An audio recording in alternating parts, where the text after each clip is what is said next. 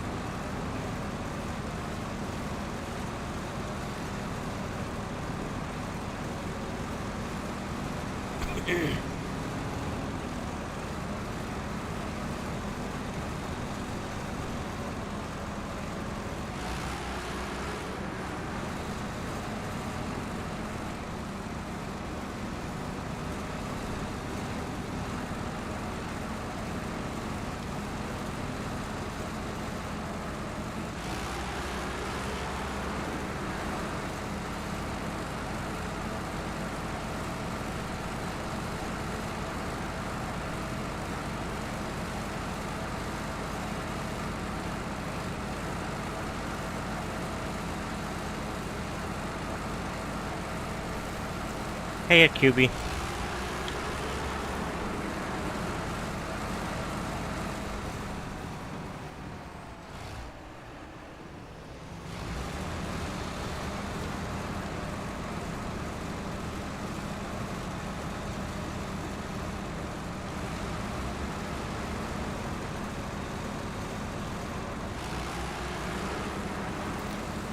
I'm actually about to finish up this region, which is Austria. And then I have a whole bunch of older regions I never finished, or never did much with, so I'm going to be doing that.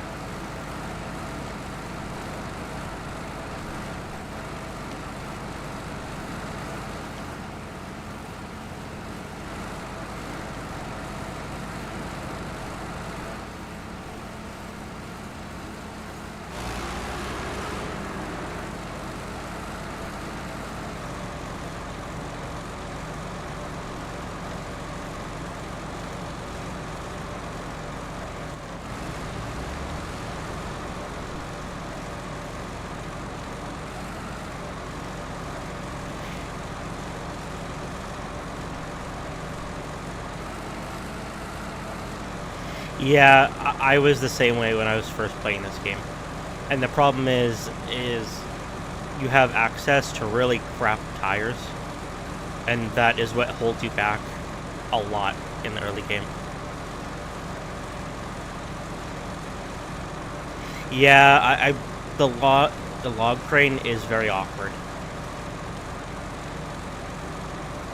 You have to try and get the log in the center, and it's mostly slow movements. It's kind of obnoxious.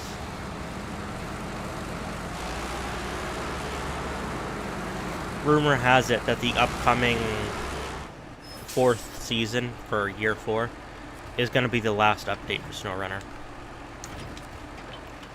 I imagine they're probably going to be doing like a Snowrunner 2 or something like that.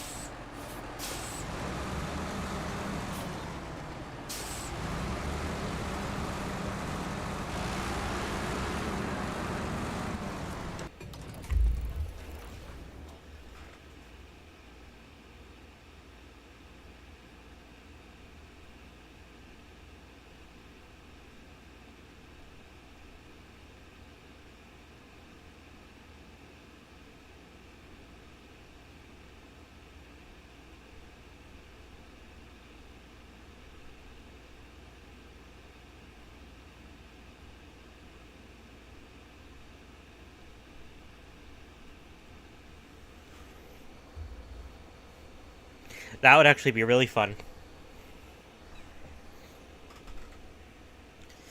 See, you have the creativity to be a game dev.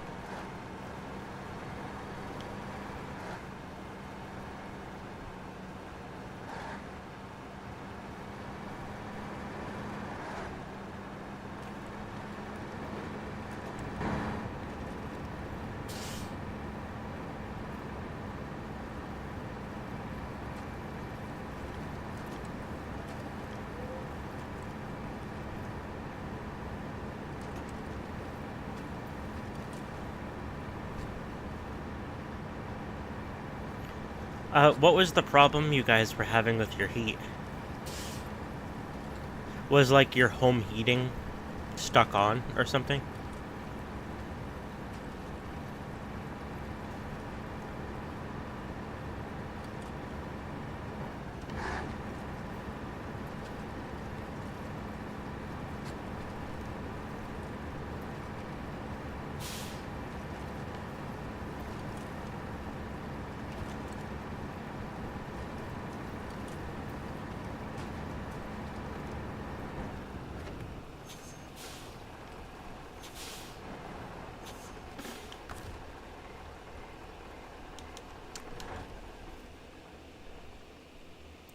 Yeah, there's concrete blocks and concrete slabs.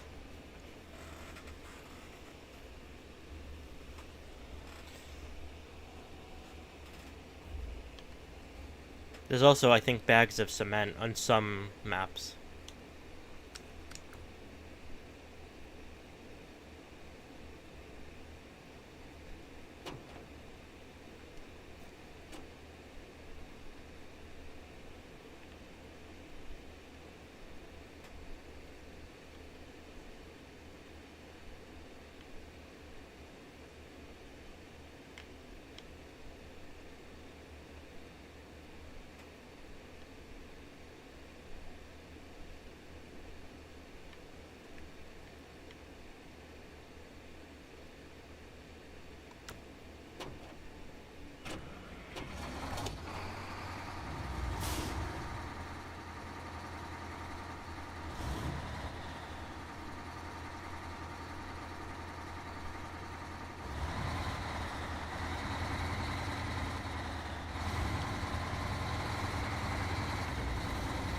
I see, gotcha.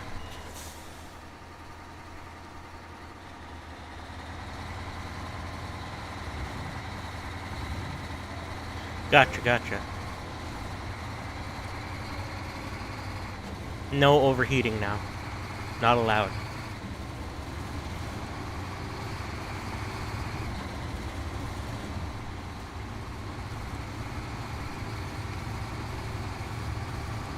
If you overheat again, I will get you. And I will find you.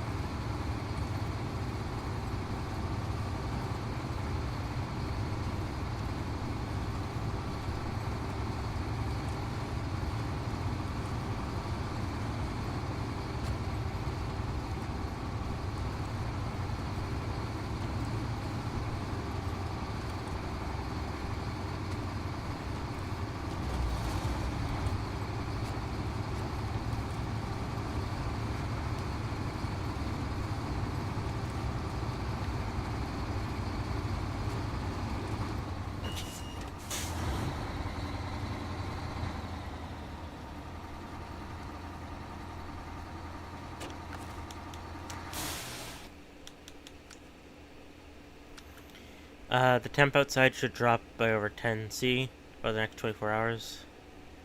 Some rapid swings and heat waves here. We're likely to get another wave next weekend. Yeah, it's been pretty toasty. Today wasn't terrible, but it was still warm and humid.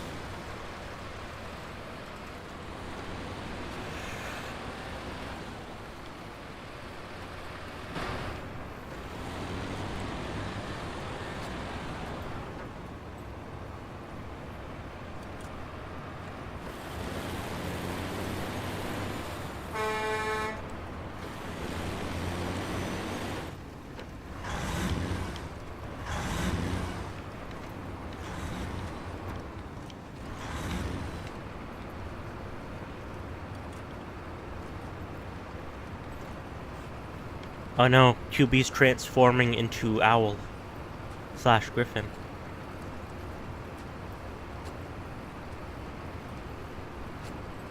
QB like his bird seed.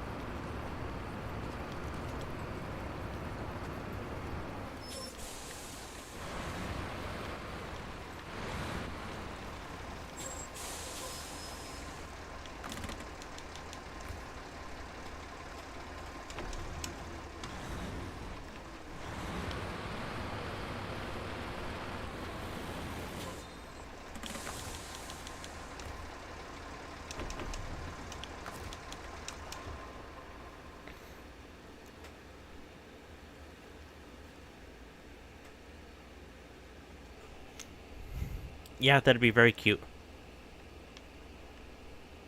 Then you can have Silver hugging the owl boy.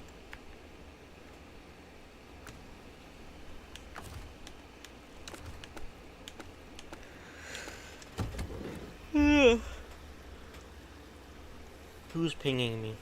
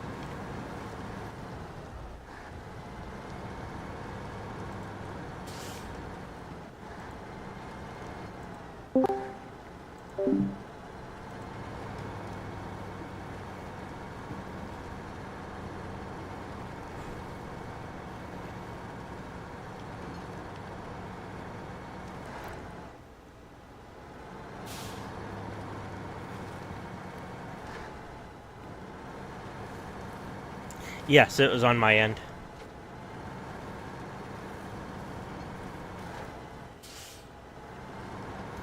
That was me entering the voice chat.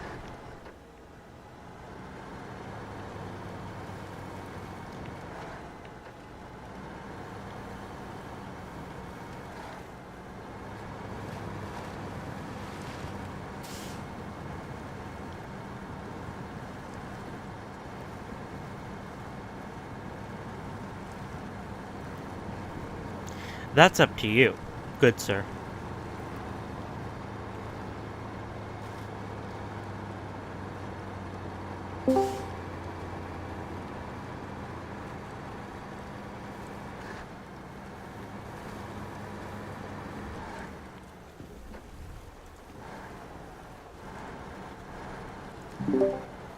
Hello.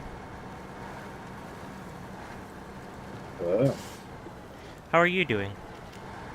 I am good. How are you doing? I'm doing good. I'm just EP, Eep. which is BS because I already had an energy drink today. Ah,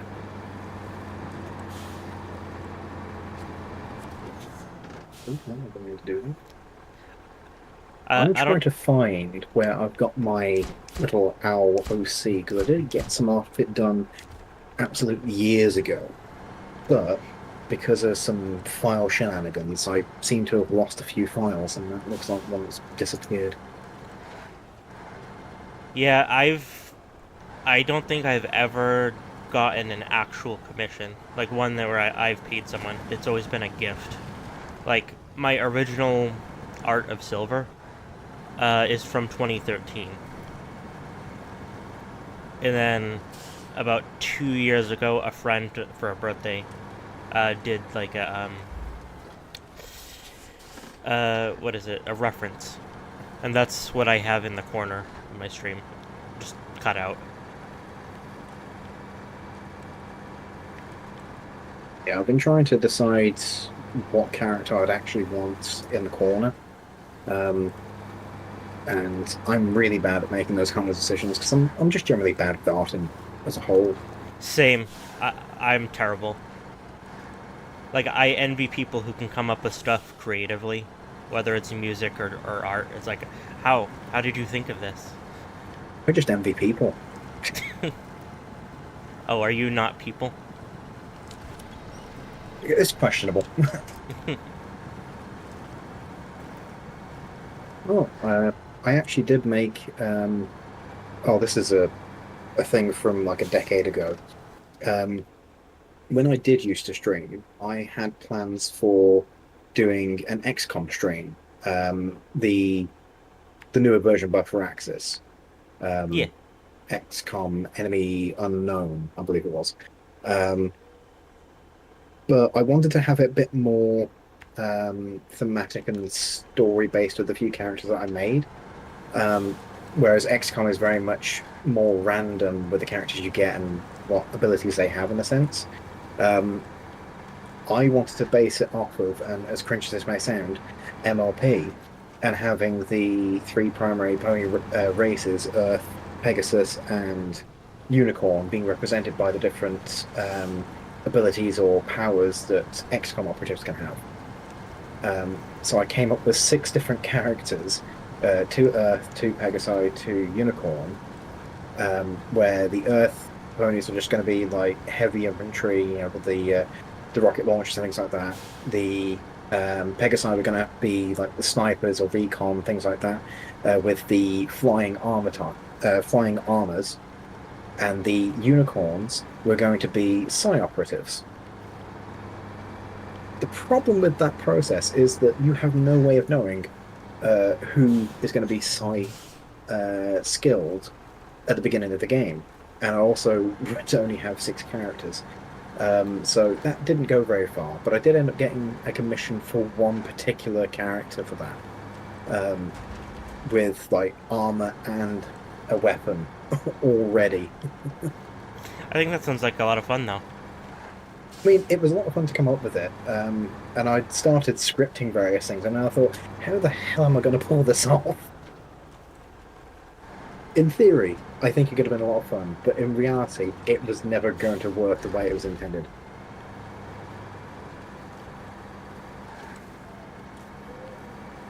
It's one of Have those you best laid tried plans doing things. anything like that again? Have I, or would I, did you say? Have you? Um, I don't believe so. Um, I think because of that, I've been able to temper my expectations and limit my sort of enthusiasm for that. Not in a negative way, but in a, just be a bit more realistic. You know, not so hyper optimistic about it.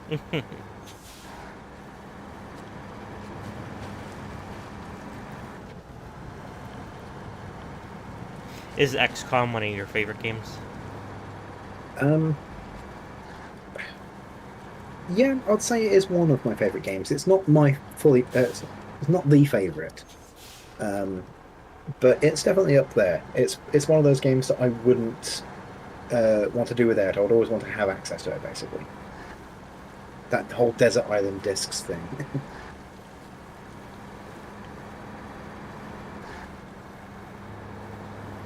Hmm.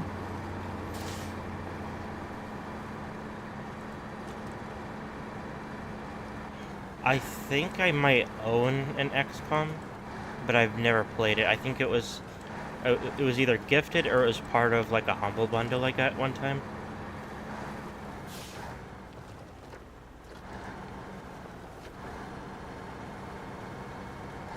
What is XCOM's like gameplay? Um, it is a multi-layer strategy, uh, multi-layer strategy, squad-based combat game.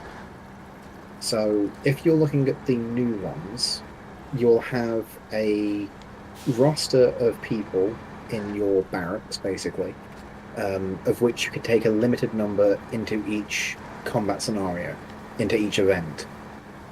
Usually it's between four and six. These individuals will have a set of skills and stats. The stats won't necessarily be visible to you, for the majority of them at least won't be. But you will have a feel for what people are good at, what people aren't so good at, and they'll have their own sort of, uh, lack of a better term, personality, shall we say. Mm-hmm. Some of them will just inherently be better for like accuracy, some of them will be better for health, some of them will be better for movement, things like that. Um, each of these situations will involve you either rescuing civilians or just taking out all the aliens around, maybe securing a cache of some resource or something, or preventing the aliens from accessing a resource. And over the course of the game, you don't just have combat situations and that's it. You have a strategic and tactical layer where, and I can never get it right around, I think the uh, strategic layer is the combat, and the tactical layer is the worldview, where you have to make decisions on where you deploy and where you focus your resources on, because there's never enough to go around, in such a way that you prevent the entire world from going into panic, or from sort of overthrowing and um, going wrong, basically. Um, that's the modern XCOM games. There are two. You got Enemy Unknown, which is the first one of the two, and really brought it back into popularity, I think. And then uh, I think the other one was Enemy Within. I could be mistaken, or it might just be XCOM 2. Um, and that's it follows the story as if you had failed the first one. So the aliens have taken over, and now you're fighting the resistance movement, um, which I much prefer because they've refined the mechanics, and they've really improved almost every aspect of it. There are still a few problems with it, in my opinion, but they're much smaller. No, it sounds like fun. But there you go. That was a ramble for you. Yeah, it's okay. Uh,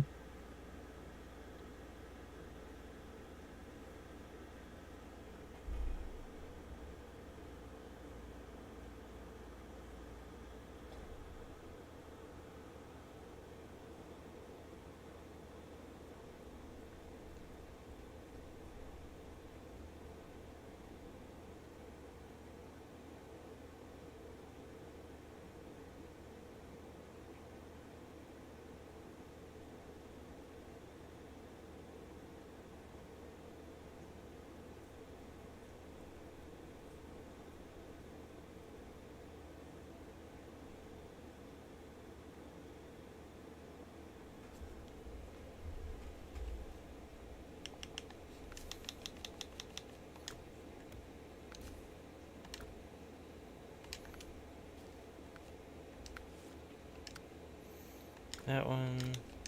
I'm currently trying to edit one of my pictures so that it actually has a transparent background, but I'm not sure whether it's going to be particularly good because I'm not using any decent software. I'm just using the default Windows thing.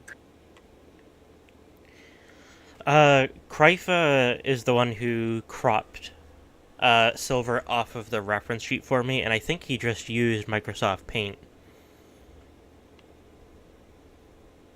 Hmm. or Paint 3D or something like that. Yeah, probably Paint 3D is what I imagine.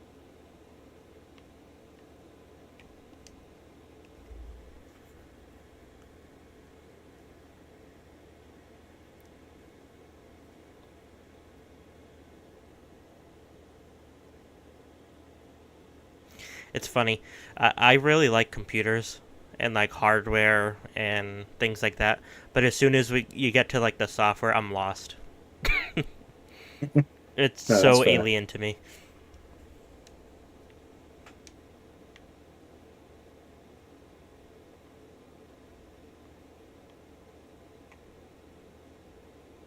Probably spend hours doing this, to be honest. I don't want to spend hours doing this, but at least make it look somewhat decent.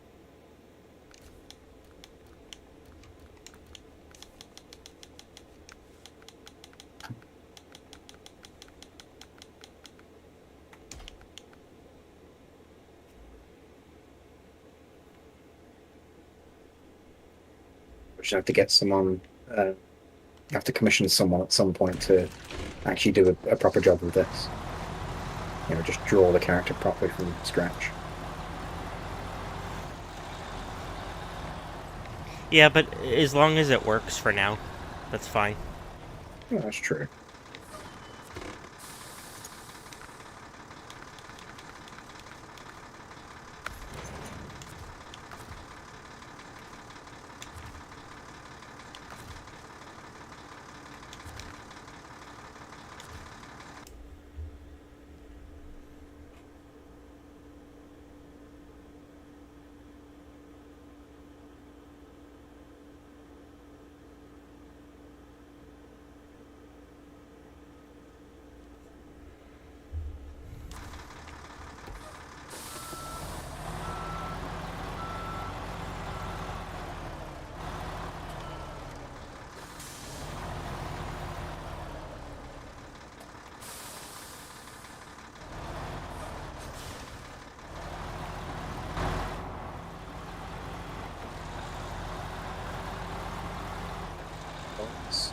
That's sorted, I think.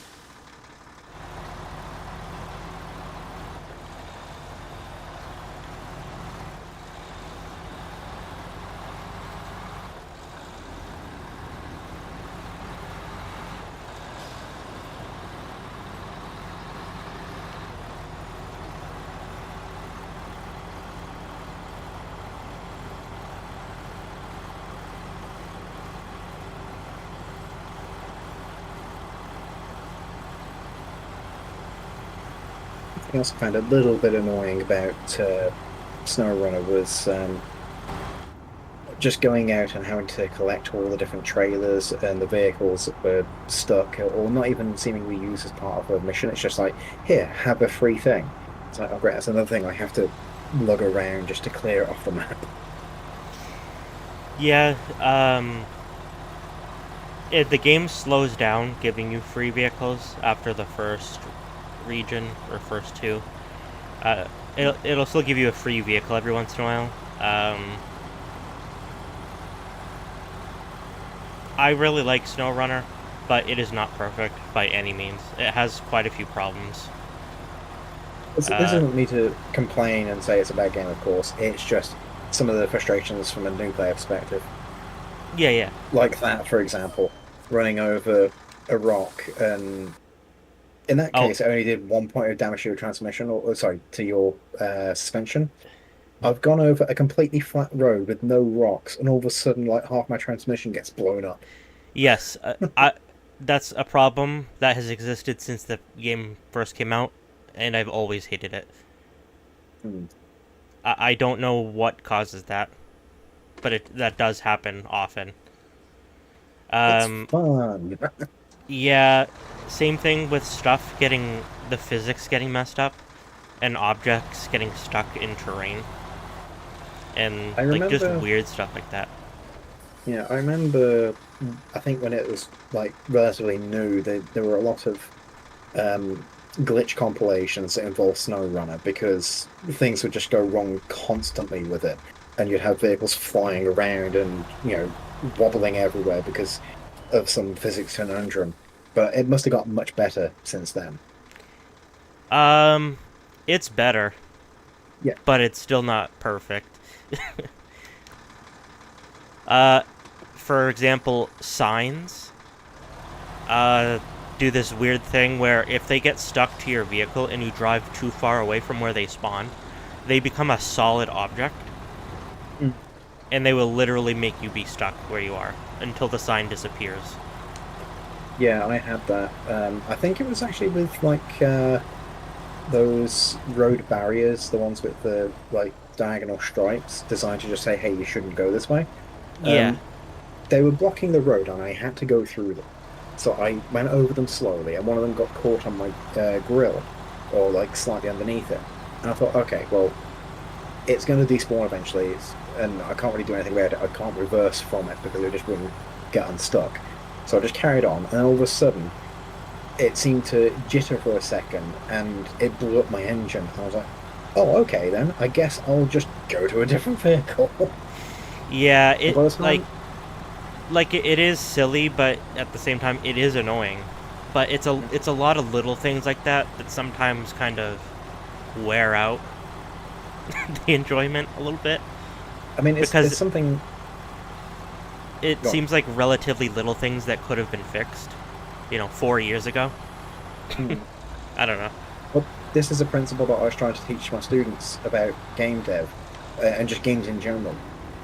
A game can be good in principle, it can be good in design, it can be good in mechanics, and all these various other things. But a person's enjoyment does not directly correlate to those things alone. An important factor that is often overlooked is user friction.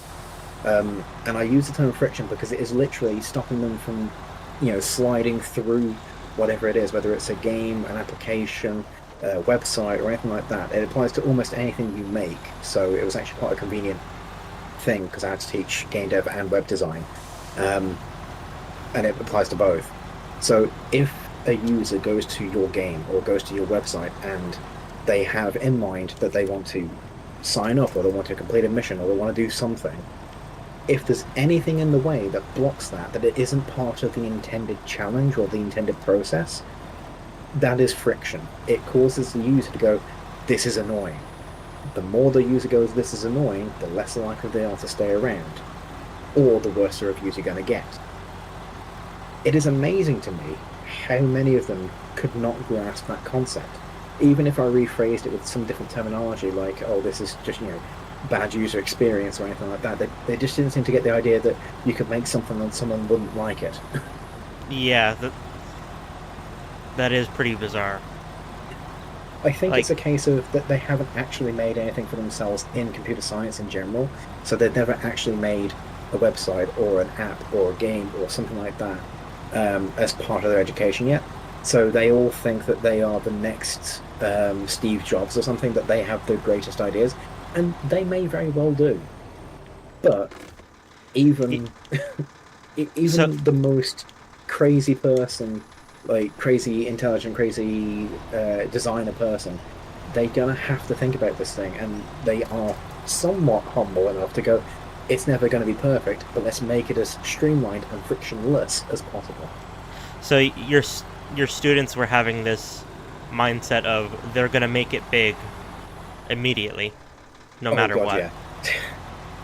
I mean, in the game dev class, I had several students that wanted to make Fortnite as their prototype. Yeah, And I was yeah, like, okay, you can base your prototype off of Fortnite, you can base your design off of it, sure. I yeah, mean, it's already a complicated thing because it's not just a shooter, it's also a builder, which is a whole other can of worms. yeah. But I sure, would have you could do that. I would have pointed immediately to the number of live service games that have failed over the last 10 years. Because the Well, answer that's is like most of them. hmm, that's It's the really first hard. part of the yeah, that's the first part of the unit is doing research on the games industry and development. So what genres exist, what are the demographics, what's the trends currently going on, both in uh, the games themselves, but also the technology that's available. So consoles over the time, different architectures for the hardware and software, things like that. So live services would have been covered in there. And you know, even if you get a student to write about it, that doesn't mean they actually understand it. Which is why I think that the assignment structure doesn't really work in most cases, at least while I was teaching. Um, it wasn't the ideal way to teach them or to assess them, but I wasn't able to change that. I wasn't allowed to. I had to do it through assignment style, and yeah, students be damned, I guess. Were your students like teenage aged? It depends. So it was college, technically non-mandatory education at that point, but some uh, students are still expected to, or sorry, some kids are still expected to be in education until they're 18, although it's not strictly required. Um, so we had students ranging from 16 to about 24. You could have older students, but it was very uncommon. So most of my cohort was between 16 and 24, maybe even 22. Um, and I'd say 80% of them were below the age of 20 and were there because their parents demanded them be there because Mm, you have to get a degree, you have to, you know, do something like that. Otherwise, you can't do something else, which is very misguided with the parents as well. But you yeah, know, that used to drive me crazy. In God forbid a teacher in a parent-teacher conference or evening say, "Why have you put the student in here? They don't want to learn." It, no fault of their own. If they're not interested, that's fine. But they would be better off doing something else, either something they're interested in or just going into industry. Even if it's like at the bottom of the rung, they can work their way up. That's what most of us have done. But by God, those parents do not want to hear that. in freshman year of high school, they actually had like this class that everyone had to do. It was only for one day, but you basically had to fill out your interests and stuff, and it was to pre-figure out college, and it was mandatory. Like, it was actually ridiculous because I remembered in high school thinking, I don't know what I want to do as a career. I have no idea.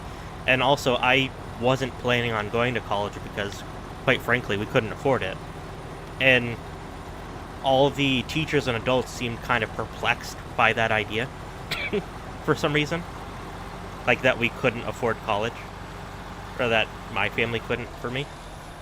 Yeah, I mean, it's annoying that people think that college is cheap when it's genuinely not. It doesn't matter what country you're in, really. It's not usually cheap. Like, Um, to my state's credit, it has it has had a program for years where if you're low income, the state will pay for you to go to college for free. mm, Um, the only caveat being is you have to at least be trying, which is fair enough. Like, you have to be making like C's in yeah, most of your classes at least. But 2 years ago, they actually pushed a law that made community college free for all residents. So that's at least now an option for myself. it's a bit of a. Do I recognize that map? Sorry, I'm just that particular road you were hovering over there for a second on the map looked very familiar. What was I going This to is say? the Austria region Oh, that I'm okay, in. no, I definitely don't recognize it then. Just that bend in the road looked rather familiar. To be fair, any of the wooded, muddy areas in this game looks pretty identical. If you've seen one muddy field, you've seen them all. Yeah, like Um, I have been considering a lot lately, like in the last year or so, wanting to try and go to college. Um, hmm. that's kind of why I'm waiting to get my license, so then I'll have a car to go and not have to bring my mom or VAR with me to then drive back, you know. That's fair. Um, I kind of wish, though, and this is from a UK perspective at least, because yeah, that's the only perspective I really have from my own uh, from my own experience. Um, I really think that college education should be the opposite of mandatory. You shouldn't be allowed to go into college education until you're a certain age. So in the UK, you have primary school, which is usually 5 or 6 years old until you're about 10 or 11, and then high school or secondary school, um, which is from that 10 or 11 until you're about 16, again, depending on how your birthday falls. Um, from that point, there is the option of sixth form, which is essentially an extra year or two at the end of secondary school to get it's basically just one extra level of qualification, but in your specialized subjects. Um, and they're bringing out seventh form now, which I have no idea why they're doing that. It just seems unnecessary. Um, but I feel like all students at that point, once they finish secondary school, whether it's A levels or not, whether they're 16 or 18, they should be required not to go into a job by force, but they should be expected to go into industry in some way, shape, or form based on their grades, based on their preference, so they have that experience and can become more independent from a younger age. And only once they have settled in and actually learned what they want to become, what they want to do as a proper career, have the option to go to college. So that way, when you do go to college for those courses and degrees that are very specialized. For example, you can have a computer science degree that's very general, but you can also get them where they are specialized on certain tracks. For example, game development or cybersecurity or networking or various other things. You know, that requires quite a lot of dedication into that one field, and you want teachers that can teach that thing effectively and in detail, and you don't want to waste their time with 16 to 24-year-olds that just don't want to be there. That is a waste of everyone's time, apart from like the one or two in the class that might actually pay attention. So I feel like there should almost be an age restriction that if you're too young, you can't go. That's a bit harsh. There probably needs to be like a better system in place to do that, but I mean, that's just my experience now after spending some years in teaching. Now, what is the difference between college and university? Generally speaking, college is the intermediary between secondary school and university. So normally you'd go through progression, primary, secondary, college, university. In colleges, you will get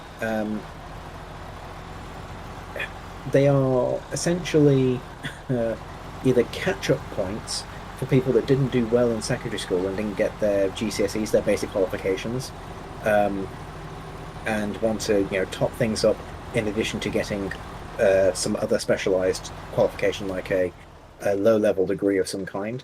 And from there, if they want to continue, some colleges do provide higher level degrees.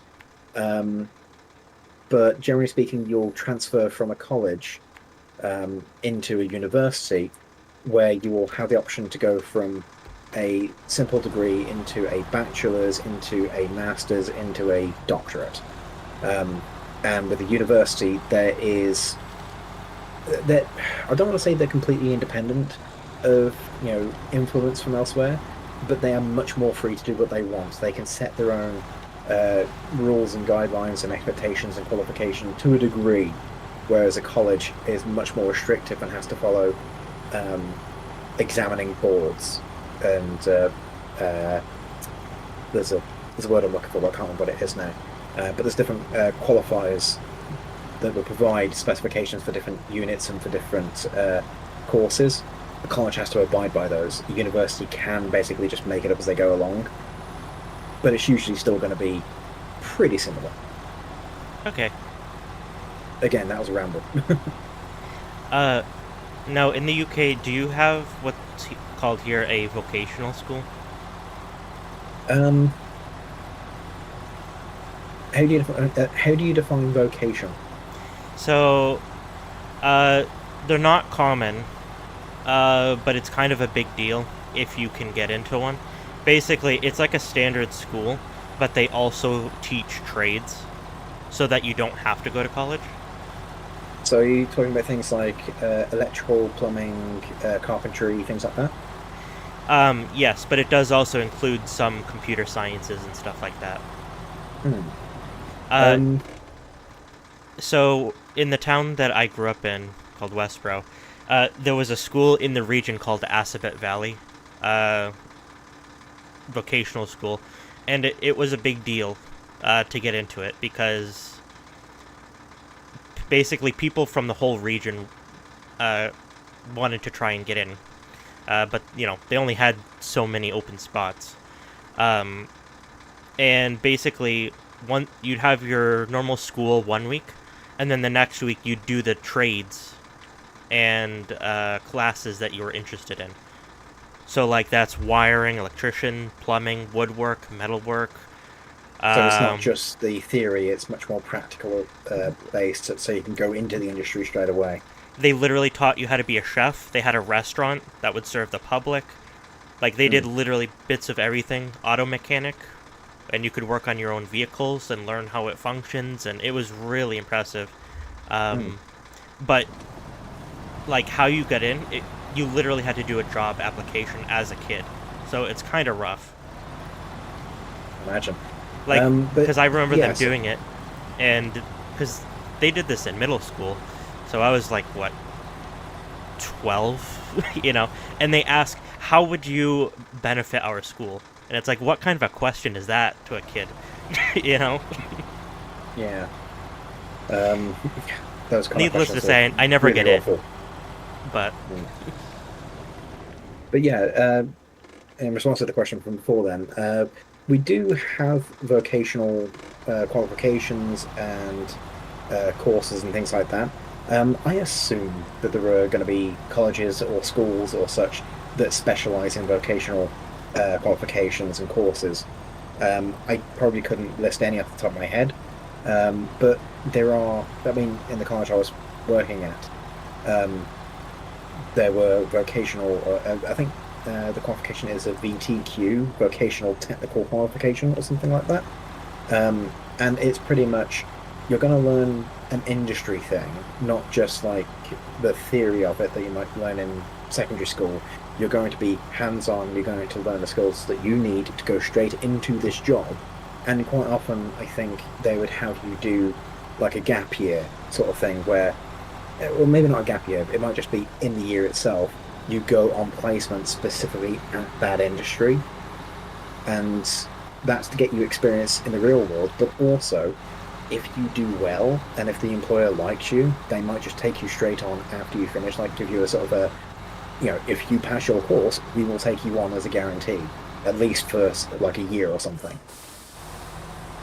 So yeah, I'm pretty sure we have those kind of things. It just might not be uh, quite the same setup, I imagine. yeah, this was basically high school. Um, Hmm. well, middle school to high school, so yeah, that'd be 12, 13 to 18.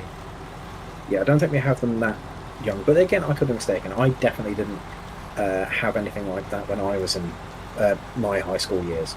Yeah, these Um, schools are rare. They're not common. no, There's I also was stuck in charter it. schools, which I don't like, honestly. I was stuck in just like a regular bog standard rough and tumble school for the public kids that couldn't afford to go to fancy schools. Same. So we do have like private schools here, but then there's charter schools, which I don't like because they are public schools, but they're funded by the public, which kind of makes no sense, seeing as the Yeah, public isn't allowed to go to them. yeah, that's They're the people typically that can in the afford to go very wealthy private. towns here, Yeah, I was gonna say the people that can afford to go private don't need to have other people pay for their things. It's but they backwards. want them to. Yeah. one day these problems will be fixed, and I imagine it's going to involve a guillotine at some point. But Like, um, thankfully, the school system I went to was actually one of the better ones in my state, and they were pretty good to me. Um, like, I don't know if they have the equivalent in the UK, but I was on an IEP, um, which is like a specialized education plan. Like, so I was in like special ed classes, and if they could get one, there would normally be like a helping teacher there to help me. oh yeah, yeah.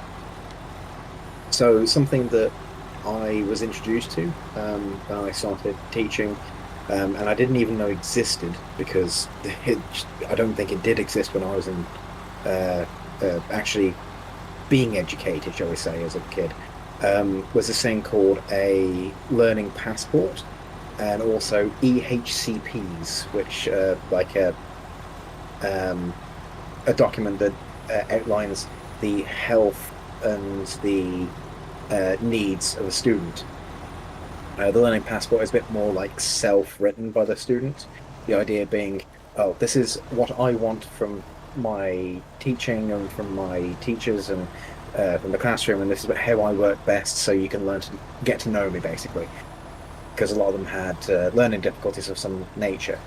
Um, so we did have those, and it was, I would have loved to have something like that in school. yeah, it was useful, except all of them were out of date. Like, well, like 90% of them are out of date.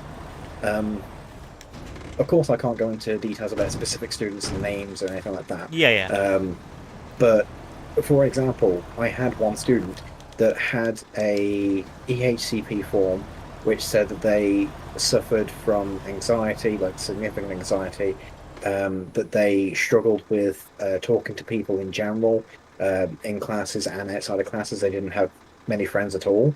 Um, and their passport was saying that I work best, generally speaking, in a quiet or quieter location in the classroom. Um, I will panic if questioned in front of people and things like that, which I'm not going to say that that's not the case. Like, by any stretch, I think that's perfectly valid, and I don't assume that a student will write that just to get out of being asked a question. But I only received that documentation about 2 months into the start of that year, um, I see. because they just didn't give any of them out. Like, I didn't have access to the file system for it. Um, so I didn't know this. But that student, when I found out, when I looked through that information, it didn't match him at all. So he was, in my experience, he was um, so willing to contribute and to be active in group work, and had a couple of friends in the class at least. He got along with them quite well. It just felt like over the course of maybe 2 years from when he wrote his passport to when I saw him, he had like completely emerged from like a cocoon into this beautiful butterfly of a student that not only did interact with people super well and overcame so much of his anxiety, but was actually very switched on and intelligent and was able to demonstrate that. And it was annoying that some of the other teachers didn't notice, and they kept on telling me, "Oh, you can't have him do that. You can't question him like that. You can't have him working in that group because he has these issues." And I'm saying, "No, you can. He's comfortable, and I've talked to him about it, and it's fine. He needs to have this experience to help him at the very least. He needs to broaden that comfort zone a little bit, and the only way to do that is to work your way up." But he's already past that. There were quite a few teachers that were kind of backwards at that location, and it was very frustrating to work there. Were like were a lot of the teachers like kind of old fashioned, I guess. Yeah, some of them have probably been teaching for decades, um, and I'm not suggesting that an old teacher or a teacher that has been trained decades ago is not a good teacher. Far from it. I imagine that with that experience, you are just so ready for things that nothing phases you anymore, which is a good thing to a degree. But there's also the risk that they become set in their ways, which have changed with uh, how people learn and what we now know about how people interact with others. For example, a couple decades ago, the whole ADHD and autism thing was not nearly as well understood as it is now. And I'm going to say more prevalent now, but it's just the fact that we recognize it more strictly now. We're more aware that more people have it on a different spectrum. So that needs to be taken into account. But some teachers still refuse to do that properly. They just assume that every student that doesn't do as they're told is a troublemaker or a bully or an outcast or something. And there's never a second thought to say, oh, okay, why didn't they do as they were told? Why are they acting up, or why aren't they getting on with their work properly? And that was a really frustrating thing for me. Was I could see from my perspective when I went through high school the same problems, and college as well, the same problems that I encountered, these students were encountering as well, because of the way their teachers were acting and interacting with them. And because I was the new teacher there, I didn't really have a say in overturning anything, but at least I could help them in my classes. Yeah, Um, so I don't want to say that I was the popular teacher, um, but I was definitely a popular teacher because they would come to me when they had complaints about others. yeah. I remember in middle school, the special ed teacher I had, one of the few teachers I actually like despise, Mm, because I'm pretty sure she actually just straight up hated me, and I don't really know why. She was an older lady, and I think mm. she didn't really believe most of the special ed diagnoses. I don't know, I just get that kind of vibe from her towards other students too. Um, because I was definitely not the only one who complained about her to the guidance counselor and stuff. And it was just frustrating because they never really did anything about it, ever. Uh, Another thing I couldn't stand that she would do is the kind of third person talking about you while right in front of you Yeah. to imply what you should be doing, even though I actually need help. You know, I don't know. I'm probably not explaining that right, but No, no, I know exactly what you mean. It's let's say you had to, from my perspective, with computer science, I want some students to, well, I want everyone in the class to be working on their prototype game. And I've gone over at the beginning of the class, maybe, okay, this is how you set up some objects and apply physics to them. I want you to do this, have a couple of things rolling around and, interacting in some way and demo that. And then as I walk around the class, I will openly say to the class, don't forget to do this. You don't want to be a student that doesn't do this thing the correct way and then just, doesn't pay attention and then finds out that they fail later on. As I look at someone's screen that isn't doing the work or is stuck somewhere, that sort of passive aggressive, I've seen your work. I'm not going to call you out directly, but it's about you. mm-hmm. I always try to avoid doing any of that in my class because I know that it just makes the person that is struggling with that feel like shit because they you're supposing then you're claiming that because you've gone over it once, a student should just automatically know remember it, which is not the case. I If had. everyone gone, Oops, sorry. I had that exact problem in high school. I was in a class that was for graphic design, and mm, specifically, we were being taught how to use Photoshop, and we were kind of expected to learn it on the first go. Photoshop So is not that an easy thing to learn. no, and that's why it was so frustrating. And the teacher kind of expected us to finish our work when they decided it was done, and Mm, like that's a lot of assumptions. First of all, that the student has access to a computer at home because she yeah, didn't give us the keys or anything like that to access Photoshop at home. So that was kind of a frustrating class as well. understandably, yeah. I still don't know Photoshop. I used it once and I was like, this is absolutely horrible. The user interface is horrible. It's difficult to find anything. And then I just never opened it again because it, I never needed to use it, strictly speaking, in school or college.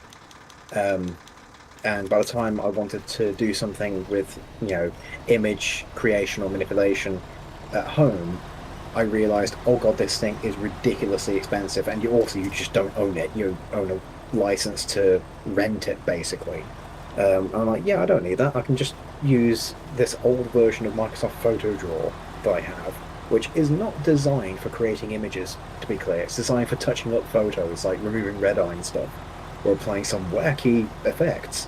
Um, but I just use it like Photoshop and creating all sorts of art when I used to do that. Um, to the point where I actually caused the program to crash and unable to load its own file format because it ran out of memory. Um, if a file gets up too large, it just refuses to open it. And I was like, oh, that's a problem. Hmm.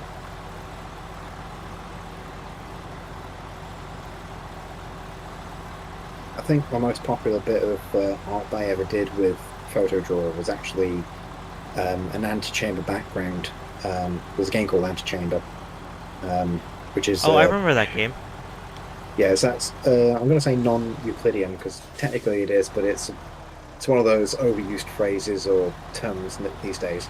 Um, thing where it's about perspective and intuition and things not always being what you expect them to be. Um, Quite a fun puzzle game. Um, and I wanted to make a wallpaper. I was looking for a wallpaper for Antechamber, but I couldn't find any that were good quality and just looked good as a background, like they were usually too busy or something, or like they had really high contrast on a few weird locations. So I ended up just making my own, stick it onto Steam at some point for like the community bit. And that actually got quite a bit of support. People seem to like it quite a lot. Um, Unfortunately, when I tried to make a sequel to it, I say a sequel, when I tried to make another one for like a fake game, instead of Antechamber, it was like uh, Proto Chamber or Posse Chamber or something, like trying to do a spin on the, the theming, where I used different color schemes and a different design. That's when I ran into the memory issues, and I basically lost all of my work because there was no way to recover the file. Uh, that sucks. Yeah, it really did suck. I spent like a couple of days working on it at that point. And this is before the time that I learned to keep separate save versions rather than just the one file. Um, but you live and learn.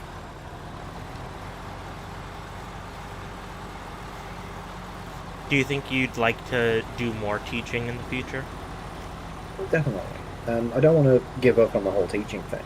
I mean, I went through a year of education specifically for it during my PGCE, and then I did my years doing I'd say did my years. I did some years doing teaching at a college that I just didn't like Yeah. because no one else would accept me, which is really frustrating because the country is actually chronically low on teachers already. And I know that computer science, while it is a growing industry and it's like a very popular thing right now, there is still a lack of computer science teachers.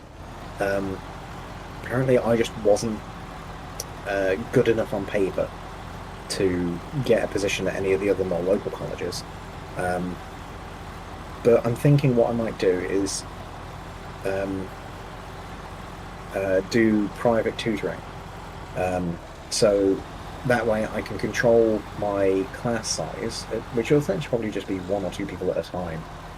Um, but I can also hyper focus on specific subjects that I have a specialization in and teach those things in depth and detail and really boost someone from nothing to like nearly degree level over the course of maybe a month versus in college where I have to teach someone um, well, sorry, I have to teach like 30 students over the course of 2 or 3 months to go between like a level 4 and a level 5, which is not a very large gap, but it's also difficult to keep them motivated because they're constantly switching between all different subjects at the same time.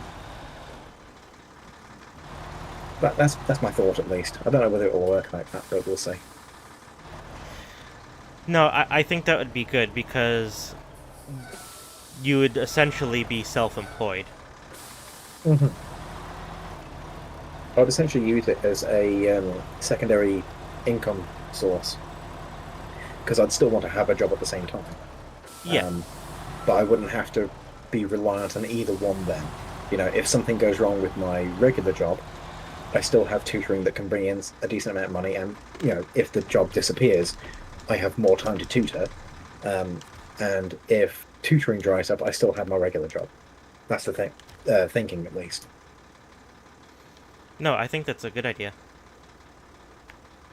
I was actually very tempted at one point. Um, I created some tutorial videos for making some prototypes on Unity um, for the purpose of like completing the coursework. Um, I was tempted to publish those on YouTube on one of my channels, not just so my students could see them, but also for anyone else that was interested. Like outside of college, outside of actually taking the course, here's something you can do that will get you an equivalent level of knowledge to complete this unit at this UK level.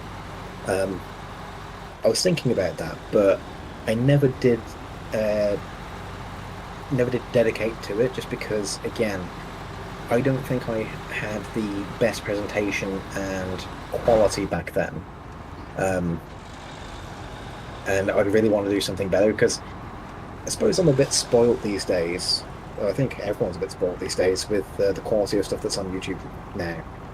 Uh, for example, one of the YouTubers that did a lot of Unity tutorials, at least a couple of years ago, was a guy named Brackies. Um, and he's got some really fancy um, uh, visual flair and really good personality for it when he's presenting the information on a video. I don't have that presence that he does. Hmm. So maybe I'm giving myself a bad comparison here. You shouldn't always measure yourself to other people, but I can't help but feel maybe I should leave it to them and I'll do the person to person thing instead. Have you tried um, Unreal Engine? I tried it once 4 or 5 years ago, I think it was. That was mostly open it up, have a look around the UI, and throw a few things into the scene. Um, I didn't really do much with it at all, and that's mostly because it wasn't required for what I was working on at the time, and also I was already familiar with Unity. I didn't want to bog myself down with trying to learn a whole different application when I didn't need to. I do want to actually teach myself Unreal and Godot as well. Sort of the big three at the moment is Godot, Unity, and Unreal. Just so that way I have more flexibility when it comes to other things. Um, Because last year I did try. You can download Unreal uh, mhm. through the Epic launcher, I believe. And because I wanted to learn how to do 3D modeling, like just Yeah, simple shapes just to start out. But unfortunately, in my case, my computer just isn't good enough to run it, like at a stable frame rate. well, I thought if you wanted to do 3D modeling, you might use something like Blender. Yeah, I was just trying to figure out Unreal because it came with tutorials built in. That's fair.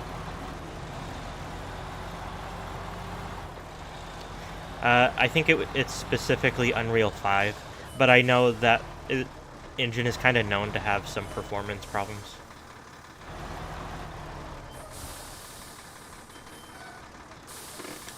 Yeah, the nice thing about Unreal is that you can get unparalleled fidelity and visual flair from that engine, and Arguably, I think it is the most advanced engine publicly available. Like again, the big three. Um, but as a result, it also requires the most investment in time and knowledge to even get started with it. That's not necessarily a bad thing. It's just if you're trying to get started with something, it's the steepest learning curve. I did Godot, try. Oh, hmm? you continue. I was going to say, Godot is the opposite end of that spectrum where the skill ceiling is much lower and it's got a more gradual learning curve. But, and it's not a knock against it, it is less powerful and flexible in certain ways, which means that if you try and do the same thing in both engines, if you're trying to make like the highest quality thing, the Unreal one is chances are going to look better or more refined than what you can do in Godot with the same level of competence in both. And Unity just basically sits in the middle. That I'm going to say sweet spot.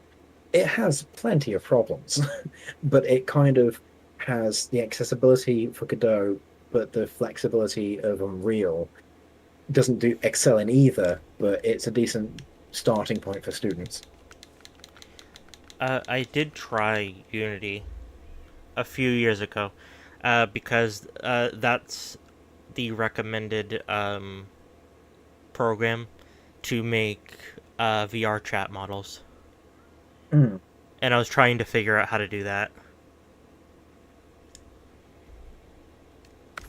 because I was basically trying to make a character using like a free character asset just to see if I Mm. could figure it out because I was following a tutorial. Um, I got close, but I never really could get there. Yeah, characters and rigging and skeletons and animations, those kind of things have always been my weaknesses when it comes to Unity. I can do them, but I can never remember exactly how they work and how to set them up properly. And more often than not, even if I take something from the asset store and import it in where it should just be a plug and play, like drag it into your scene and away you go, I'll usually end up finding a way for it to implode and just, start to tear the universe apart whenever I click play. That's just what I do, apparently.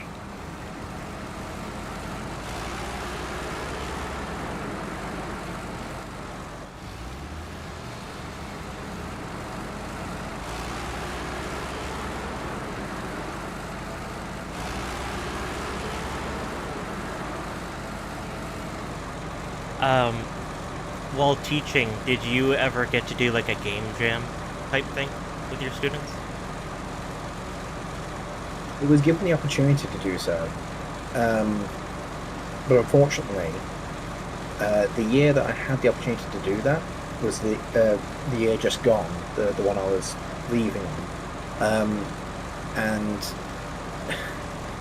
I was leaving because I was being um, put under unnecessary and unfair time crunches for a couple of my units Yeah. when they were unnecessary. So I didn't have the time to properly set things up. If I tried to run it, then my students would have had the time necessary to prepare not just for their assignments, but also for the game jam. They could submit their assignments for the game jam, as it were, but the majority of them wouldn't have had anything that was properly functional. Not something you could give to another student and say, play this game and give me a rating out of 10 or something. It would be like this is more of a tech demo thing, or a concept where you can just fly around and have a look at something. So it wouldn't really fulfill the whole game jam thing. I really did want to do it though. Speaking of game jam, I've actually signed myself up to the GMTK game jam that's happening at the end of this month. So we'll see if I can figure out something. Is it one of the ones where you have like 2 days to make something, or Yeah, I believe it's the. I think it's happening over a weekend. I could be mistaken. Um, but yeah, I think it's a 2 day, 48-hour jam, and I think it's happening at the end of July. Um, I'm hoping that I will not only be in a position where I don't have to worry about a job at that point, but also that I'll have my medication so I can actually focus on making something, and that I will have hopefully not too many issues coming up with a concept and being able to make that concept look good. My specialty is usually in the design part where I'm coming up with like mechanical processes and then coding those things up, not necessarily the visual side of things.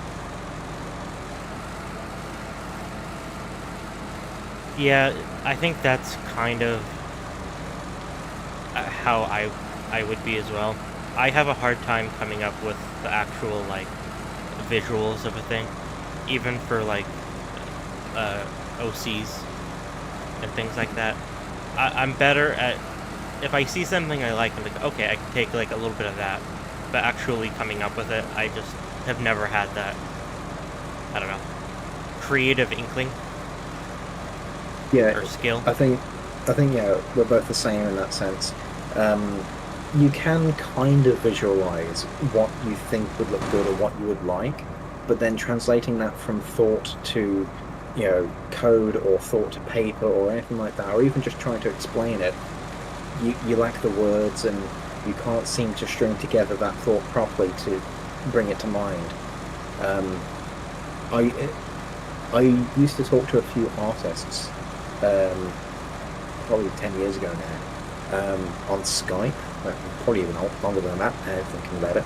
Um, and on a couple of occasions, I said, when they shared some of their work in progress with me, um, I said that, this is really impressive. I'm blown away by how quickly you do this and how easily it seems to come to you.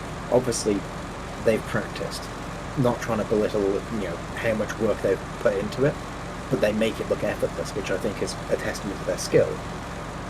And then I would say the thing that seems to trigger a lot of artists, I wish I could do that, or, something akin to that.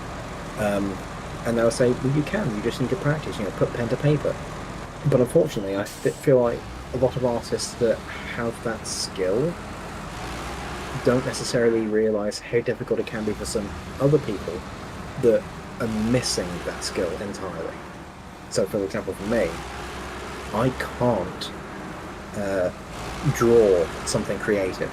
I can do a technical drawing if you give me something, like a blueprint of sorts. You give me measurements, you give me something to sketch out or like recreate from a scene, and I can draw that out. I can be very precise, I'm very technical. I can't draw creatively because it doesn't matter what line I draw, it doesn't matter what color I use, I cannot be satisfied with it. I was the exact same way.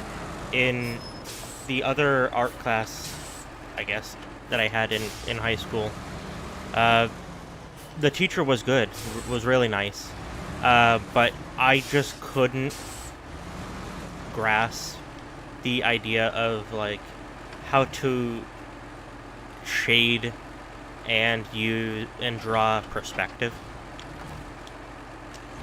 Like I understood how to do it, but I just couldn't do it myself. Yeah, Like I remember the task was basically looking down the hallway and drawing it from your perspective, and like I could only vaguely do it, but like I just didn't really understand like where to yeah, even begin, even though it was it feels like a described and showed. processing block.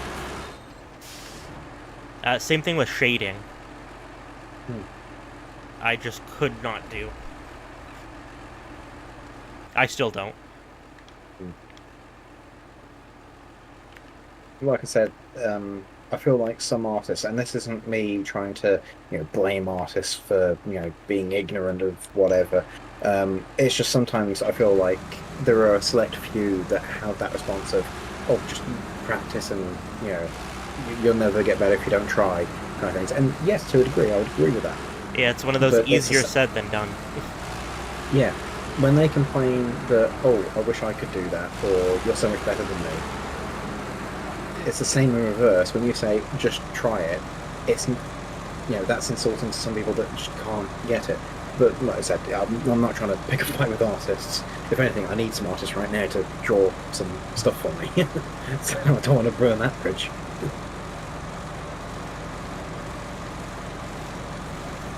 Yeah, that was a common frustration I had growing up, both in school and out of school, is people not being considerate or thinking of others. Like, that was just a common thing I'd see, especially, like, um, firsthand. Like, I've always struggled with sarcasm. Like, I can pick up that it's sarcasm if it's, like, basically spelt out in front of me. But if it's not painfully obvious, I have a very hard time telling between someone being silly and someone being serious. Also, just to interrupt, no offense, Krypher, but fuck you. That doesn't work like that. Yeah, we joke about that all the time. Oh, you're depressed? Just get over it. Just feel better. Did you know that it uses less muscles to smile than it does to frown? So good. Yeah, one of the worst things you can tell anyone when they're upset or mad is to calm down. Yeah. That's not how it works. Also, I should say hi, Krypher. Yeah, just get a job, obviously. Yeah, oh god, that is so... For reference, the region we live in is very rural, and it's quite literally a job desert. Most people who are looking for jobs here can't find one. In the UK, we have, for lack of a better term, a organisation or something, basically run by the government called the Job Centre, which is also responsible for the Job Seekers Allowance. So the idea being, if you're unemployed, you can go to the local job centre and they will have people there that have a database of all sorts of jobs that you can apply for and that are looking for people. But also, while you are looking for that job and while you are going through those applications and trying to get something, they will give you an allowance to keep you afloat so you can get to interviews, so you can pay the rent and all that sort of stuff. And in theory, that's great. Unfortunately, politics has deemed this, how do I put it? Unnecessary. If you're going to the job centre, then you are subhuman, basically. Basically, in the US, people would be like, you're looking for a handout. Yeah. Which it's not at all. It was always frustrating me because I've had to go through the job seekers process a couple of times now, and the most recent time was when I moved from Scotland back to England, and I was just looking for something to get back into a job because obviously changing country can be a bit awkward, and I had one. You're supposed to have regular meetings with the job centre, like your representative or agent, whatever you want to call them. It's usually like every week or every other week you go in and say, this is what I've applied for, this is what I've done, this is what my plan is for the next however long, can I have my money please? That's generally speaking how it goes. This one particular day, I knew what time I had the meeting, I went out to go for it, but my bus was delayed, so I call up ahead of time and say, hi, my bus is going to be delayed, I should be there within, I think it was 5 minutes or 10 minutes of the allotted time. I will get there as fast as I can. I'm happy to stay behind and have someone slot in before me, whatever happens. But just to let you know, I'm on my way. And the lady on the other side said, yeah, it's not a problem. Thank you for letting us know. I rock up, tell security that I'm there to go and see the thing for an appointment, and they say, no, you can't go in, you're late. And they basically kicked me out of the building. And yeah, they have actual bouncers, which is a bit weird.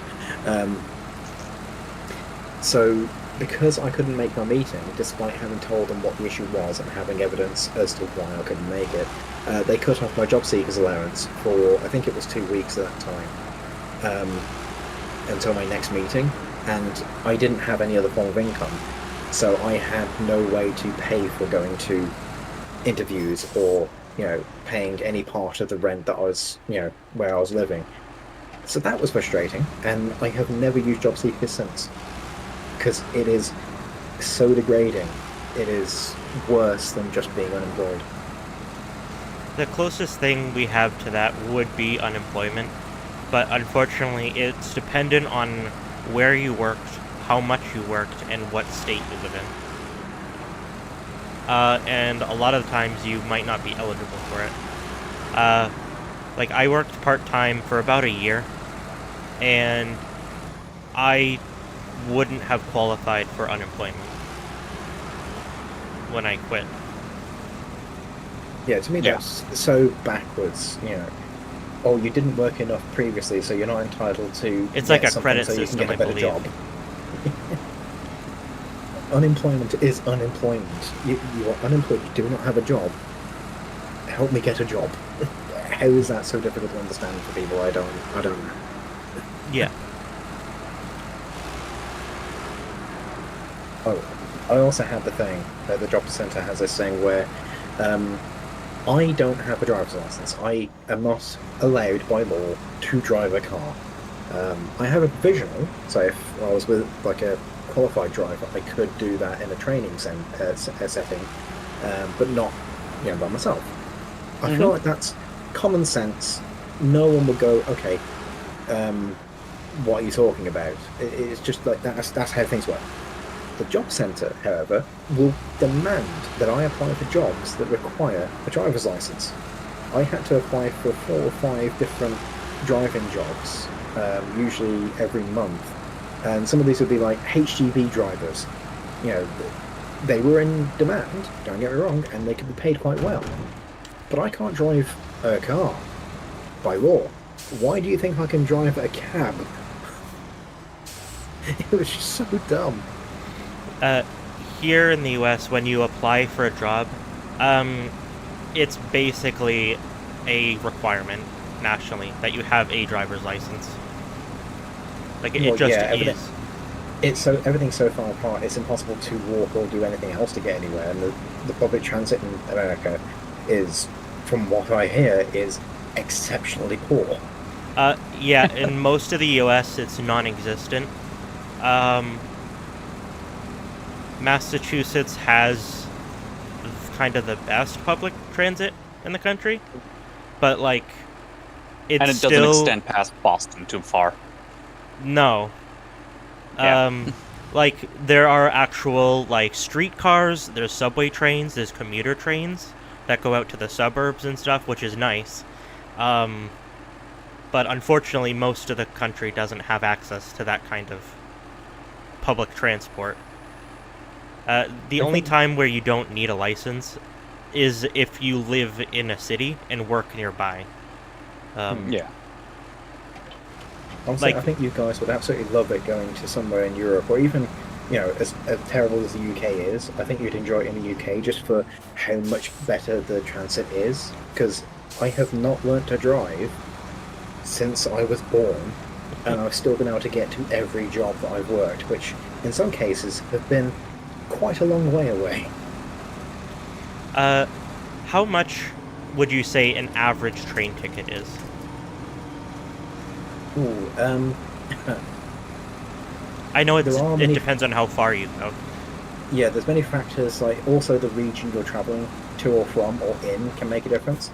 So where I am right now, if I'm going to like just the next major city over, that might be anywhere between like I don't know, £7 to £12 or something. I think pounds and dollars are very similar right now. I could be mistaken. I think pound is worth a little bit more, but yeah. Let's say 7 to 12. Convert at your discretion. Whereas if I was going to London, that would probably be closer to £80 or £90 because London is ridiculous, and if you do anything that has the word London in, expect to be charged like 10 times as much. A return ticket for things like that are usually like about 50% more. It's cheaper to get a return than 2 single tickets. So I suppose on average, like if you're doing a there and back to work or something on a train, you wouldn't be spending more than £20 on it, unless you're going a really long distance. Could you get a pass? So, like, you put in a larger sum for, like, the month, but you then... Oh, yeah. It equals out to be way the fuck cheaper? Oh, yeah, definitely. I was very tempted to get a either a monthly or even yearly pass for where I was working as a teacher. Problem is, I was working 3 days a week, and when I calculated it, 3 days a week was not quite enough to benefit from the monthly or yearly pass. I needed to do 4 days a week for it to make financial sense, which is really annoying. I chose the exact worst amount, it seemed. But I did do a seasonal pass when I was in Scotland. I used to have to travel between Inverness and a small, quote-unquote, local town of Aviemore every morning and evening to do my job. That was like every day of the week, or sorry, every weekday of the week. So I just got a seasonal ticket, which is like 2 or 3 months or something. Okay. And it's basically just like a photo ID and then a rail pass that has your photo on it as well, so you can combine the two. And then they just scan that or use a QR, not QR, RFID thing, and away you go. The closest thing that we have to that is, so the commuter train here in Massachusetts, it has several different branches, like where it goes in the state, but the furthest it goes is from Boston to Worcester, which is, I think, about 30 to 40 miles, and it's a flat rate for the ticket. It's $15, which is both a good thing and a bad thing. So that means if you go one stop over, it's still $15. But if you are going all the way to Boston, it's still only $15. But that's only one way. But the city, or the state, has this thing called a Charlie card, and it's an app that you can fill with a balance. And that same balance will apply towards the commuter train, public buses, the subway system, and also the ferries. Yeah. Which is kind of a nice thing. What's the conversion rate on kilometers to miles again? Is it 1.6? Something like that? So, I could be wrong, but I believe 2 miles is 3 kilometers. That is the simple conversion. Yeah. So, funnily enough, I'm actually on Google Maps right now, just doing a quick bit of measuring.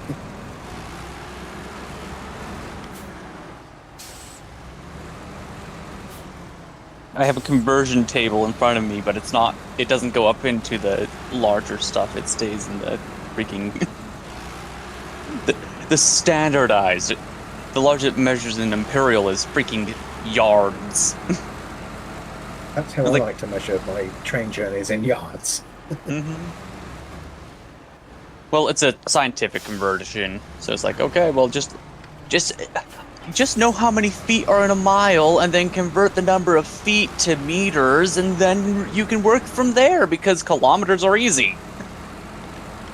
It's like, you are absolutely correct, but I don't want to remember that there's 5,280 feet in a mile.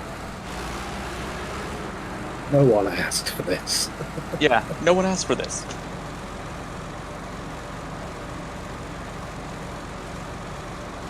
I'm trying to find where my old place of work was, but I'm having difficulty. So something kind of cool. The town that we live next to is famous because it has a lot of like train lines and stuff going through it, and the town and a bunch of people in it have been petitioning for years to reopen what was an old train station. It's been turned into a fancy restaurant years ago, but they'd like to add a new station here to town, and it's, from the sounds of it, it has basically been approved. They're kind of in the planning phase. So theoretically, in a few years, we'll be able to take the train from here to Boston, which will be a nice thing. Because there's no other option besides driving. Yeah. From where we are. I'll get a job as a busboy for the train. Tickets, please. The only other train would be Amtrak. Yeah. Heard bad things about Amtrak.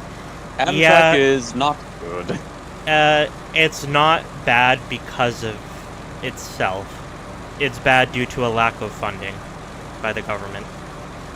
Well, there's also the thing in the US, and please correct me if I'm wrong, but freight rail has priority over passenger rail. So if Yes. you get a train somewhere, you have to wait while this like 10-mile long freight train goes past on the only dual track section of like an entire state.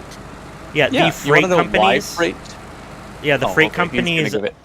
Yeah, the freight companies in the United States own 98% of all track. Yeah. So they're going to prioritize And it's their a product quadopoly. over anything else. Really? I thought it was a quintopoly. Nope, there's 4 companies. And it's okay. quite literally, if you look on a map, 4 separate corners of the United States. And it's 4 Well, I want to go to 4 corners train of their companies. territory. Yeah, and they are multi-billion-dollar companies, and they're only allowed to get away with some shady shit. If I become a multi-billionaire, I'm going to invest in my own transit company in America and just wipe all of them out and then make it national. Another problem, too, is that a lot of the track in the US is quite literally from the 1800s. So trains, just by default, can't go faster than about 60 or 70. That is also one of the reasons why our, people trains are so slow. Yeah. And for some reason, the people who have the capability of developing into our public transit system are fucking obsessed with pod-based transport. I mean, individualized transport. Yeah. So like cars. Cars. Actually, just earlier today, I was perusing through stuff. So the latest craze is they want to basically make a gyros-balanced fucking bicycle pod that you could have like 4 people in. A monorail gyro-stabilized pod on one track of single railway so they can have it going in both directions at the same time. Exactly. Yeah. You nailed it on the fucking head, and it is the most harebrained, least cost-effective idea that they could come up with for this. And it's like, obviously. See, and we need to have it so that you can call in the pod and then wait up to an hour for the pod to get to you, according to systems. How about this? You maintain the rail, you put it on 4 wheels minimum. You hire people up there to maintain a schedule so you can plan ahead. And then you have a fucking train. Failing that, if you don't want a full-scale train, just get a tram. Like, trams are so versatile because they're quieter in general. They're easier to maintain since they're smaller and usually quite a bit lighter, but they can equally go on regular train tracks and do like that high-speed sprint in between those sort of more spacious areas. If you're going through rural areas where there's no stops, you just zoom through that at maximum if you're going speed. through the entirety of the Midwest, which is, hey, would you like to cross the entirety of Europe except that it has nothing? No, I do not. I'm not even joking. Nothing. So the neighborhoods around Boston, so not downtown per se, but all the other neighborhoods and the surrounding towns, of us do have actual trams that run along, which is actually really nice. Yeah. So I just looked it up. So the only quote-unquote bullet train or fast train we have in the United States is the Amtrak Acela, and it goes between Boston and Washington, D.C. Oh yeah, I remember that. Which is 457 miles. However, it can only reach its top speed for 40 of those miles. Yeah. Meanwhile, again, if we had a high-speed rail, like, so to take a plane, like when I lived over in Idaho, which is 2,400 miles away from here. Okay, so that would be about 3,000. About 4,000. 800. Yeah, Yeah. around 4,000 kilometers. The high-speed rail, like, it's a 4-hour plane ride. The high-speed rail could do it in about 6.5 and have top speed 80% of the way.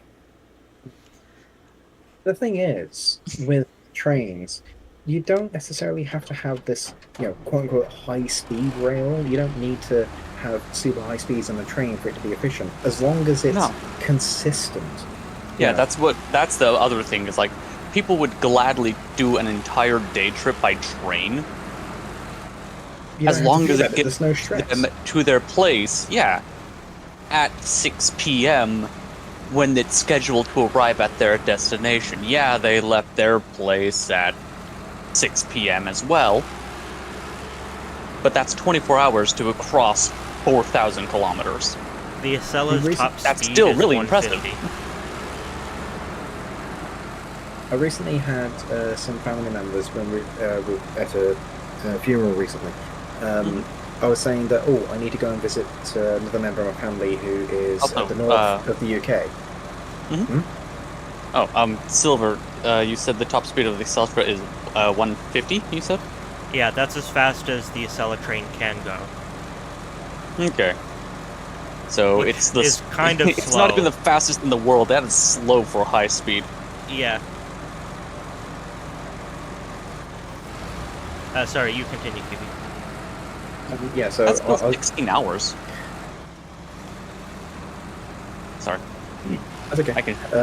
So yeah, I need to visit like another member of my family that's at the north of the UK, like very top of Scotland, whereas I'm pretty much centre of England at the moment.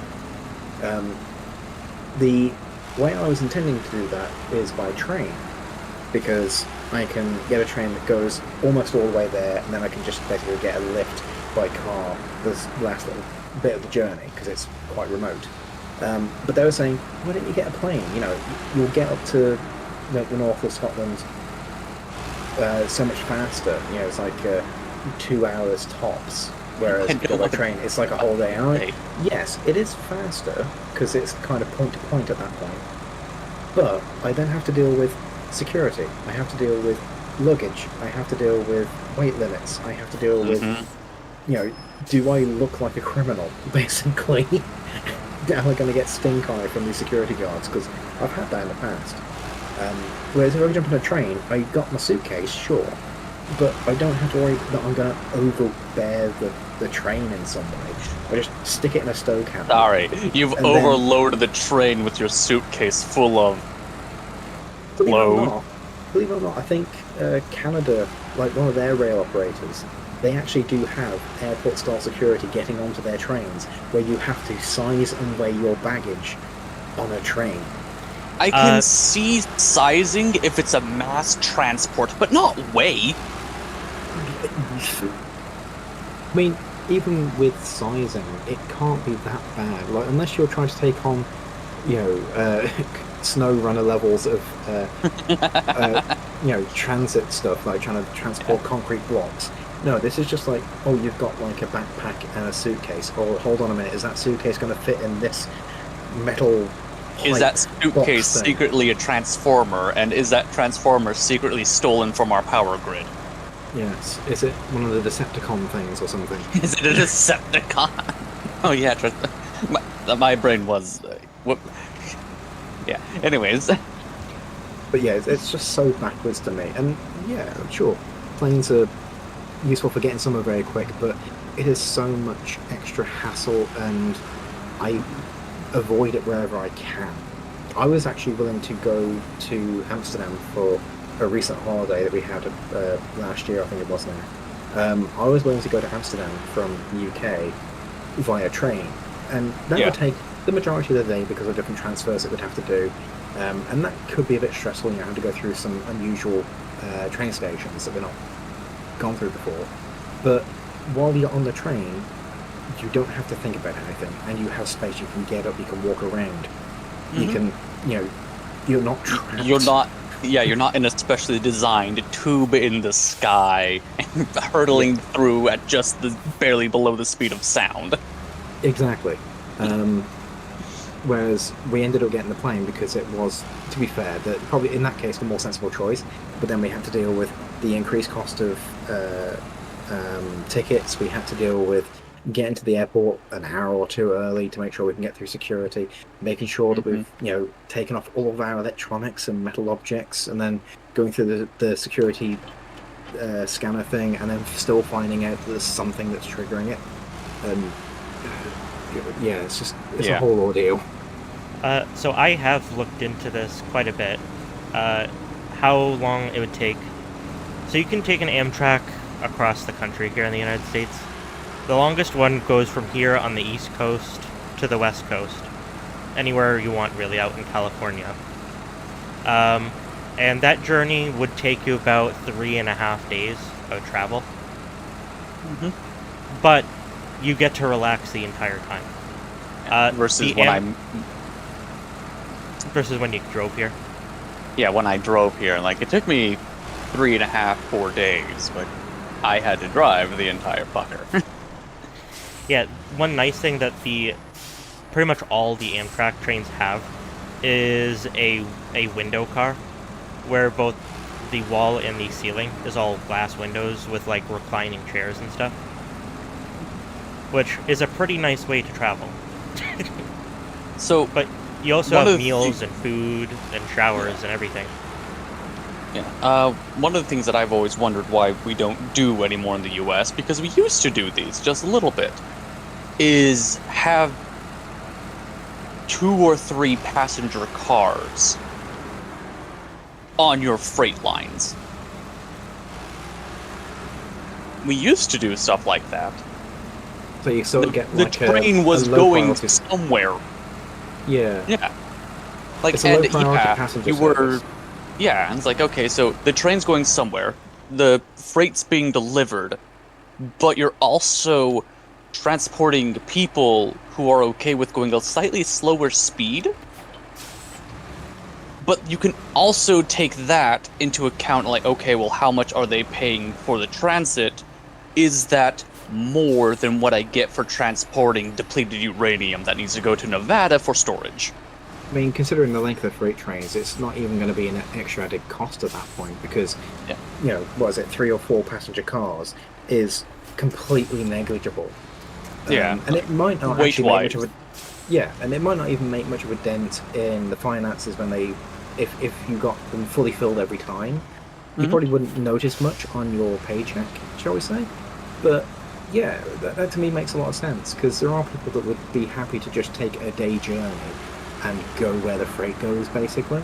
Yeah, I suppose it's like flying on standby, where you don't know exactly when your flight is going to be. You're just going to get the next available one and hope it's good. Oh, there we go. Woo. My audio cut out for a second. Oh no, I'm sorry. So there. I imagine the reason why it's not a thing anymore is mostly lawyers, and companies don't want to be held liable. Yeah. My customer was set upon by your ruffians who worked there. I thought you were going to say my customer was dead. My customer that arrived too. dead to his location. I mean, you put him in the box. The other problem that Amtrak has here in the U.S., because it's underfunded, like dramatically, because it is funded by the government, that it's just very expensive. Like a flight Yeah. is unfortunately normally cheaper depending on how far you're going. Yeah. Like, a long-distance train across country is going to be a couple $1,000, unfortunately. I'm gonna do a quick check. The one train that I think would be actually really nice is it's called the California Zephyr. It's a specific Amtrak train line. And basically, it's gonna be California. yeah, but the way that it goes across the central and midwestern U.S. is it's just out in the middle of like canyons and stuff, and it's supposed to be some of the nicest scenery because it's just untouched by civilization, besides the train line, obviously. These natural train lines. Yeah. Yes, absolutely natural train lines. So I just decided to look it up because I was bored. Guess how much money the U.S. puts into their public transportation system? This includes Amtrak and buses and stuff like that. I'd be shocked if it was $1 billion. 350. 350? 350? Okay. So, in the year of 2022, the total was 84.2. In 2024, it went up to $94.1 billion with a B. You want to know what the U.S. spends annually in foreign exchange money? $500 billion with a T. Yeah, the usual. The usual. Yeah, And that's the public stuff. Yeah, and don't even get me started on the military-industrial complex. Oh my god. The military basically has an endless budget. Yeah, it like, says it doesn't. yeah, it's disgusting. Like, actually Yeah. disgusting. Looking over at Yavin is like, they're finding out why we pay taxes.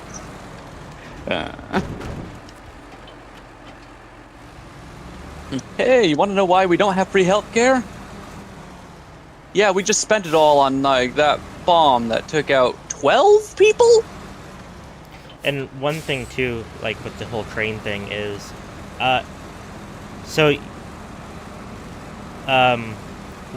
there's only one train in the United States that can move people as well as cars.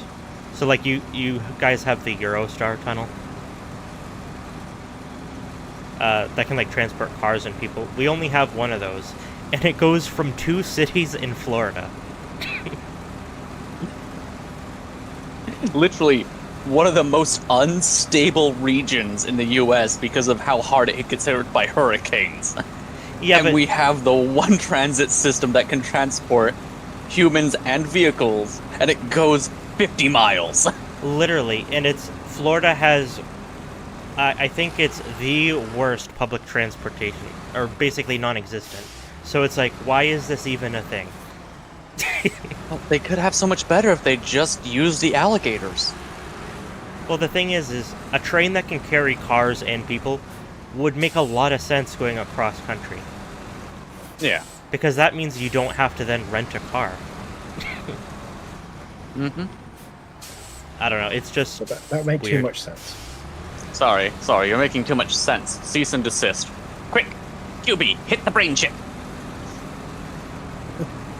He's not gay, he's European. Oh. Be both. You can be both. Both is good. Then you'd be Danish. Actually, was it the Danish population that had a, like, slightly higher rate of homosexuality than other regions? I wouldn't know, to be honest. It was one of those dumb things where it's like, oh yeah, we're looking through census, like, different censuses, and like, oh yeah, rates of homosexuality, and it's like, one of the Netherlands areas, not the Netherlands themselves, but like, Scandinavian areas. And it's like, huh, neat. When it comes to And numbers good like for that, them. I think it's more, people are more comfortable to be open about it. Yeah. Not necessarily there's just more gay frogs there. There's more frogs there to turn gay versus... It's like, just they're just Okay. their society is more open, and I think that's Yeah. more what it is.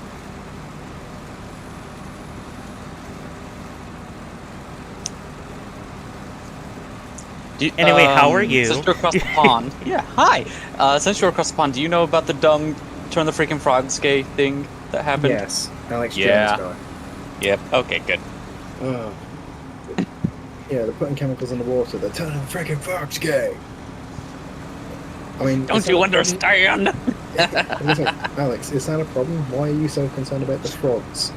Should you not be concerned about the people, my boy? Look, he's an amphibian. Not an he's an amphibophile, okay?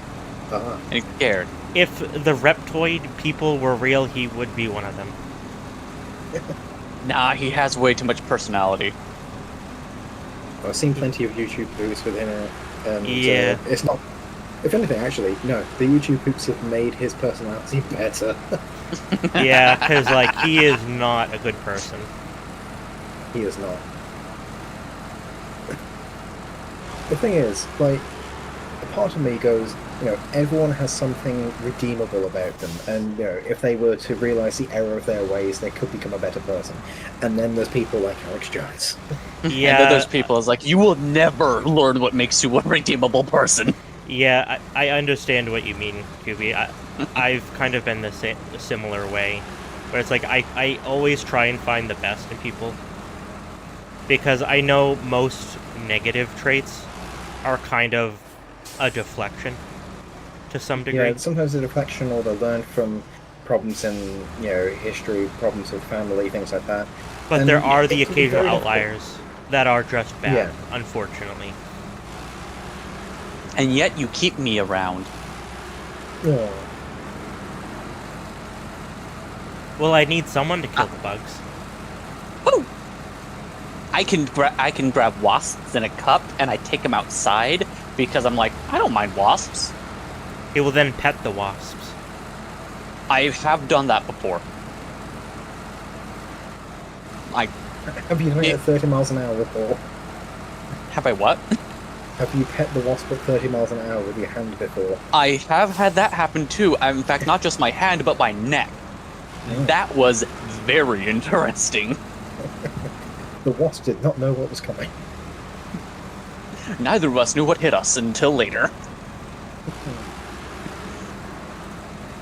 We recently had a wasp nest dealt with in one of our windows, of all places. Like, they had managed to burrow into the sealant around one of our windows, and they were inside the cavity there, the little cavity in between the wall. So you could hear them constantly sort of scratching and buzzing in that inside That's the wall. awful. Yeah, Yeah, that sounds like they hell. didn't actually get inside, but we're also very good about leaving windows closed, or if they're open, that they have a bug screen or a netting up as well, so they Yeah. can't just fly in. Which is not commonplace in the UK, and I think Yeah. that's absolutely mind-boggling. Yeah, I was gonna say. I'm sorry, you guys need to adopt having window screens and window fans, especially with how heavily built your houses are. Yeah, from You need the aid of not insulation. Wow, you have insulation. You need the aid of ventilation. There we go. Yeah, I need from hate loads of like videos and things I've seen comparing differences over the years to the UK and the US. Yeah, window screens are nearly not a thing in Yeah. the UK. I mean, that's why wherever I've lived, I've gone on to, probably Amazon every time because of convenience, and just ordered sort of self-adhesive Velcro and fine grain netting to just immediately put over all the openable windows, so that way you can Yeah. open them and then seal the window up, and it's like, oh, I have a breeze and no bugs. The only like I said, I'm gonna have to bring that up to Zeno because he's currently dealing with similar issues right now with your current heat wave on the UK. oh, yeah. And it's like, hey, have you thought about doing would you consider doing this? Because like, oh shit, that's genius. If they live local, I'll be happy to go over and do it for them. Oh fuck, where does he live? the only windows that we ever Starts with a had W. that didn't have a screen built into it were bay windows that basically opened like sideways, like outward. Yeah. And putting a screen there is kind of a bastard. Kind of It's like, awkward, how do yeah. you do this? Like, so you have to take the screen out, open the window, put it back in, and hope it doesn't fall out the front. If it begins with the W, was it Wolverhampton? It might have been. I don't know. I'm gonna quiz He's you only now about mentioned it a every couple of place. times. Like, it's not something that shows up when I do voice work for him. It's like, oh, yeah. By the way, where do you live? Let me just sledgehammer your door in. Let me just dox you. Have you ever? Hi, I'm one of your weird American workers. Can I just come up to your place and steal an anime figure or 3? Have you ever visited the Lake District? Because I've seen Yes. videos on it, and it seems very pretty. Yeah, I think I have. I say I think because I think I went when I was a kid. I haven't been as an adult. Another nice place in the UK is the Norfolk Broads, which is like a series of sort of canals and lakes that you can sail around, either with like an actual sailboat or a canal boat, barge, whatever you want to call it. And that's a really nice place to go because it's mostly calm. You'll not usually get very strong winds or waves there, even on the open sections. So it's just a lovely place to go for a weekend and just be on the water. The canal boats that you guys have seem really cool. The ones that people live on. Yeah, the long ones.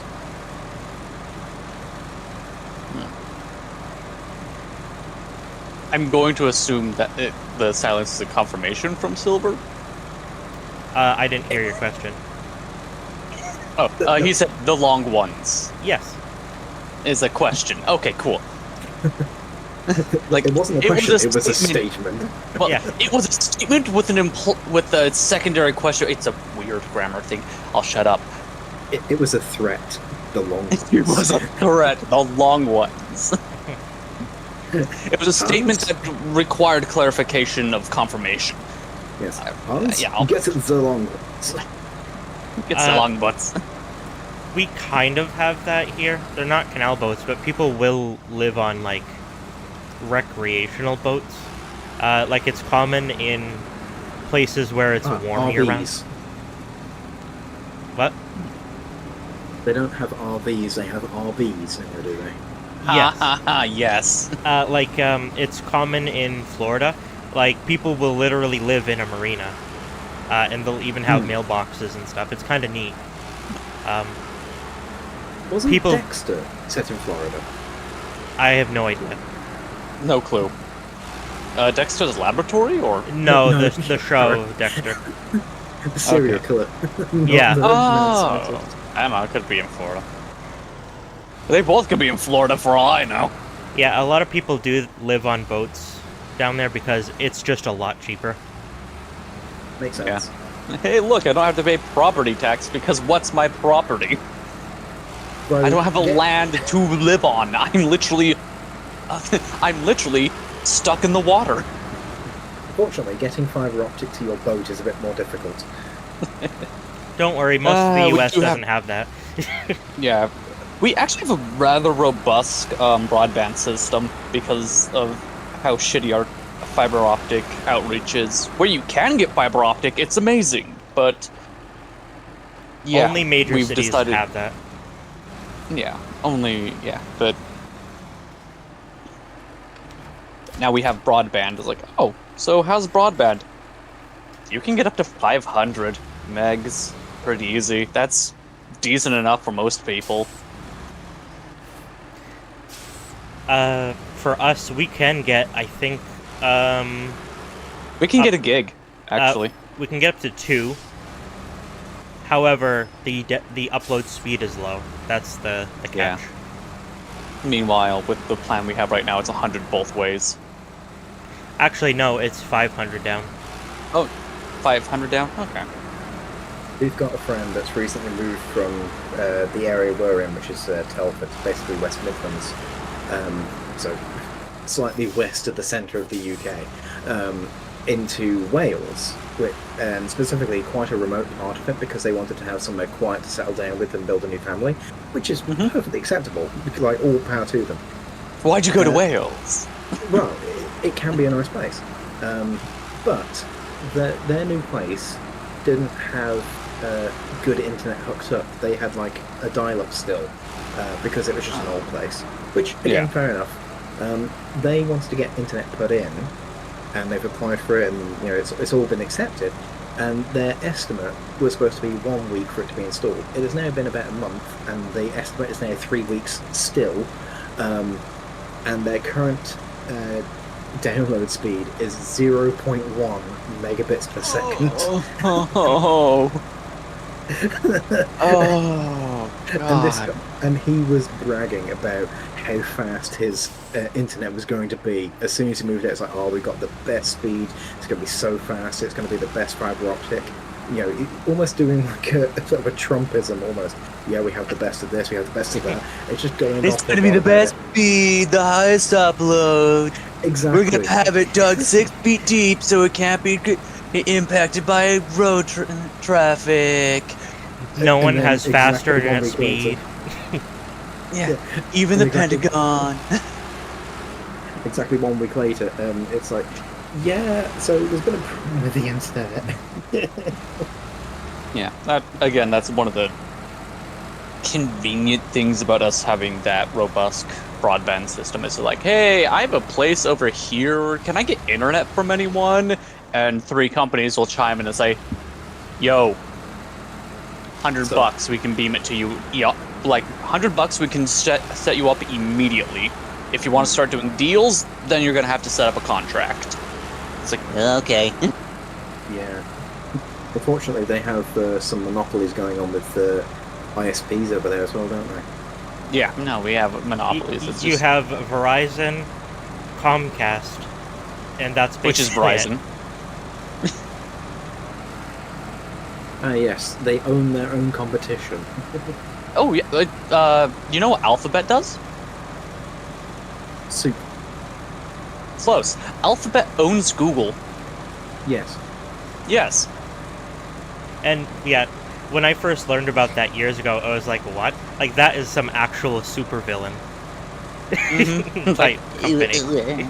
Yeah, I remember when it was in the news for something that I read or watched at the time, saying that Google was selling their own company to their own parent umbrella company called Alphabet, and doing weird things with transfers and stocks and all that sort of stuff. And I think they made a ridiculous amount of money just by doing that, even though it was questionably illegal or something for like some aspect of it. It was basically the Three Stooges thing, where it's like, well, you owe me 20. Well, I only have, like, you owe me 20. Well, I only have a 10. So here's 10, I'll owe you 10. Like, well, you owe me 20. Well, I only have this 10. So here's 10, I owe you 10. Well, hey, wait a minute, you owe me 20. Well, here's 10, and I owe you 10. Okay, well, here's the 10, here's the 10, here's the 10. What? Except for Google somehow managed to get $47 billion out of it. Oh, actually, if you play Transport Tycoon Deluxe, I think it is, you can actually create a company, and your friend creating another company. A friend buys all the stocks and shares in your company, then you give all of your money to your friend, and then they sell all of the stocks and shares. They send all the money back to you, delete their company and make a new one, and keep on repeating, and you get basically infinite money. And that's like perfectly within the game's rules. You want to know a dumb thing that's perfectly within the U.S. economic rules? Well, legally, you can do it. But if you get caught doing it, you will be stopped. Pump and dump? Pump and dump? Not A quite. little bit. Not quite. So what you can do is it involves 3 banks. You get a loan from the first bank. You invest everything from that loan into something that has steady growth. You then take the assets from the steady growth and you present it to the second bank to get a loan of similar value. And then you pay off the loan to the first bank. Now, while that's in their transit period, you go to the third bank and you showcase the paid off loan to the other bank and say, hey, guess what? And take a loan there, invest that. go back to the first bank, and basically it's however long you want. And you're basically having banks trade through, and you're just like, okay, well, what the fuck? And every once in a while you just completely sell out of whatever you've invested into to skim every single profit, and it can get to the point where you are super shady, and then it becomes pumping and dumping, and that becomes illegal. But legally, you can do that. You can take a loan from a bank, invest it, take a loan to pay back the bank, then you take the investment, present it to another bank for a loan to pay back the bank, and then you take the investment itself, if you want to just cut it off there, sell it everything for profit, sell it the last one, and you keep the profits. You can actually, if you really have the influence, start with $0 and make something out of it. Best case scenario. Or, because the stock market is a fickle bitch, rot in jail for the rest of your life because you lost all funding. Either or. Either or. Companies are people too, you know. Don't you know? Can't tax a company, it's a person. But we tax people. One of my favorite memes being Silence Brand. Silence Brand. Behold the last good brand.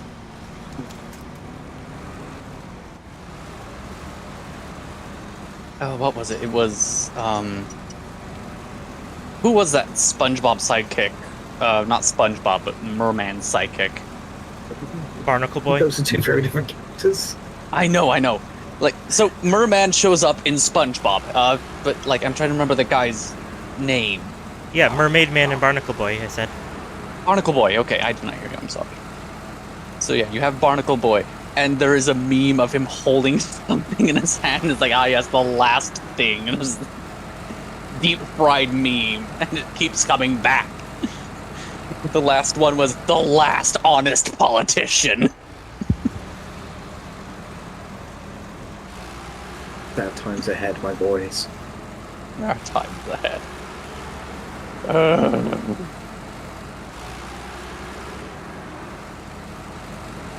I do not know how long I will be gone, but I will return. Last online 20 years ago. 20 years ago. Oh, that literally, I have some of those things in Warframe. And I was like, oh yeah, I'll see you later. Mm-hmm. Last seen online 5 years ago. It's like, god damn, I hope they're not actually dead. Yeah. There are a couple of people that I used to play games with online on the Xbox or PlayStation, things like that, probably 15 or so years ago now. And we were really good at the games, and we only really communicated because we played these games together. And as soon as I drifted away from those games, never saw them again.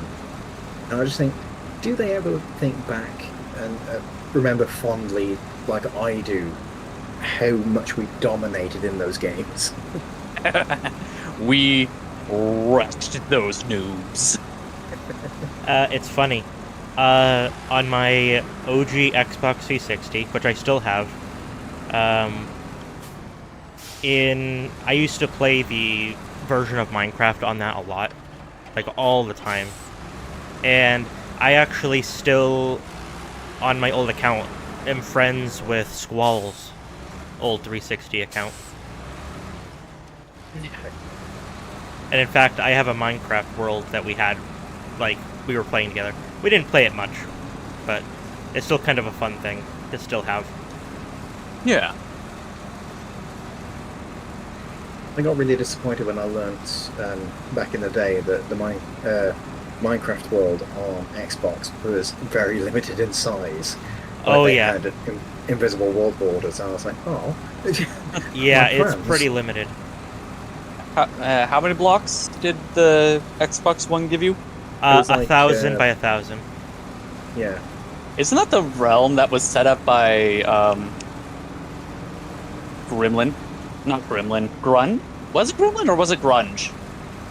The one I'm talking about? With a G. No, not that one. The one that we were on for like 6 months. I think that was 8,000 blocks by 8,000. That's what it was bumped up to, but he did drop the server down to like 1,000 for a little bit. It's like, my house is out there. Correction, your house was out there. It is now his house. But yeah, I believe Squall's gamer tag was Crow Chaos. The Crow Zone. Chroma Zone. Not Chromosome, just Crow Zone.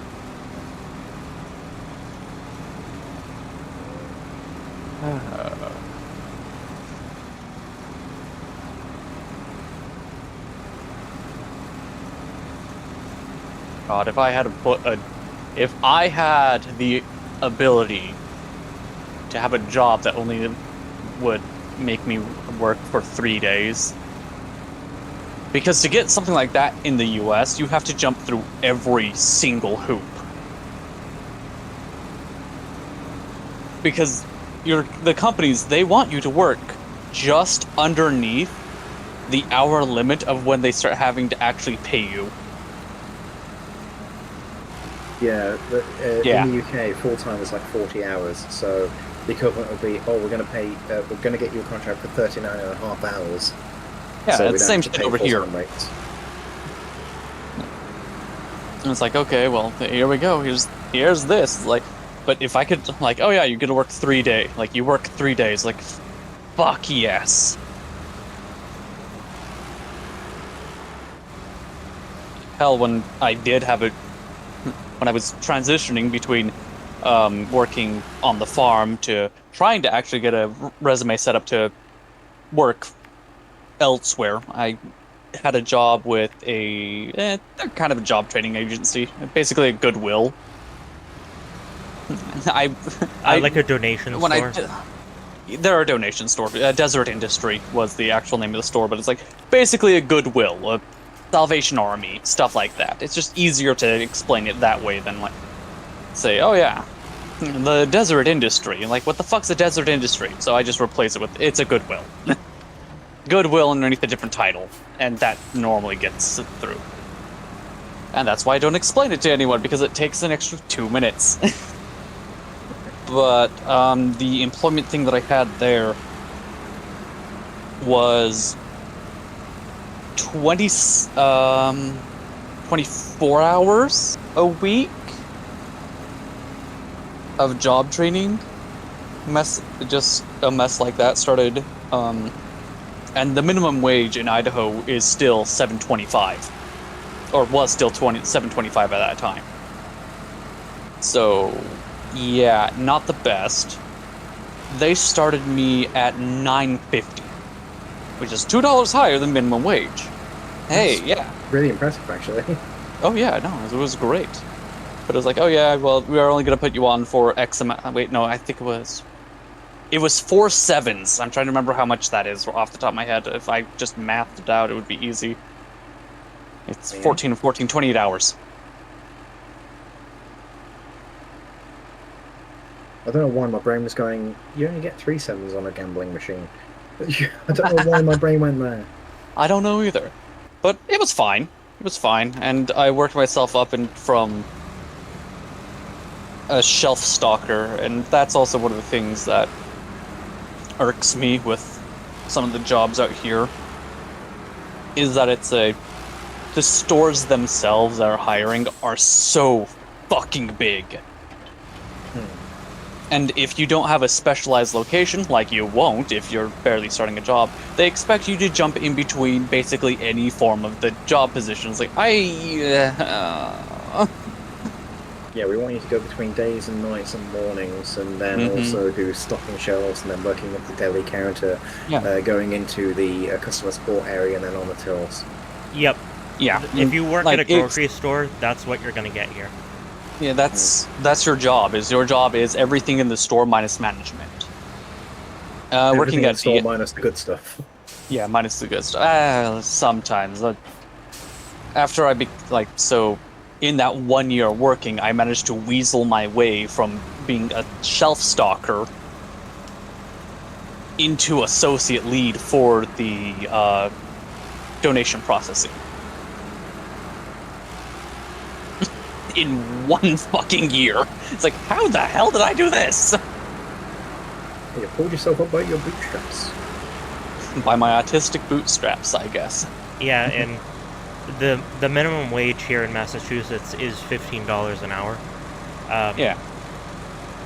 But again, the problem is it's really hard to get a job in the region that we live Yeah. without having to drive far. Yeah, without having to drive far.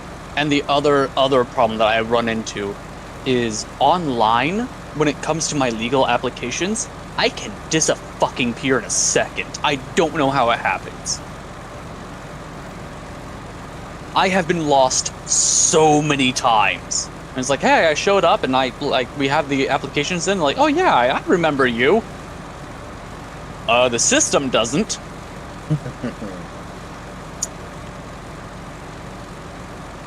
So that, with the current job market in the US, where it's like, please apply online, it's like, okay, that's not gonna go far.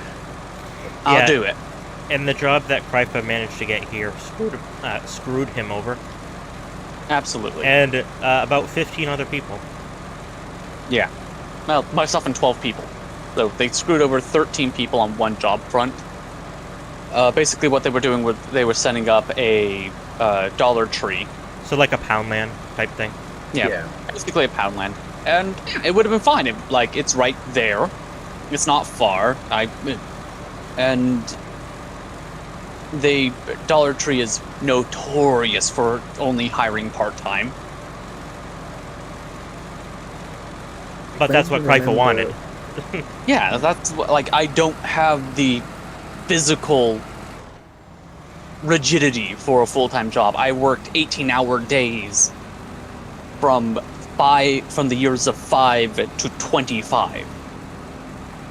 My body is shot. I'm barely 30. I'm fucked. Understandable. It's like, oh, okay, well, hey, can I use your mind? You're autistic. Okay, hey, can I get my documentation of autism? We lost it. How did you lose that?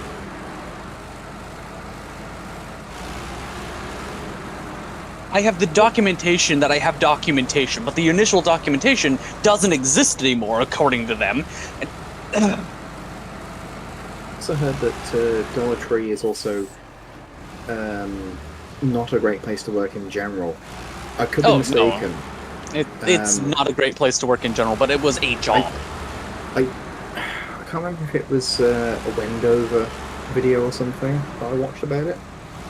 How some of the stores are just completely understaffed and people will just end up walking out of the job because there's no security, there's no safety for people that work there. Yeah, that wouldn't surprise me, especially rural areas and cities. Yeah, and that's exactly how we were treated when we were working there.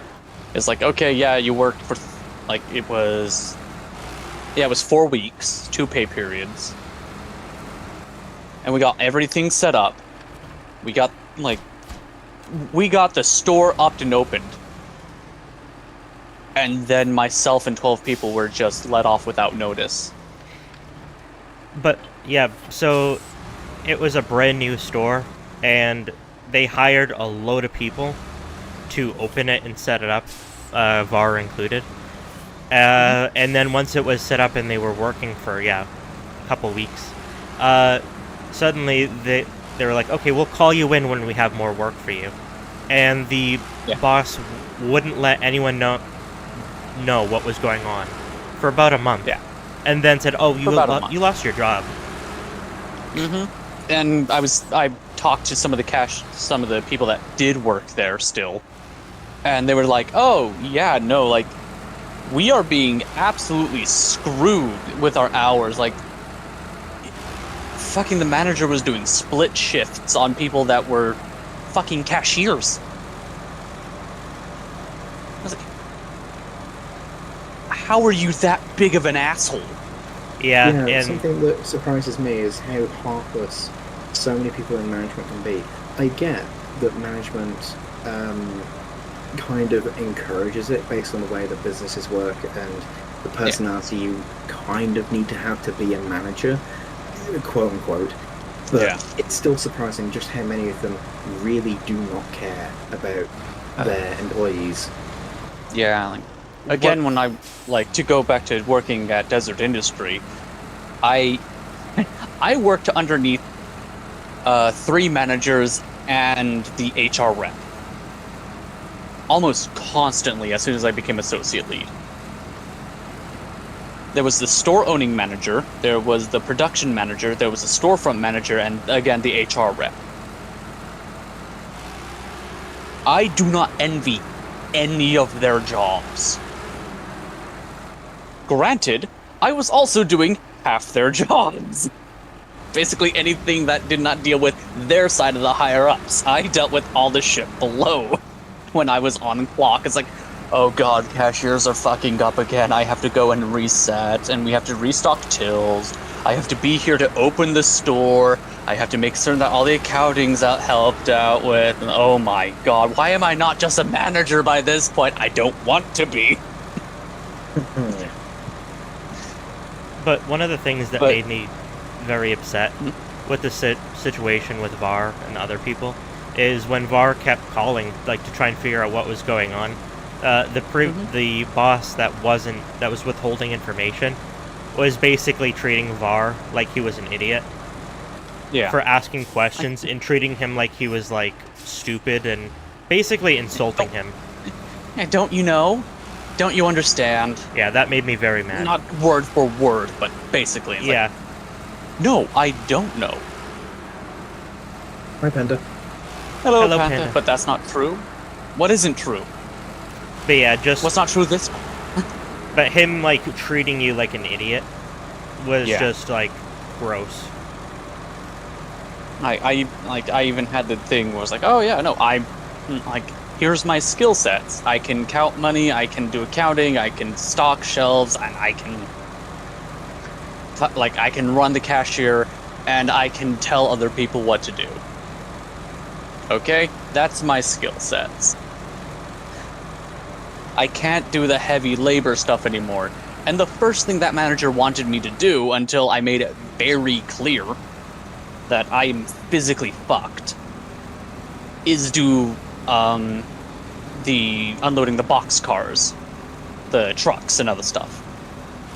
He wanted me to wake up, he wanted me to do the, like, 5 to 9, and then, what is it in 24 scale? I think there was another truck that unloaded, it's 21 to, I think it was, like, there was a 5 to 9 truck and a 21 to, like, 21 to 24 truck, or something like that, 21 to 23 truck, a lighter truck at the evening. It's like, oh, fuck that noise. Yeah, he unfortunately still works there. And my last interaction was not directly with him, but basically there was no one at the register, and he was literally just sitting there on his phone. And when he saw no one was there, he was yelling for people to come up and actually, like, run the register. Yeah. Meanwhile, he's just sitting there on his phone, not doing anything. So we all know that managers cannot get their hands dirty. God forbid they lead by example. Yeah, no. Like, that was one of the nice things with the managers I had over at Desert Industry, is each one of them, like, would go through and, like, they would get their hands dirty if necessary. And I was like, oh, shit, okay, this is going, like, hey, yeah. Hey, we need this over here.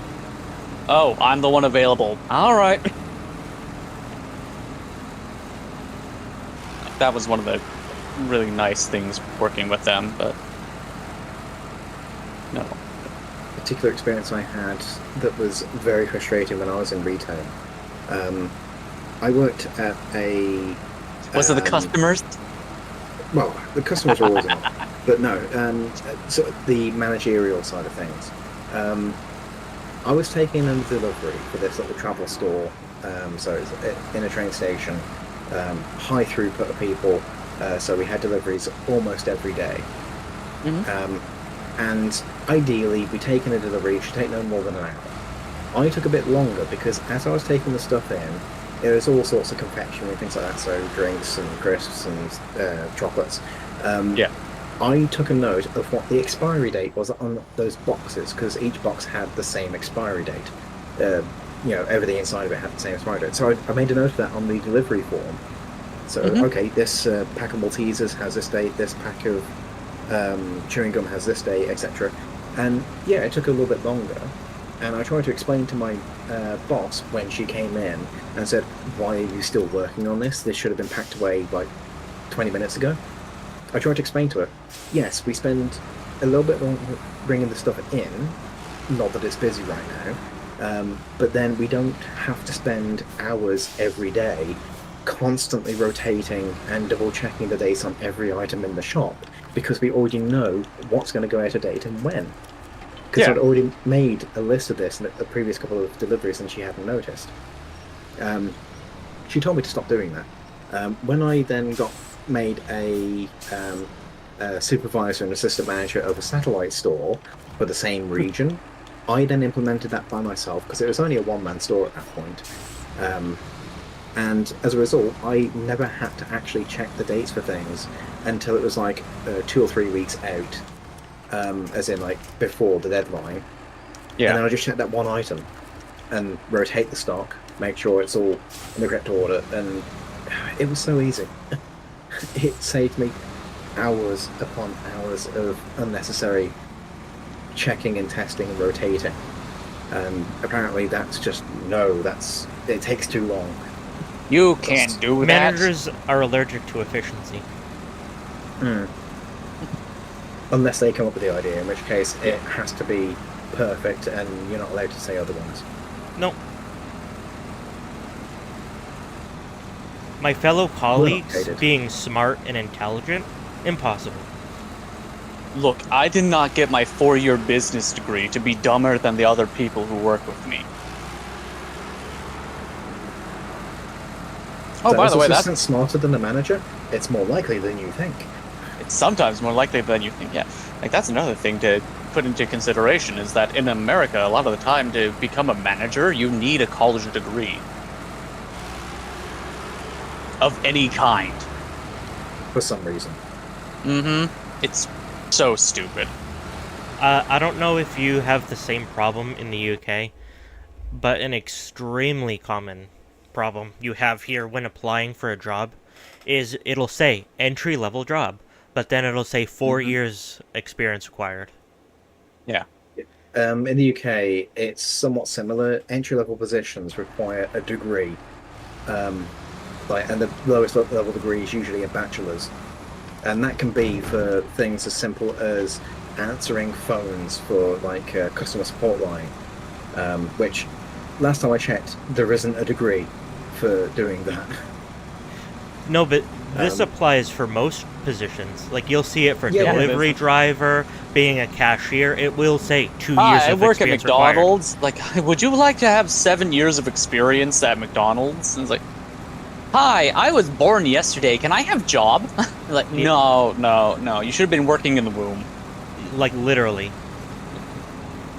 Yeah, I don't think it's quite as bad in the UK, but it is still a problem. It's just that we have a different flavour of the degree. Yeah. And entry-level positions, which very frustrating. I actually got stopped from advancing in my job at Amazon because I didn't have a degree. I'd worked from being a picker and packer on a fulfillment centre, and I was doing night shift doing that. I got turned into a permanent member of staff. Then I became a department lead. Then I became a flow lead. That's the word. Then an analyst. Then a risk specialist. And at that point, I'd advanced as far as I could, and I needed a degree to go anywhere else. If I went further up, I'd become manager. If I went lateral, I would need a degree because I'm going to a different department, and they consider that external in some cases. And it was so frustrating. Although, my manager had a degree in gardening, and that was Yeah, apparently fine. Yeah, it's any degree, really. They don't care. As long as it's a degree. I really wish I'd just taken one in some super stupid subject or something, like photography. Not suggesting that photography is stupid, but something that's super easy to get and doesn't mean anything for the job, but just allows me to move forward. Yeah. And one of the degrees that I actually kind of wanted to get into for a little bit was what's the stupid title for a jeweler's license? Not the degree for it, but it's a jeweler's license. It's like, yes. I still think that would be cool for you to do. No. Get to make all the mystical jewelry so that we can have bonus stats and things like that, and extra spell slots. You could do watch Sorry, repair. don't do spell slots. Go fuck yourself. I don't know if that went through. Yeah, I heard you. I could do watch repair. Yeah. But yeah, no, like I don't do spell slots. That is actually the Watchman. Okay, if you want a spell slot, you get a stopwatch. I mean, I have a friend that's literally their job. They take apart watches and fix them. They work at a store in Boston.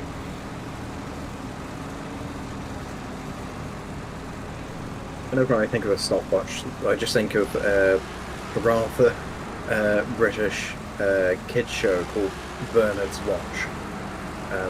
About a kid that is given, I believe, a stopwatch, like generally an old-fashioned style stopwatch, and whenever you click the little button on the top, it freezes time. And this kid just has this power to stop time, and occasionally does some mischievous things, but generally speaking, he's just like a wholesome kid that does good things, like he stops time so he can have fun, and then he does his chores, or so he can go around and find things for people and things like that. Mm-hmm. It's just a weird show, honestly. Look, I could not be trusted with time stop. I should also mention, if you twist the dial instead of clicking it, apparently that fast forwards or reverses time, and he accidentally got himself stuck in a time loop once. Earlier, They literally replayed like the same 5 minutes of the show 4 times or something in the episode. Sorry, continue. Earlier we were talking about school and college and university and things like that, and the things that I've been considering going to college for have mostly been something having to do with 3D modeling and game development, and becoming a mechanic, because I like cars a lot, but I couldn't really fix one. Like, I just don't have the knowledge for that. Like, I have a general grasp of what each part does, but how to actually, like, take it apart and fix it and things like that, I just don't know. So that's kind of what I'd like to go to college for.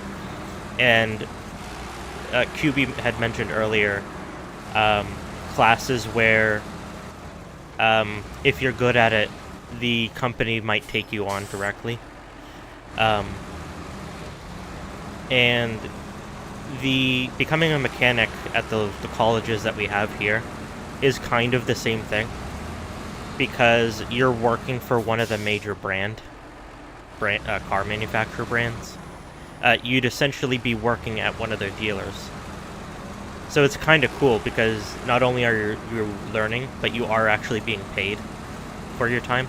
Yeah. So I do think that's cool. However, working at a car dealership in the United States is known to be notoriously bad. Yeah. Basically, because you're the newbie, they give you all, like, the really hard and difficult stuff. And you're paid oftentimes per job, not per hour. Yeah, unfortunately those things are, or can be, exploitative still.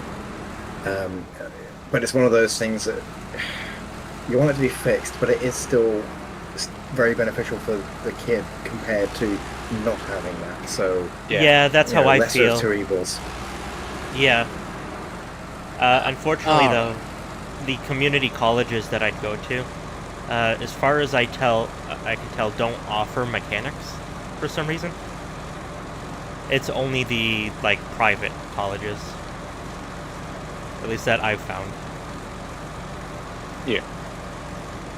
All right. Well, unfortunately for me, I have something that was scheduled on Sundays, so Time to do a I'm gonna be Warframe. fucking off. Yeah. Why don't you sound excited? I don't know.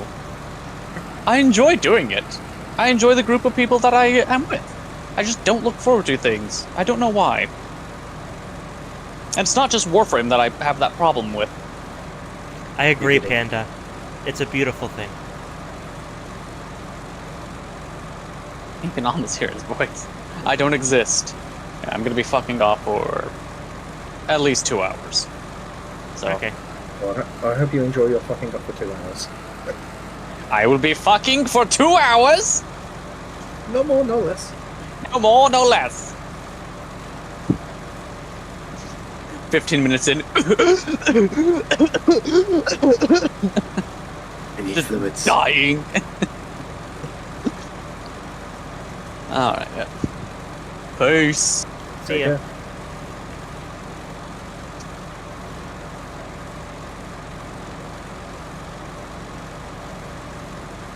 But he's still here.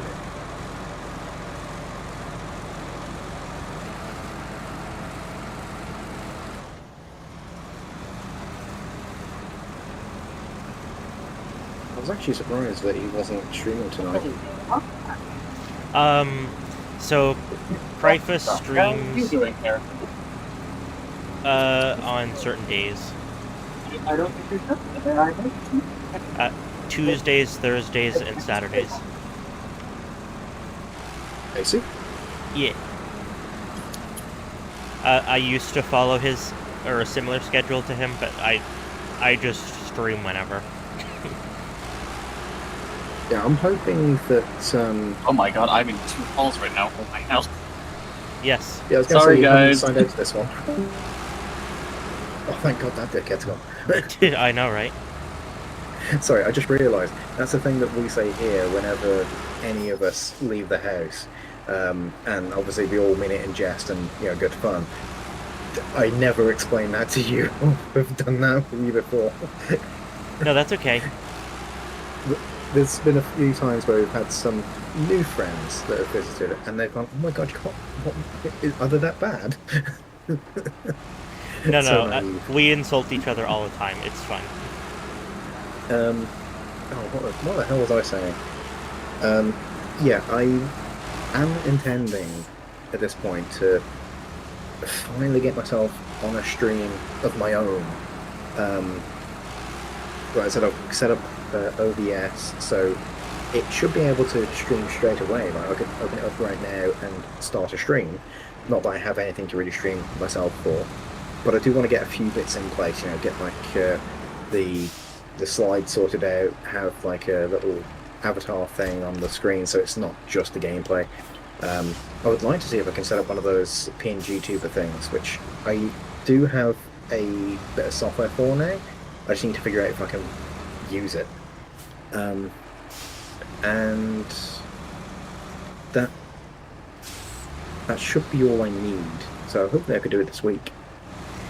You'll have to let me know when you're ready to stream, so that I can join you and harass you. Exactly. I mean, that's one of the reasons why I wanted to do it as well. Is if I'm streaming by myself with no one else there, I feel like what's going to happen is I'm just going to play the game in complete silence. No one's going to turn up or chat, and it's I'm basically just playing by myself. Which, don't get me wrong, that could be quite fun. Depends what you're playing. You But, you basically summed up my problem to a T. Yeah, having someone else there, just shooting the shit if nothing else, is far more enjoyable. And if it's a case of, for example, you and I playing 2 different games, 2 different streams, but in the same call, that's still better than nothing to me, because I can talk to someone about something, and people can pick and choose what they want. Kind of like what you and Cryper do. Yeah, and Um, that's the exact reason why I try to do it the way I do. So I've done streaming for years. However, I never did it with a microphone because I was too I lacked the confidence. I still do, but I just didn't feel comfortable just talking because I didn't know what to talk about. And Kryfa decided late last year, I want to try giving streaming a go because we had been talking about it for a while, and I decided to start doing it with him. And doing it with him is what gave me the confidence to continue it, even without him. However, I still rely on him sometimes as a crutch because he's good at just talking about anything. Whereas that's a major struggle for me, is talking and socializing in that way. you need like sort of a seed for the conversation to start, but it's difficult to create that yourself. Yeah, because I often feel like the things that I'm interested in are very boring and not interesting to other people. Understandable. I get that, yeah. And I've never been good at socializing or small talk. So having him around, at least, like you said, you can shoot the shit.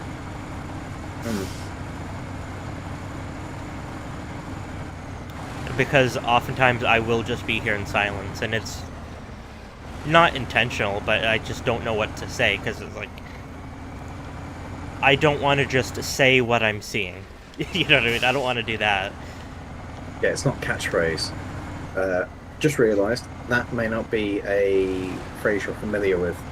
There's a TV show called Catchphrase in the UK, and the tagline was "Say what you see," because basically they would show you some images or an animation that is supposed to be a common phrase used in the UK, and the whole idea was you guess the phrase, you win the game. Yeah, anyway, sorry, divert. No, you're good. Something else that I'm planning to do this week. Are you familiar with a channel called Jetlag? I'm not sure. So if I saw it, I might recognize it. Yeah, the same guy that runs Wendover Productions and Half as Interesting, Sam something, I can't remember what his surname is. He and his editors, Ben and Adam, made a channel called Jetlag, and they have made essentially country scale games of varying kinds. They started with something like Connect 4, but their most popular ones have been Hide and Seek or Tag. But it takes place across the country or in Europe or various other places. They released a home version of this, specifically Hide and Seek, recently. The idea being that, depending on how you run it, it's usually in teams. Someone goes away and they have like 90 minutes to go from wherever they are into hiding using public transit and walking. They can't drive. They need to be within a certain range of a transit hub, but that's usually the only restriction. Once that timer elapses, they have to stay where they are, or at least within that region, and then the seekers ask questions, very specific set of questions they can ask, to try and narrow down where the hider is. So, are you north or south of me? Are you east or west of me? Are you within 10 miles of me? Are you in the same prefecture? Are you within the same town? Is your transit hub the same as my transit hub? Things like that. And there are other questions like photos and stuff. However, asking each question awards the other person points, which they can then use to generate curses for the seekers to make it hard for them to be found. It's quite an entertaining game. They've got many different seasons of it now, and I'd recommend giving it a watch if you've got nothing else to watch. I find it very entertaining. But we're planning to actually do that ourselves. I think it's this Friday. So we're going to sort of give it a bit of a dry run in our local area, Telford and Wrekin. There's not really much in the way of trains or trams here, but we're hoping that the bus routes will serve as a decent stand-in. And we're planning to have 2 teams of 2. We should both have cameras and microphone-capable devices, so we're going to try and record it as well and potentially edit it and put it on YouTube. So that could be interesting. That sounds like a lot of fun.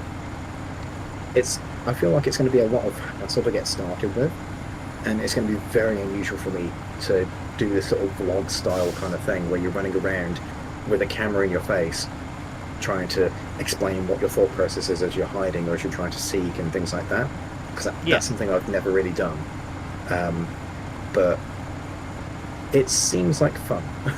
And worst case scenario, no one watches it, but we had fun, and we'll do it again anyway. Yeah, that's really all that matters. Because if you're enjoying it, people will enjoy watching it. Is kind of how I've learned through streaming. Like, it's one thing to be told that, but it's another to actually experience it. Yeah, there is also the case of trying to get a decent edit of the video as well. I am very bad at editing video. I do not have the skills to make things as flashy or as animated or have like the UI stuff that you'll have on other videos of a similar style. And I'd be willing to hire someone to do that, but I feel like at this time, this scale, it's not really worth it. But in the future, if it turns out it is popular, like, we don't want to pretend to, be better than the original creators of this or anything like that. But it's just a different perspective of the same game. If people enjoy it, I'll be more than happy to actually get someone to properly edit the thing. I don't really have any experience in video editing. The most I've done is just shorten a video, like on my phone, or like 10 plus years ago in Windows Media Maker, or Movie Maker. That cursed program. Yeah. Also, Panda says that they have the ambient background music from House Flipper playing inside their head on loop. Better you than me. I don't like games that only have, like, a couple songs that just play on loop. Like, I like the music, but I could only listen to it so many times over and over again. Unfortunately, that's been what has happened to me for Minecraft. I mean, I've been playing it since 2011, so I kind of can't listen to the music anymore. It drives me crazy. Yeah, even though it's really good music. I've just heard it way too many times. I think it's kind of like how people here go crazy having to listen, people who work in retail, having to listen to the Christmas music. Mariah Carey, All I Want for Christmas Is You. Yeah, because some places will start it as early as November. Oh yeah, I remember seeing the memes of like Google and Google search results, and you see a tiny little spike in November. It's like, oh, it started. Yeah, and to be fair, I actually like all that Christmas music, as like corny as it can be. But I definitely understand despising just the repetition. Yeah. I mean, when I was working in retail, on the tills, we had a radio right behind us, and sure, having some music can break the monotony, and make the job go a little bit faster. I'm all for that, as long as it's not one of those talk radio stations. I prefer just the music ones. But when you're working 5 days a week and there's a new song on the radio and it's on the top charts, so every radio station plays it every hour, it can get very exhausting very quickly. I resented so many songs because of my job, just because they would not stop playing them. Even on the radio now, you can find the same song playing on different stations in the same area within a couple of minutes of each other. Like, that's not... It happens enough. And yeah. I don't know. I don't know how people can do it all day long. I mean, when I ended up getting that position in that satellite store where I was the assistant manager basically, but because I was the only one working there, it was kind of a meaningless title. But because I was the only one there and I could basically set the rules, I just said, you know what, I'm not having public radio. I'm just going to put on a bunch of shuffled music from what was the name of the creator or the group, Black Fox Tracks or something. I think they go by Vault Vibe Records. You may have heard of the artists' pseudonyms like Mayhem, Kitsune Squared, Kit Caliber, Furries in a Blender, Jackal Queenston. They're all the same person. Yeah, a few of those sounded familiar. And quite a few have been turned into YouTube poops over time. Like some of them are really recognisable from their YouTube poops that ended up being the backing tracks for. But I just put a load of those into a mix and put that on the radio or put that on the speakers. And oh, that was so much more enjoyable. Yeah, I bet. I even got a couple of people asking that came into the shop, oh, I've not heard that song before. What's that? What radio station is it on? I had to try and explain it to them. It's a bit difficult, but it worked. Yeah.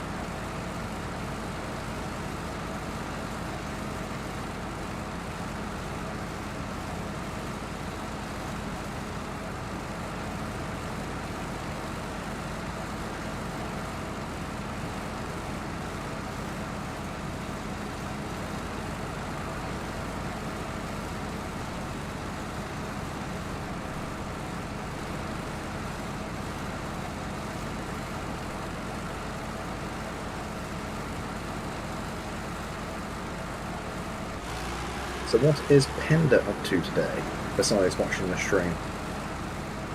Yes, Panda, what Cast have out you some been up to? questions. Cast out some questions to the chat. Can't be You're us welcome doing to, content all the time.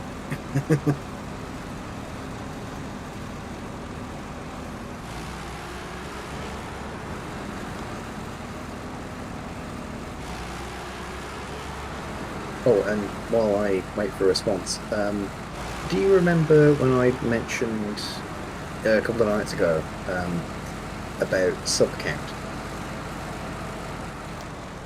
About what? Sub count? Yeah, the YouTube subscribers. Vaguely.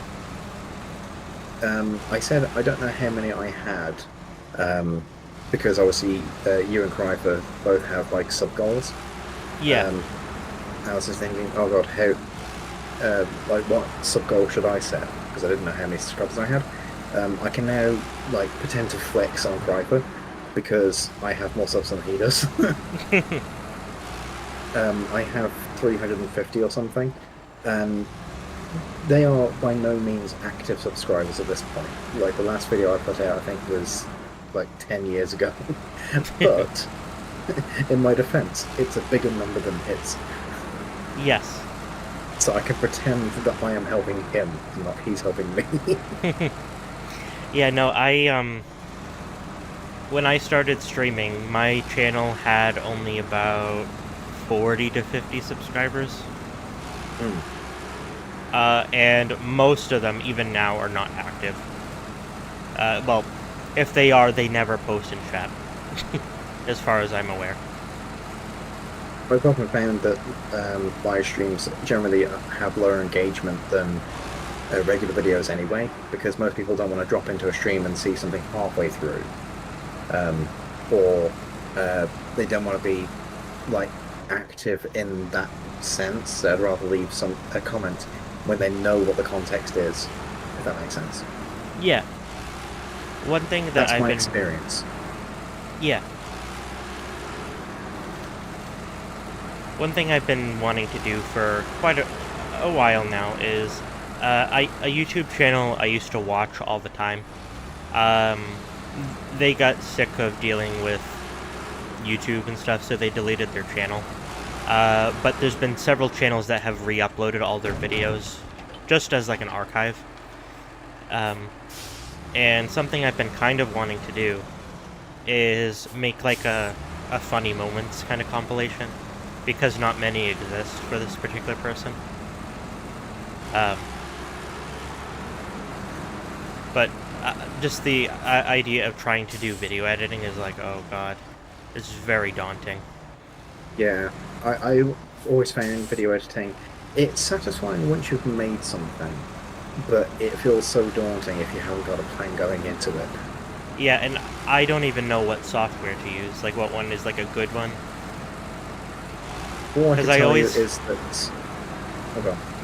I was just gonna say, I always hear about Sony Vegas and how, like, terrible it is. Funnily enough, I was going to say the only one that I could give you any information on is Sony Vegas, because that's what I had. I bought a CD and license for it, foolish though that might be, and started working on my video editing with that. And I used maybe like 1% of its features, because I didn't know how to do chroma keying or how to do any transitions or animations or anything like that using that software, if it could even do it. So I don't know. I feel like you could do pretty much anything you needed with DaVinci Resolve. Like, that's a free software that it's not great, but it does the job. Because all I'd be concerned with, really, is putting multiple, like, clips together and maybe, like, some text on a screen, you know what I mean? Like, nothing crazy. Yeah, I think DaVinci would be able to do that without any issues. It's just, from my personal experience with Vegas, DaVinci is a subtly different control scheme and interface style, which confused me so much when I started using it.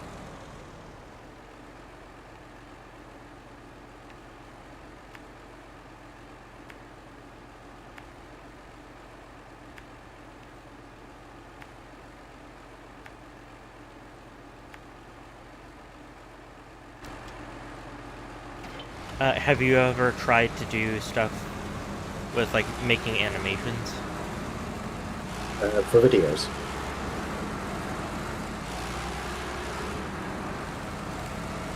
Yeah, in what sense? Oh, just in general. If you've ever, like, played around with making animations before. I think the most I ever did with animations was when I was in high school. Trying to do like some actual animation software stuff, but never since, because it kind of falls into that same problem of like drawing art stuff. I don't have the right brain chemistry, shall we say, to visualize what I want and then apply it to the canvas and animate it. To be clear, there's recently, like the past year, we completed a D&D campaign, and one of my friends that's in that had a particular character with a particular story, and I was listening to some music, and one particular bit of music track midly made me visualize their character in like a sort of an epilogue thing, like post-campaign, this is how the character ended up, what happened, and all that sort of stuff. And I could completely visualize an entire animated video, basically music video, for that character. Could I actually make it? Not a chance. In no way could I ever actually sketch it out, even, like a storyboard. But I would love to be able to get it created one day, because I think it'd be really cool in emotion. I think that would be really amazing. Really fun. Yeah, if I recall correctly, the character was the character had found essentially some possessions of. In universe, it makes sense. Some possessions of Doctor Who, the time traveling guy, and had access to some level of time-based abilities in D&D. But he also had a companion when he was like before the campaign, this was his backstory, that had died in his care, and it was like a father and daughter sort of relationship, and he was completely torn up about this throughout most of the campaign, and he was seeking a way to try and overcome that pain and not move on per se, but to become whole again. And with this sort of time power thing that he had, he was able to make contact with the spirit of his de facto daughter, which helped him overcome this and to feel better about things. And there's one particular track that I listened to, which was, I'm trying to remember the name of it, I think it's Marcus Warner, A Matter of Time, or something like that. And it just has a particular beat and theme to it that works perfectly for the character, not only just because of the name, but the styling of it. And it's got lovely crescendos, it's really emotional. I'm thinking about how this character eventually would make like a TARDIS equivalent and be able to fly around and visit their daughter, or even save them, like corrupt the timeline slightly and save their daughter so that they can actually have that life they always wanted.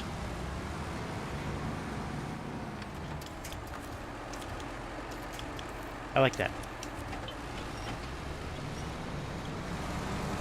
Although at that point, that's just my my fan fiction, I suppose, because that never happened at the epilogue.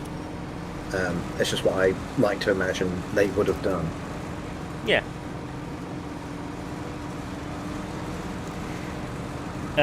Such I have tried my hand at, I guess it would be fan fiction, is the right way, of when, what, this was a while ago, like 5 or 6 years ago. I tried my hand at writing my own, like, few episodes of MLP, like back when it was actually still like on air, like running with new episodes and stuff. And I found that to be some of the most fun writing that I had ever done, because before then I had never really wrote about things I liked, you know, or was interested in. And I enjoyed the process because, like, as I was going along, like, ideas would pop up in my head. And I found that very fun. creative writing can be very challenging, but can be very rewarding at the same time. I actually I did something similar at one point. Rather than doing like a show episode, I wanted to see about writing a radio play kind of thing. I grew up with a lot of radio plays when I was a kid, or I was influenced a lot by them because I used to listen to a lot of them. For example, the original War of the Worlds broadcast on radio, I listened to recordings of those or re-dramatizations of them because of just how they were designed and how they were dramatized by so few people, make it sound like such a large scale thing. Mm-hmm. And I wanted to sort of recreate that for the MLP style and universe. So I made a short radio drama style script. Um, it was a CMC focused one, so they get into trouble, get into mischief, end up um, getting stuck and having to be rescued by the main six. Pretty simple and bland, I suppose, but it was proof of concept, and I was hoping that if the writing was good enough, I'll be able to find some VAs on YouTube or just online in general, because I already had a few contacts that would be willing to actually record some voice lines. I could stitch them together, put some sound effects and music and stuff in the background where appropriate, and actually put it onto YouTube as a radio play style thing. And if that got popular, I would do some more. Unfortunately, when I shared the radio play with people, I got back responses saying that it was not good. So I never really pursued it further than that. I'm sorry. No need to be sorry. I am not a very creative writer, I'll be honest. I didn't think it was too bad, but then again, it's difficult to rate my own work because bias, and it's difficult to see things from a different perspective than your own. Well, to be fair too, it was also your first time doing something like that, right? That's true, yeah, it was my first time. I mean, what I might do is, if you're interested, I could share it with you, if I can find it. I think that would be I'll cool, probably, yeah. Yeah, I'll probably have it here somewhere, but I don't know where. It'll be online.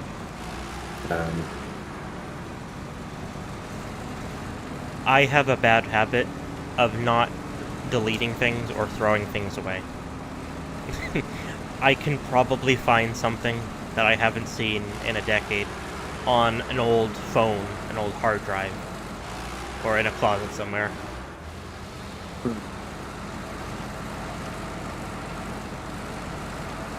I don't think that's necessarily a bad thing, though. Like, I don't really like throwing stuff away. Like, well, yeah, obviously if it's trash or broken, sure, but like, I still own my second smartphone ever. I think I've only gotten rid of my phone because it started to bloat my original iPhone. The backing and the screen had started to peel away because the battery had inflated. Oh, yeah, well, that's a valid that reason. Yeah. You don't want the spicy pillow? No, I thought that I might be safe and put it outside. That is a legitimate concern I've had about still having some of the older smartphones I do.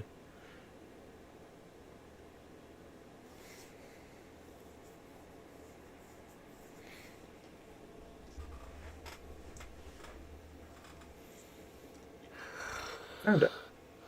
That was much easier than I thought it would be to find. How many pages is this? 13 pages in stage play format. So that's probably like 4 minutes tops. Let's see, cast. But that's okay, because it could be like in a short format.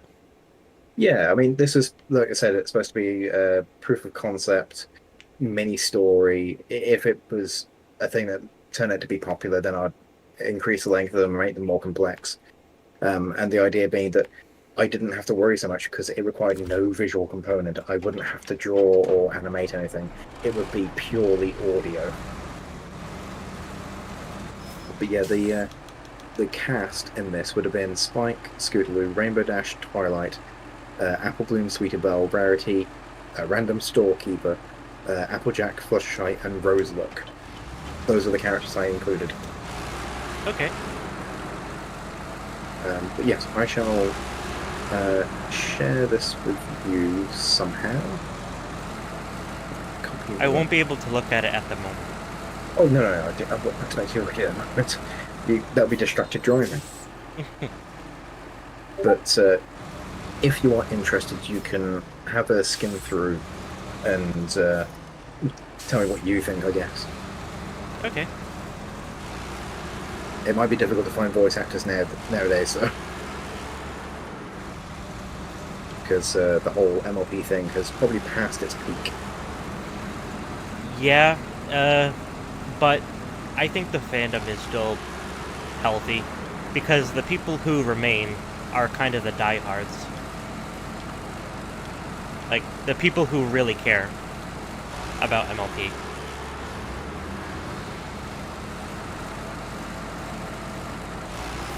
Yeah, MLP is still a really important part of my life.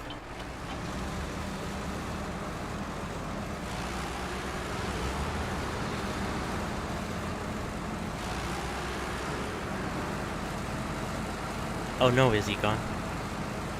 No, I'm still here. Okay, just making sure. No, sorry, I just realised that I have a lot more of my writing on here than I thought I did. Oh, okay. For some reason, I have some RPs recorded on Google Drive from like 2013. I have old RPs with one of my current best friends, from around 2014, 2015 on Google Hangouts. Which I don't even know if that's still functioning anymore.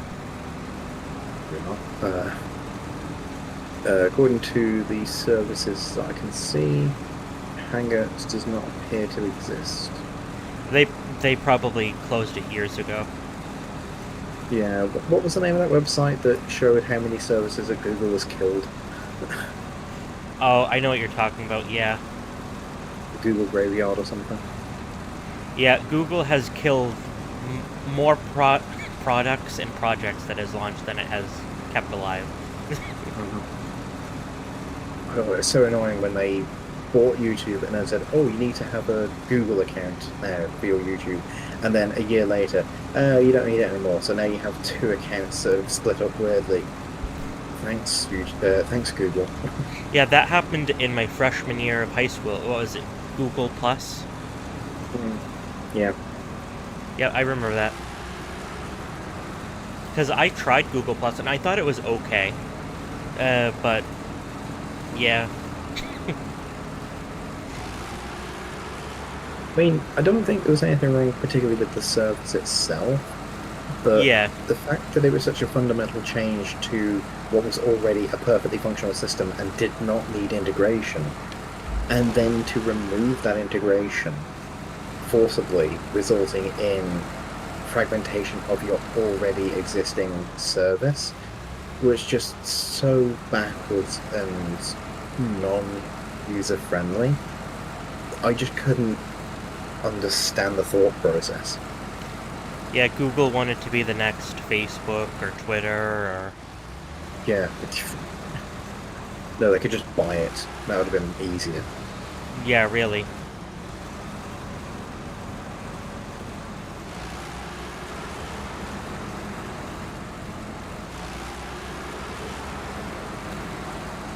But yeah, MLP is a very, big part of my life.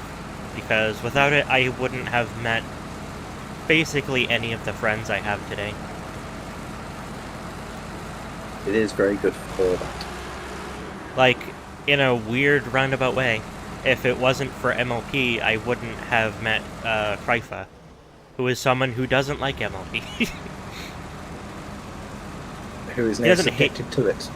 Yeah, he doesn't hate it, he just doesn't like it, but because one of my best friends, I joined one of his Discord servers when Discord had just started, and Krypha was someone who was in that server, who was friends with my friend's other friends.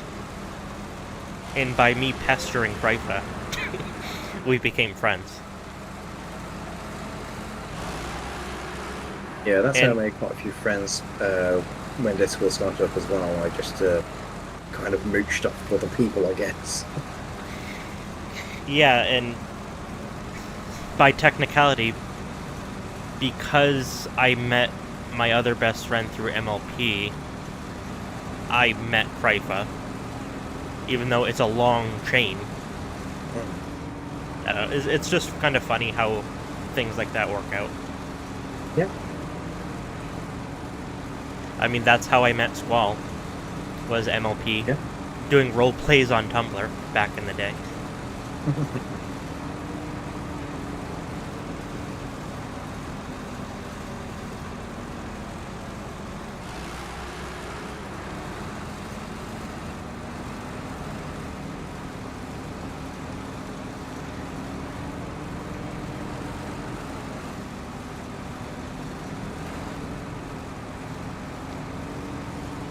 I think Pendo is actually left at this point since they haven't responded to that question.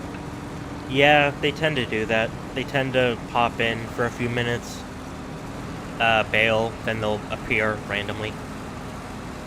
But clearly not a loyal viewer then. Yes. Now, they tend to like to play stuff like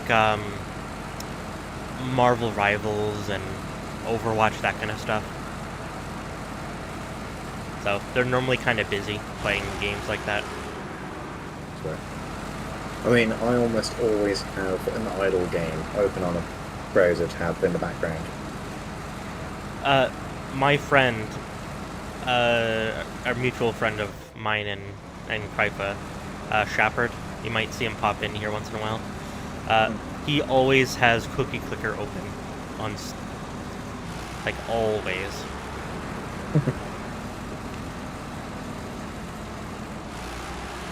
Yeah, for me at the moment, the idle game of choice is a game called Evolve.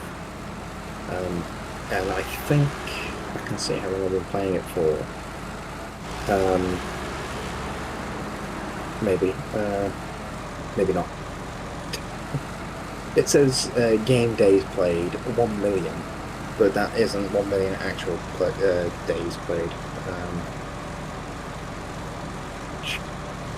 Is that like a million Yeah. in-game days? Yeah. I'm trying to think if there's an easy conversion I can do in my head, but there isn't really because it doesn't take into account time that's been paused and stuff. I actually could have sworn it had a time played or something. Oh well. I've been playing it for a while. Probably a couple months. Yeah, if I could see the number of hours I have in all forms of Minecraft, both on PC, all the different consoles, and things like that, that is easily the game I've played the most. But in terms of the actual like number I can see, I believe Snowrunner is the top. Both because I like it, and also because it's a time-consuming game. Simple tasks in Snowrunner take a while. I think the game that has the highest playtime for me at the moment is Factorio still. I can actually see what it is at the moment. Just progress, stats. 57 days Mm-hmm. I have in Snowrunner, and 1 hour. Oh yes, and 1 hour. So 57 days, that puts you at 1,200 hours. And then you have Krypha on the other hand. With Warframe, he has something like 3,000 or 4,000 hours.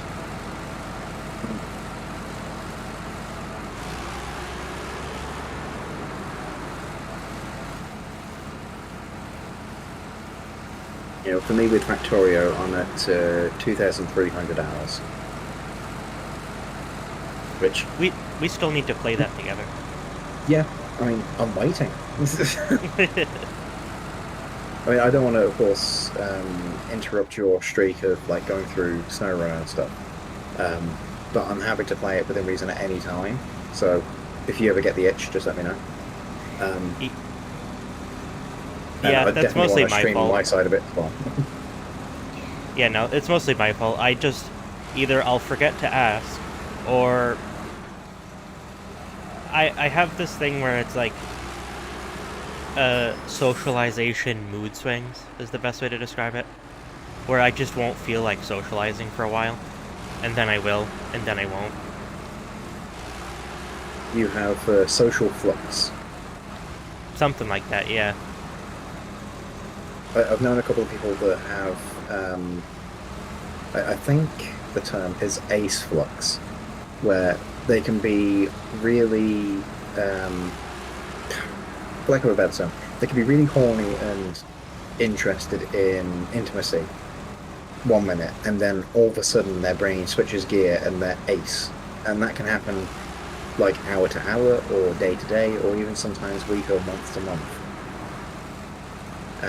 And for them, it can be really frustrating as well because it can happen when they don't want it to happen. But it sounds like it's a similar thing for you, but it's like a social aspect where you can just have a switch in your brain flick from one side to the other, and all of a sudden, yeah, I don't feel like doing this anymore. Yeah, and I'm towards that with most hanging out with others. Like, it's such a weird thing because I'll be like, I don't feel like socializing or being around others, but as soon as I'm around others and I'm comfortable, I'll start enjoying it pretty quickly. It's like this weird double-sided thing. It's the barrier to entry sort of thing.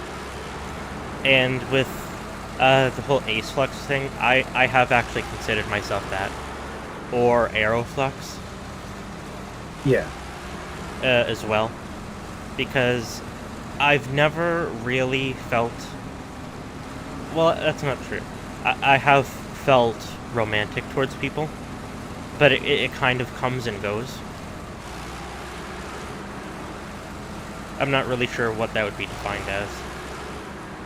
I think aeroflux or aero.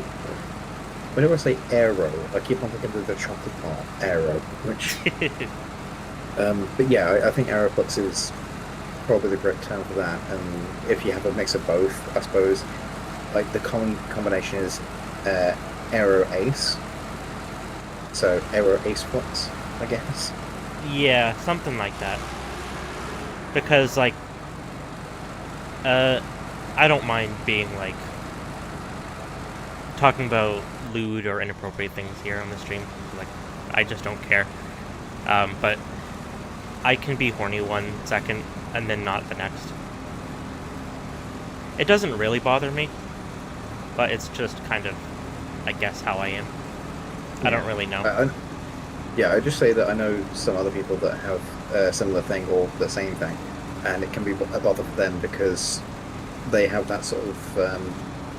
It's not just a flick of the switch for the personality going, okay, I'm no longer got that drive, but they also are annoyed because they wanted to keep that drive, so they have that sort of external perspective on themselves. Yeah. And then they get frustrated at themselves for being like this. You know, they want to be better, and I'm like, no.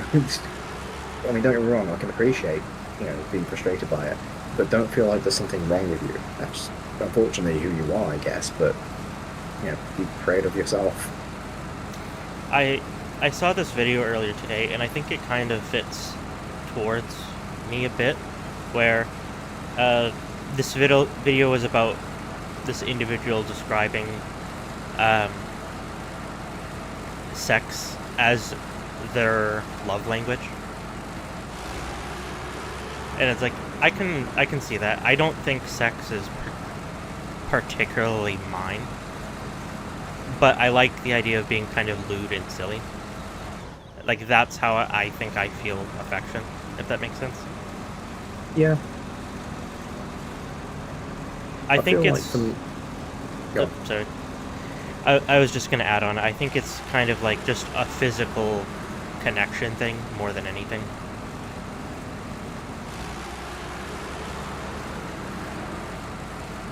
Yeah, I think for me, my love language would be partially intimacy, but things like cuddling and just hugging and such. So, Yeah. touch, I guess, to be broad. That's which how I can am make with things rather- Pryfa. Yeah, which can make things rather awkward, because I am a huggy person, but I have to be very careful about that. Even with friends, I can't just go up and hug someone. Not because, I'm trying to avoid being intimate, shall we say, but because Do you I have to overdo respect it? boundaries. Yeah. Yeah, I have the same, or I shouldn't say the same, but I definitely have like a similar situation. I really like being huggy and cuddly and like holding hands and stuff. Mm. Krypha is Ace, but he tolerates it more or less. That He, almost he sounds does like enjoy a it to person. some extent. You make me sound like a person that has a pet cat that absolutely loves to, jump on your lap. And it's like, "Oh, fine, I will tolerate you because you're at least cute."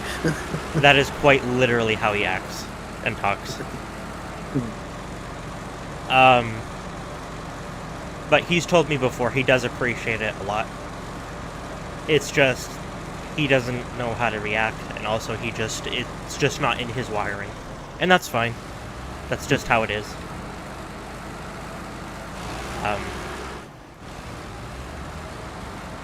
But yeah, I would definitely consider myself to be a very huggy, touchy person. Like, I am constantly threatening friends with, like, if we ever meet in person, I'm gonna hug the shit out of you. Yeah. That's not a promise. That's a threat. Yeah, exactly.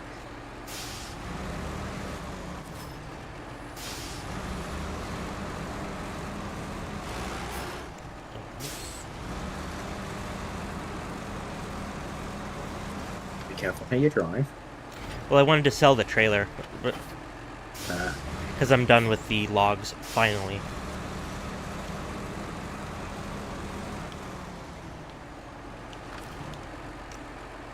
Something else that surprised me about Snowrunner was the fact that you mentioned about like the different difficulty modes and how I think it's just hard mode is actually very difficult because of having to pay for repairs and fuel and things like that, and you can't recover.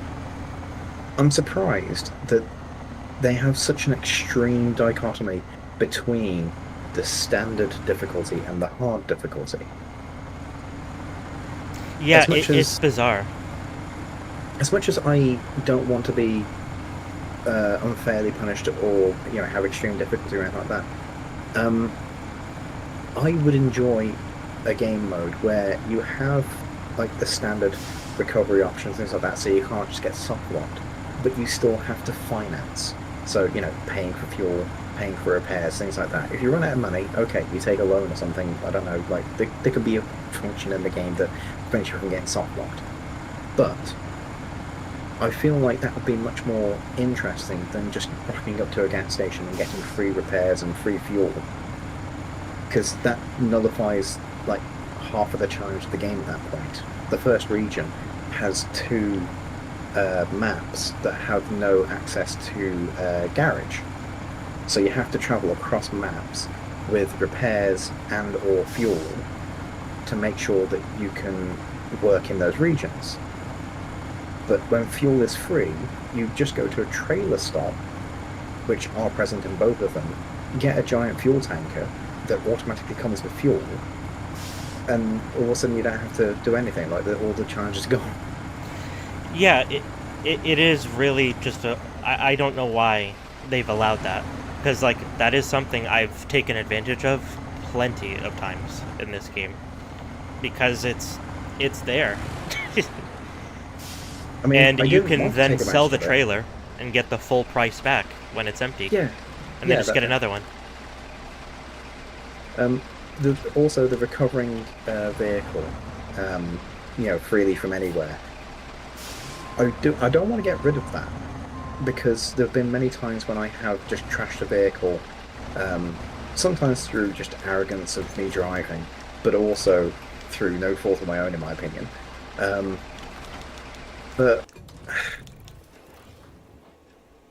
the problem is I've become so reliant on it now. Like if I do tip a vehicle, I want to go out there with another one to fix it, but it takes so long that I don't bother. I just recover the vehicle and drive back over there. But then because I'm so impatient, I'll tip the vehicle again in a similar location, and then turn the game off. I can't be arsed with this. Like, the thing that I don't like about one of the things I don't like about the hardcore mode is your fuel consumption is doubled, which I think is rough, because a lot of vehicles in this game are already terrible when it comes to fuel consumption. I would rather you have a fixed amount of money, like the hard mode does, where you have to pay for fuel and repairs, and that's fine. Like, I actually enjoy the challenge of, if your vehicle gets stuck, you have to go and get it. Or you'd have to pay, like, a big fee. Like, I think that's fine. Yeah. Because then it actually encourages you to go out and get it. And I do like the idea of not having resources available on maps. Because then it kind of becomes a strategy game. Where it's like, okay, you need to decide where to put a vehicle with fuel and repair points and all that kind of stuff. Yeah, make your own hubs. Yeah. But I think the hardcore mode as is a little bit too punishing.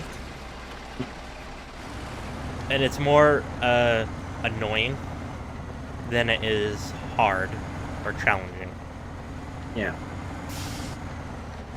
Because there are some regions in this game where there's only one garage across 3 or 4 maps, you know?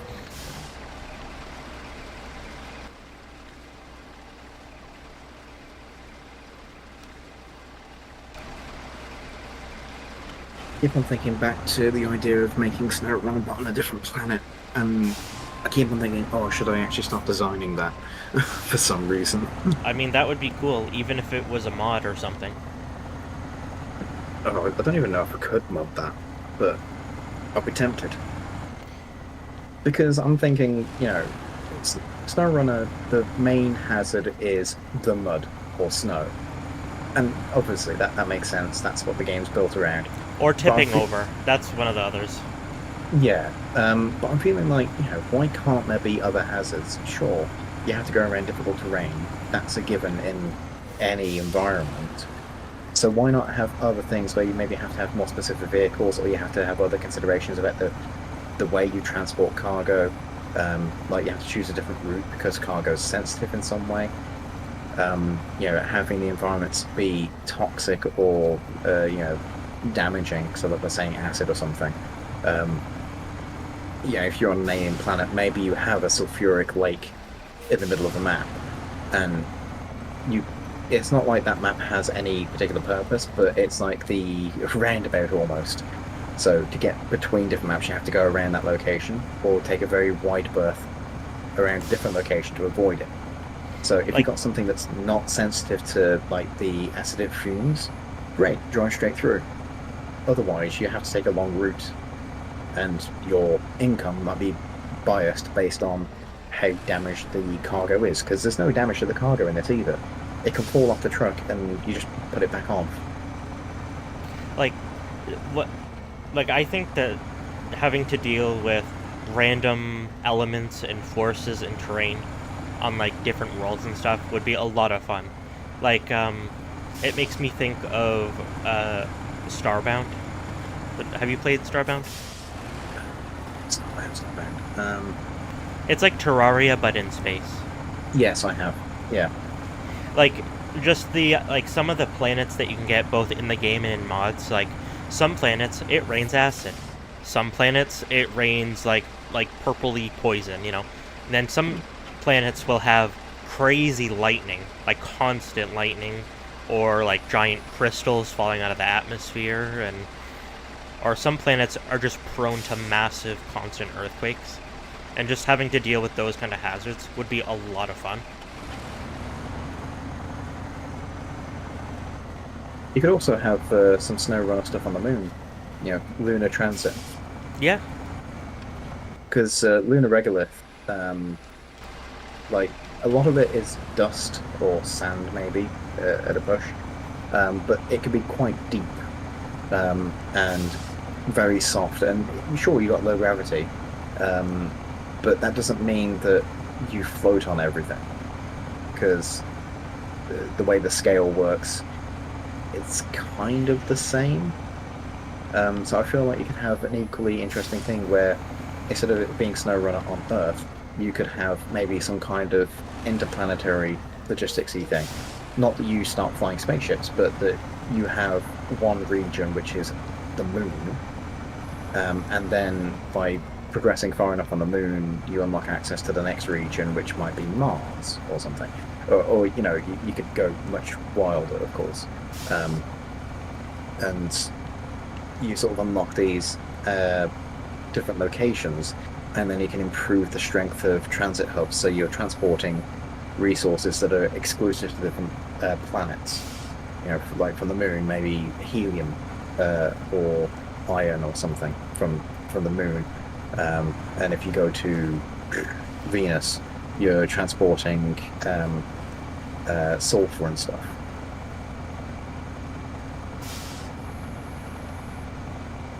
Yeah, I really like that kind of idea.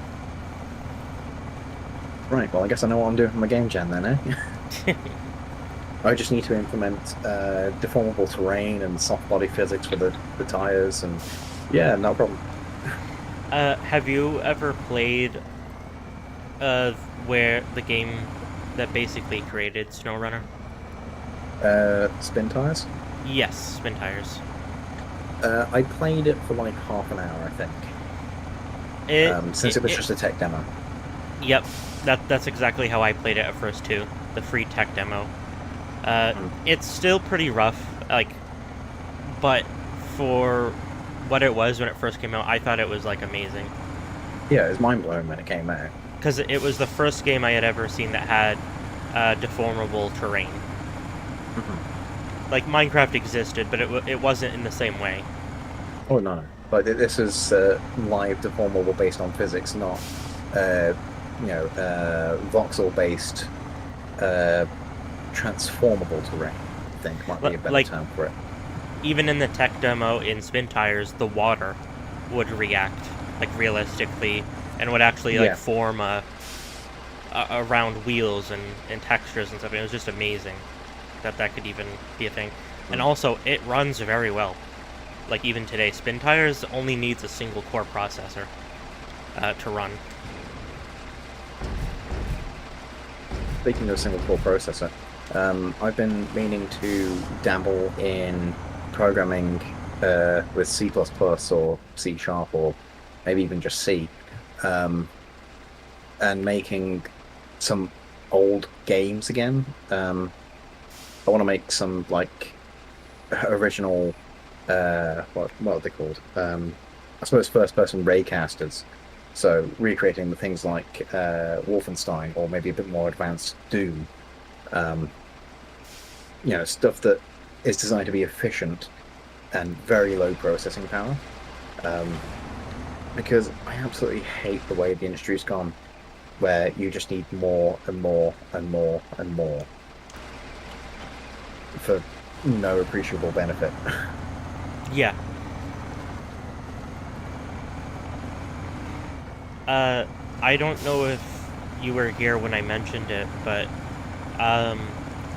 Microsoft Flight Simulator 2024 is one of the first games, at least that I know of, that has a recommended spec of 64 gigs of RAM. I mean, I can understand it needing a lot of RAM for the maps, but it doesn't. It's make mostly sense that it should server need based. that much. Yeah. It doesn't require it, but that's the recommended specs to run it. And I have a feeling that some developers, or maybe not developers, but companies, put out recommended specs that are high, above what they need to be, so that if people complain about performance, they can just say, yeah, but you got below recommended specs, so therefore that's your own fault. Rather than what they used to do, which was, optimize the fucking game. yeah, that's something that gets me. I get a lot of games are made first for console, then PC. Just in terms of specification limits and things like that, and that makes sense. But then you look at like games from that era that are 10 gigabytes, but still look great. You know, like I know a lot of them will be a lot less complex, but it's like I want that to be true again. Yeah. Games don't have to be 100 gigabytes. I mean, if you have a game that is 100 gigabytes, they clearly haven't cared any way about optimization or performance or anything, because I can't think of a single game that needs to be 100 gigabytes. I think one of the problems is modern games are too obsessed with 4K, and those textures take up a lot of space. But the thing is, they don't have to either. Yeah, with like proper compression, LOD right? and compression, LOD, scaling, dynamic loading, caching, all these different techniques. Sure, like the game files will take up more space. I get that, but they don't have to be that expensive to run from the storage or from RAM or from processing. I mean, I think recently I say they, who's they? Unreal have debuted a new version of their nanite technology, which allows for dynamic compression of textures and objects based on distance. So it's essentially a more advanced version of LODs, which is great, but specifically their version now allows you to have that nanite effect on moving objects, because previously it only worked on static objects like buildings, for example. So now it can be on anything like a swaying tree, and it should still work. And like, I'm sure there's like a deep dive into how it works. I don't know how it works exactly, but I imagine that there's also cost associated with that now, in that sure, it's better performance because you're rendering less per frame, like you're optimizing for that, but now you're encouraging people to put super high resolution textures on everything because they can afford to do so, because the system will just optimize the performance of the game but not the size.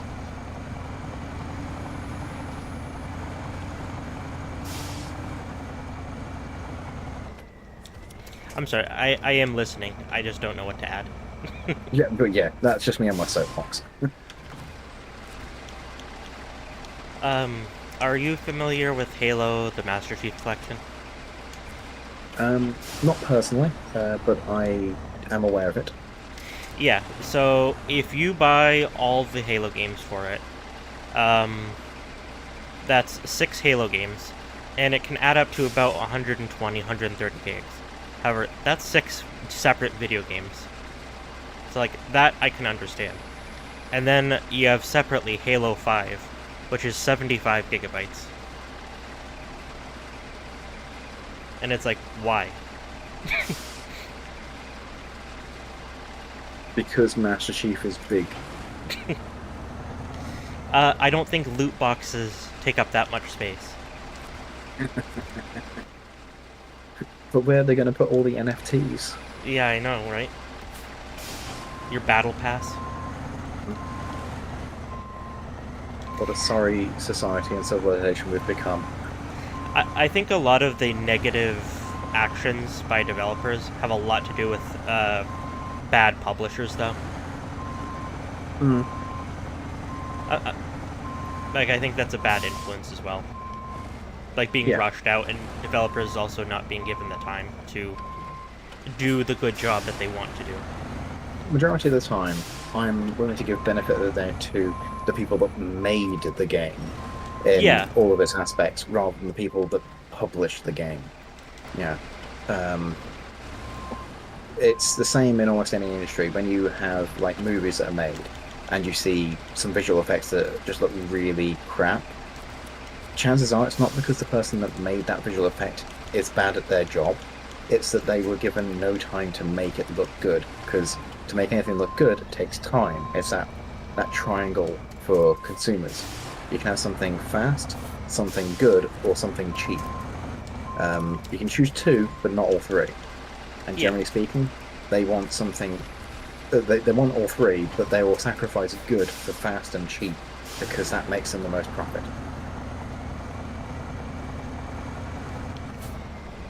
Yeah, most developers don't have a say in that kind of thing, unfortunately. Unless you're, Yeah. like, I don't know, an indie dev. I actually have a friend that's a developer for video games, and he's had it's had a very unfortunate 5 years or so.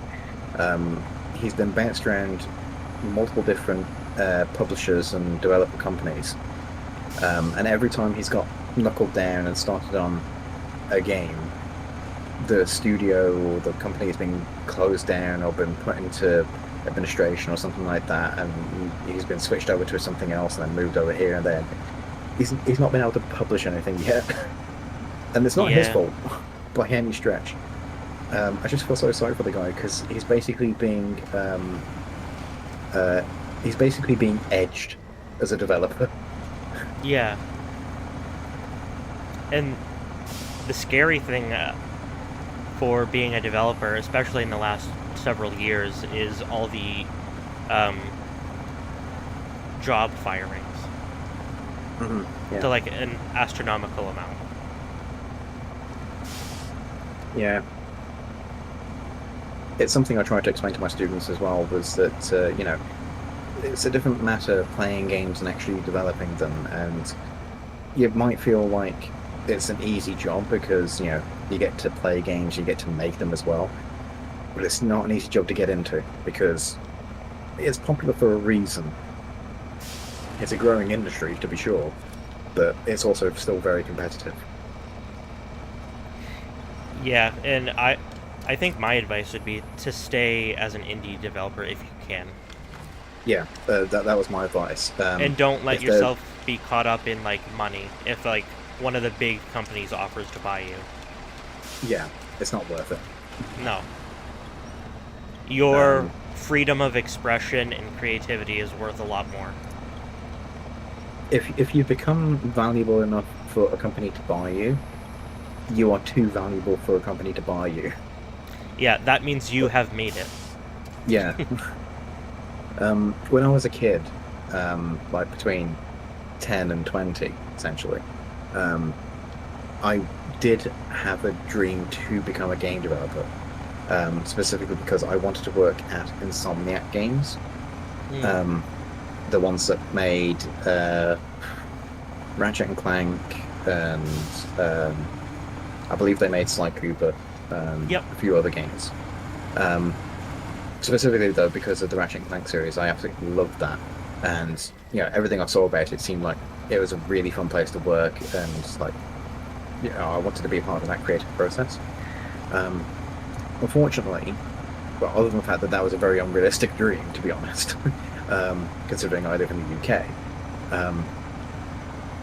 I later found out that Insomniac Games wasn't immune to the whole crunch thing, and I didn't realise as a kid that they released the Ratchet and Clank series almost at one game every year, which is an absolutely ridiculous pace to be on, because they were working on Ratchet and Clank 2 before Ratchet and Clank 1 was released, and 3 before 2 was released. They were hiring people like new recruit developers, fresh out of colleges, that had only just started playing the original Ratchet and Clank, and then developing not the second one but the third one. That is crazy. Which, yeah, it's insane, and I don't support that. Even though what they made was incredible, in my opinion. But I suppose that's what the industry was all about back then. Yeah, life's short enough. It's not worth it to be dealing with that kind of crunch.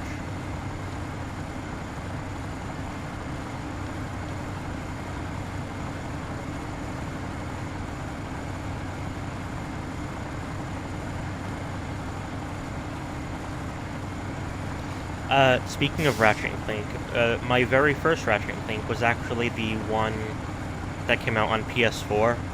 That was like the tie-in to the movie. Um, the time to the movie. Come on, did that have a subtitle? I think it was just Ratchet and Clank. Yeah. It's supposed to be like a soft reboot or a reimagining of the original Ratchet and Clank as well. Yeah, but that Because game it I was a movie absolutely tie-in. loved. Yeah, because it was a movie tie-in, it had to stray a fair bit from the original story. It wasn't bad, in my opinion, but then again, I was a hardcore Ratchet and Clank fan from the original, so obviously I have a very different perspective. Um, and I was a bit disappointed that they didn't stick with the original story, maybe with a few tweaks here and there.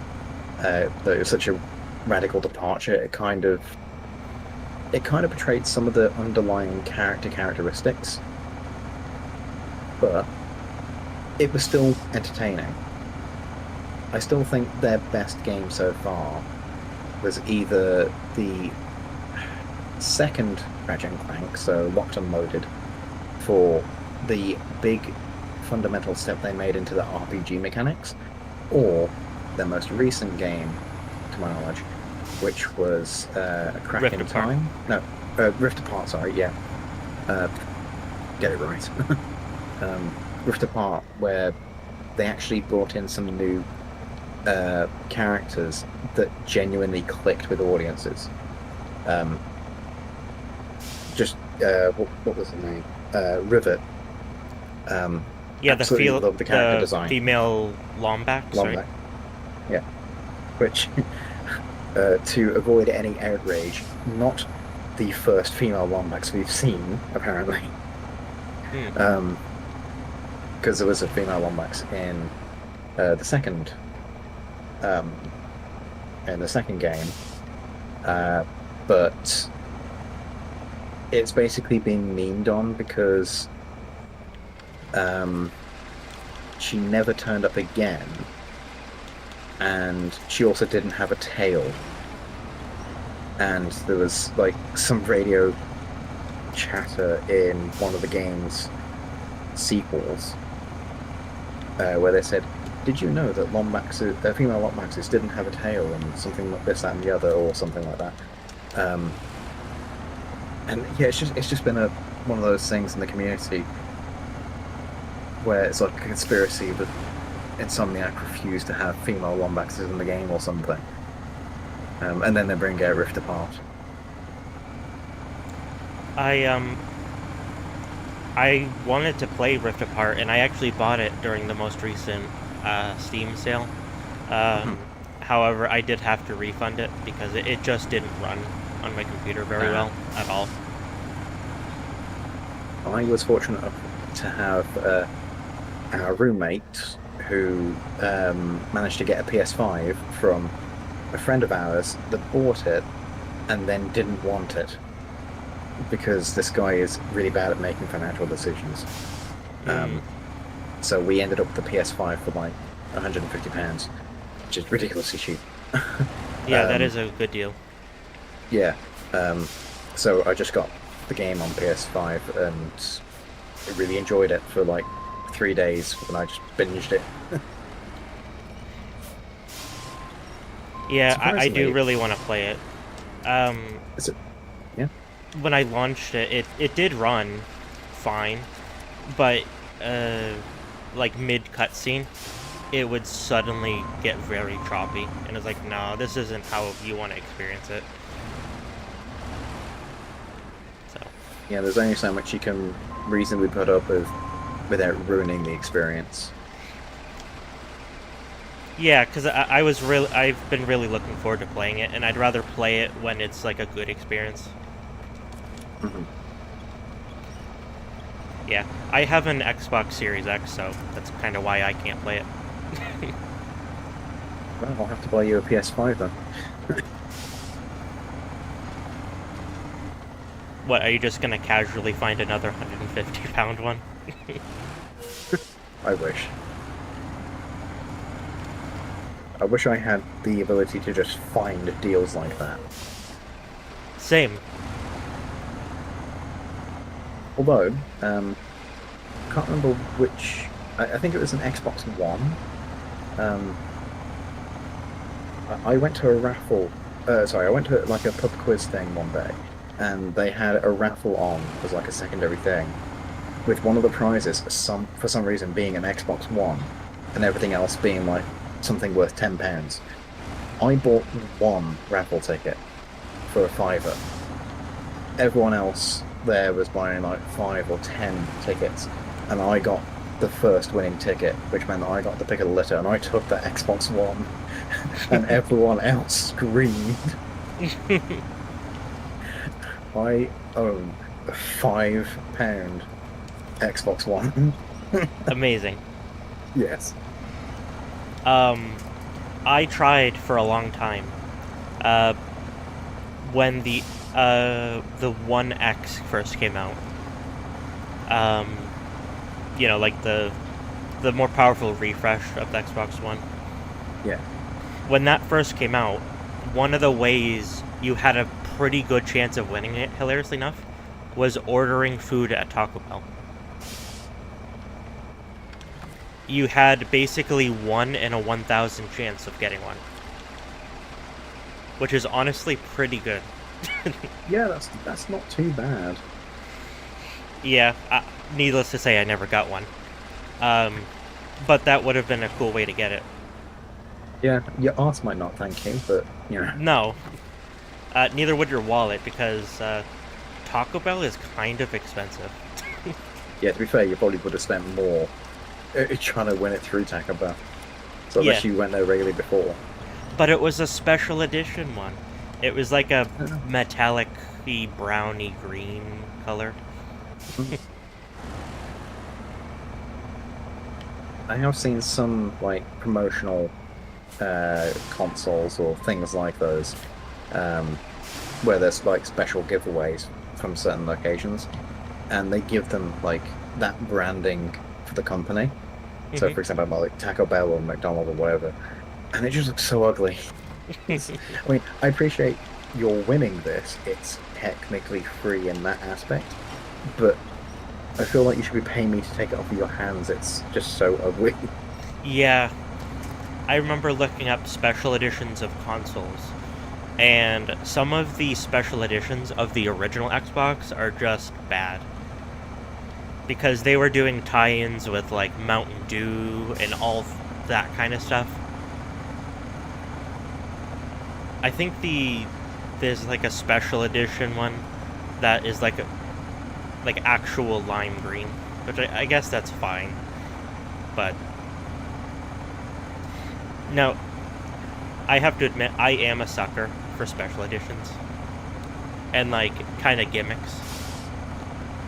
We all have our weaknesses. Like one of the things I wanted so bad when it was new was the 20-year edition of the PS4. It was meant to look like the original PlayStation 1 color-wise. Okay. And I just thought that was so cool. Because like it was also engraved with like the PlayStation buttons and stuff. I think and everything was matching.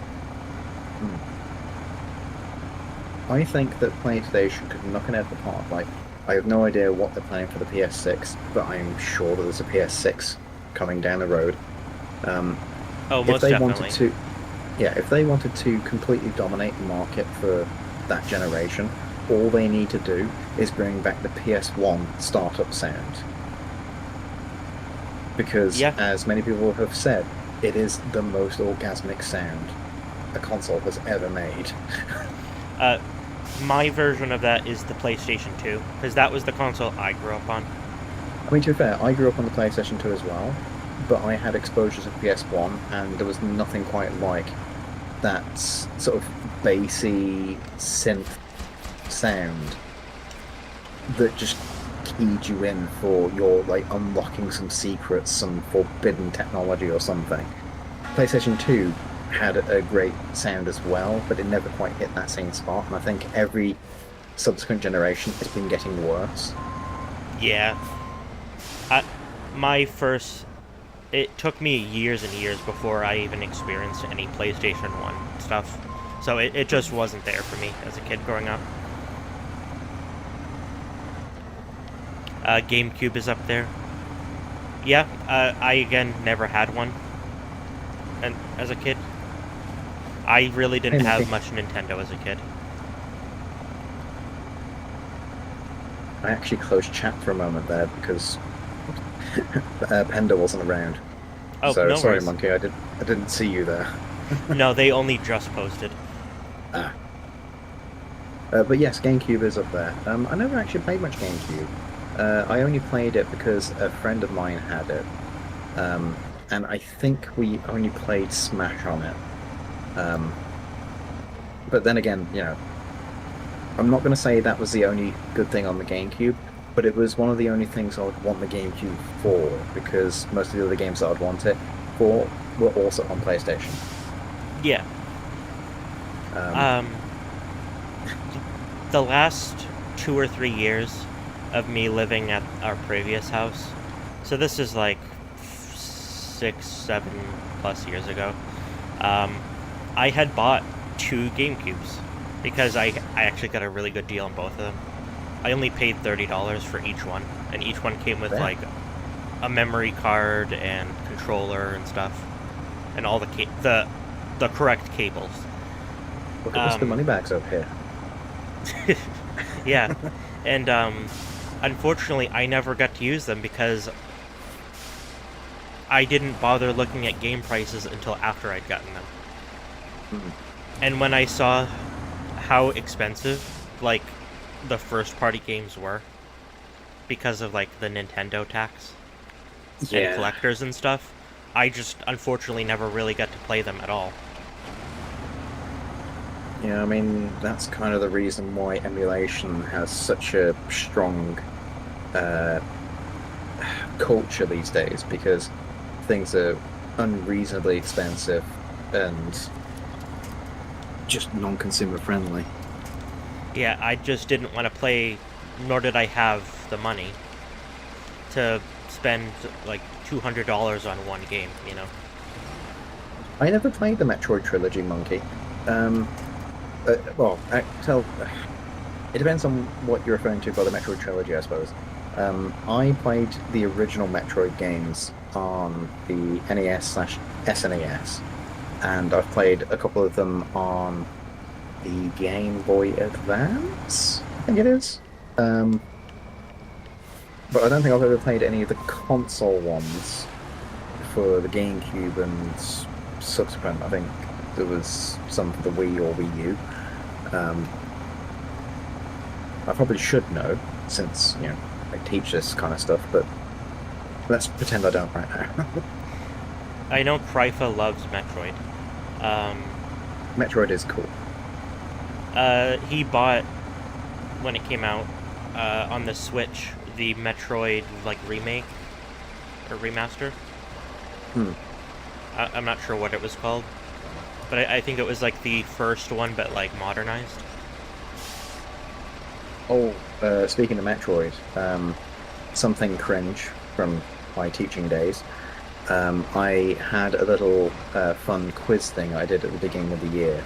Just a little picture quiz to get some of the kids into the mindset for games. So I gave them like video game characters that were popular throughout the ages. Of course, I put Samus Aran from Metroid in there, and I put the question, what is this character's name? And I was actually disappointed about how many of them said Metroid. I mean, it's one of those things like, the Link's name isn't Link, it's Zelda, because it's a Legend of Zelda. That's exactly what I was thinking. Yeah, it's that thing. But at least I appreciate, I suppose, the fact that they know what the game is. Yeah. The fact that they recognised the original Samus Aran sprite from the first 2 games from the NES and the SNES. The fact that they recognised that as a Metroid sprite, I suppose, was impressive enough that they wouldn't necessarily know Samus's name. I didn't actually do Link, but I imagine I would have got Zelda as a response.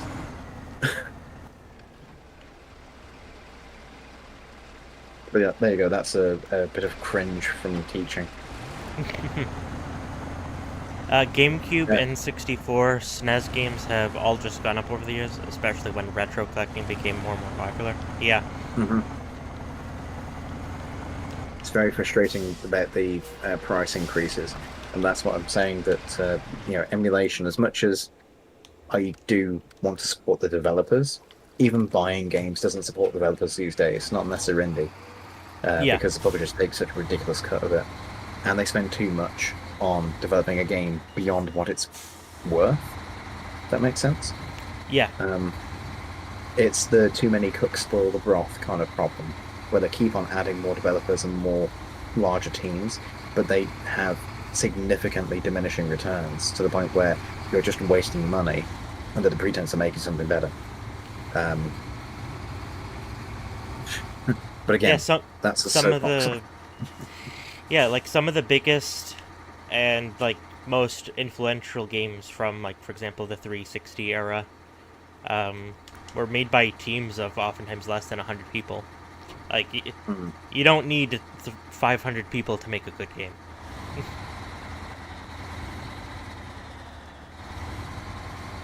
I mean, there's plenty of indie teams that are just a handful of people.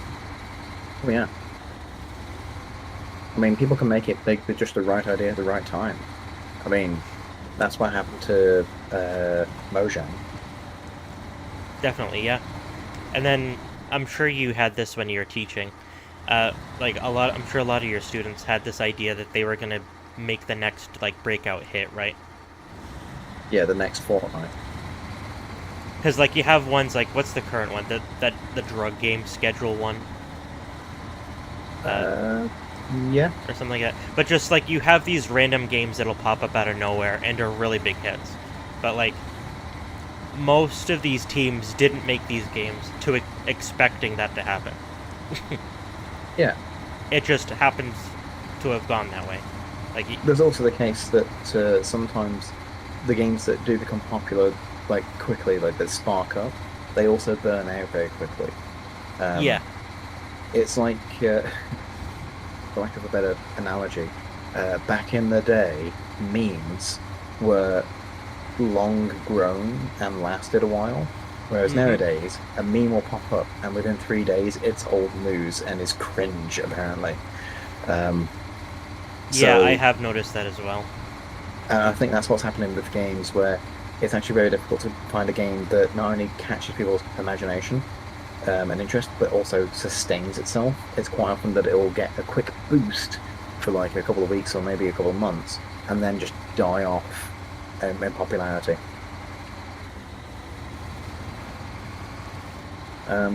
RCD World made a really great skit about this. A group made a super realistic game that bombed, and this one person made a game that sold millions. Yeah, it really depends Points about to doing market Undertale. research.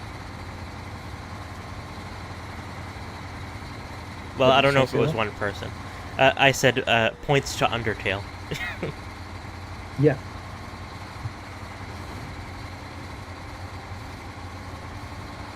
yeah. I believe Undertale was made by one person. I It should was. know this, but I think they had help with like the music, I believe, or like some minor things, but it was for the most part it was one person. Toby Fox mhm. is his name. And yeah, it's like I'm sure I can almost guarantee he did not expect his game to reach the amount of success that it did. He was just making a game because he enjoyed it. Yeah, yeah. Monkey saying it was heavily inspired by Earthbound, and I imagine that's why it was made as well, because they wanted to make an homage to something and explore similar elements. And quite often, I find that games that are done that way, that pay homage to or are inspired heavily by something because they want to continue the idea, are the ones that are successful because they have a reason to exist.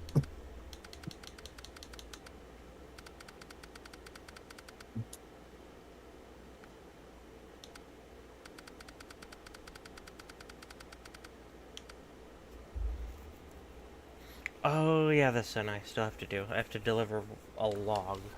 Okay.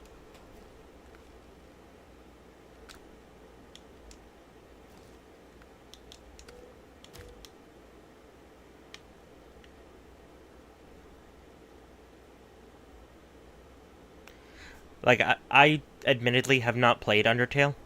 It's not my sort of game, but I can appreciate it. And I understand why people like it. Because Fortunately, it is unique. it definitely is unique. Unfortunately, I haven't played it either because it got overexposed to me. Um, Hmm. it's annoying about my personality, but if I keep on being pestered or blasted with a thing, I very quickly resist wanting to interact with that thing. I'm And the when same way. Undertale came out, it was like clearly it was an excellent game, and I'm not going to deny that. But I became resentful that everyone was telling me to play it constantly, and I couldn't watch YouTube without seeing people playing it constantly. And it just made me a bit bitter, which was a bit annoying. At some point, I will, jump into it and actually experience it for myself, but I still need to wait for that resentment to pass over, I guess. No, I'm the same way. And I still am sometimes like that. I when I was maybe not early into like the Brony fandom, but like I had already been in it quite heavily for a while. Um, I couldn't stand. Um, oh god, Homestuck because it was all I would see Yeah. people posting about. Um, I am often late to the party, so to say, when it comes to popular trends, because I won't be able to stand it when it is new, because it's so talked about. Um, Case in point is one of my favorite shows, like animated shows, is Murder Drones. Yeah. But it took me a year or two after it had already been out to actually give it a chance, because I was so sick of seeing people uploading it and like doing stuff for it. I was like, I don't. Yeah. I So I think I only understand. I think for Murder Drones, specifically, I only saw it, like first noticed its existence about a year ago, Hmm. and I think it was a case of I saw the thumbnail a couple of times, put it on my watch later list, and then only got back to it a couple of weeks later. And when I sat down to watch it, I was really blown away with the style and the quality of it, considering it was, uh, what's the name of the production group? Glitch. Yeah, that's the one. Um, and that was my first introduction to them, I think. Um, and I did keep on following them at that point, looking for all the new episodes as they came out. But I can understand, in your example that, how you became overexposed to them and, just frustrated by them because of how popular it became. Unfortunately, from what I remember, the quality seemed to drop off a bit, like not visually, but the storytelling of it. It became very difficult to follow, Yeah, and it felt very disjointed. It lost some of the charm that that first episode had. yeah, Um, that was definitely a common problem. And the the actual creator of Murder Drones, his name is Liam Vickers, and hmm, what he tended to do a lot, especially in episodes past the pilot, is a lot of the storytelling was visual and like in the background, and unfortunately, most people aren't gonna see it, and most people aren't gonna rewatch the episode. yeah, Like just people aren't like that a lot of the time. And I get why he was doing it, trying to be like kind of sneaky, but I agree. I was left baffled often, and I would only kind of start understanding what was going on by watching reaction videos and reviews and seeing other people notice stuff that I didn't. yeah. I like watching reaction videos a lot. I have for almost as long as I've been on YouTube. Mostly because I like seeing people's thoughts. And like how they feel about things, and I think it's interesting and fun. But that was why I kind of didn't like Murder Drones for a while when it was first out. Is because I would get all these videos and people making stuff about it, and I was just sick of seeing it. At least in my feed, it was everywhere. Yeah, the algorithm has no sense of moderation. Meanwhile, now, it's one of my favorite indie shows. And I even have some official merch for it. Monkey, by the way, said earlier, he doesn't come to resent the game. I just come to feel like I've played the game by that point. And I'll usually just watch a walkthrough of it and feel like I'm done with it, which is very fair. There's several games that have done that in the past. I think one of the most recent examples is like the remakes of Resident Evil. Yeah. Watching like casual playthroughs and GDQ speedruns and things like that, you definitely get sort of a full sense of the game. And depending on what kind of person you are, watching the game being played through can just ruin it because there's no longer any of the fascination or suspense of the game. Whereas other people go, "Oh, I've seen it being played through. I know what to expect. I want to do better than that." I suppose it depends on what kind of person you are. Have you ever been spoiled by like, had a game or movie or something spoiled for you? But you weren't like mad about the spoiler, you were mad by what actually happens. Because I have had that happen with a game. So mad that, not mad that I was spoiled, but mad about the subject that happened. Yeah, I'm not I've sure. only I'll be experienced honest. it. I've only experienced it once. I'm not I don't sure if I've recommend. Yeah, I'm not sure if I've had that experience myself. I know I've been spoiled on things, but I couldn't tell you what they are because my memory's not that good. But I know I have been spoiled on things in the past, and I was mostly annoyed at the fact that usually it's a case of it's a new thing. I'm planning to go and watch it or play it or do something, and then someone just starts yapping about it and not thinking about, it's new, has this person seen it or done? And I don't resent them for it particularly, it's easily done, but it's very frustrating. Yeah. Um.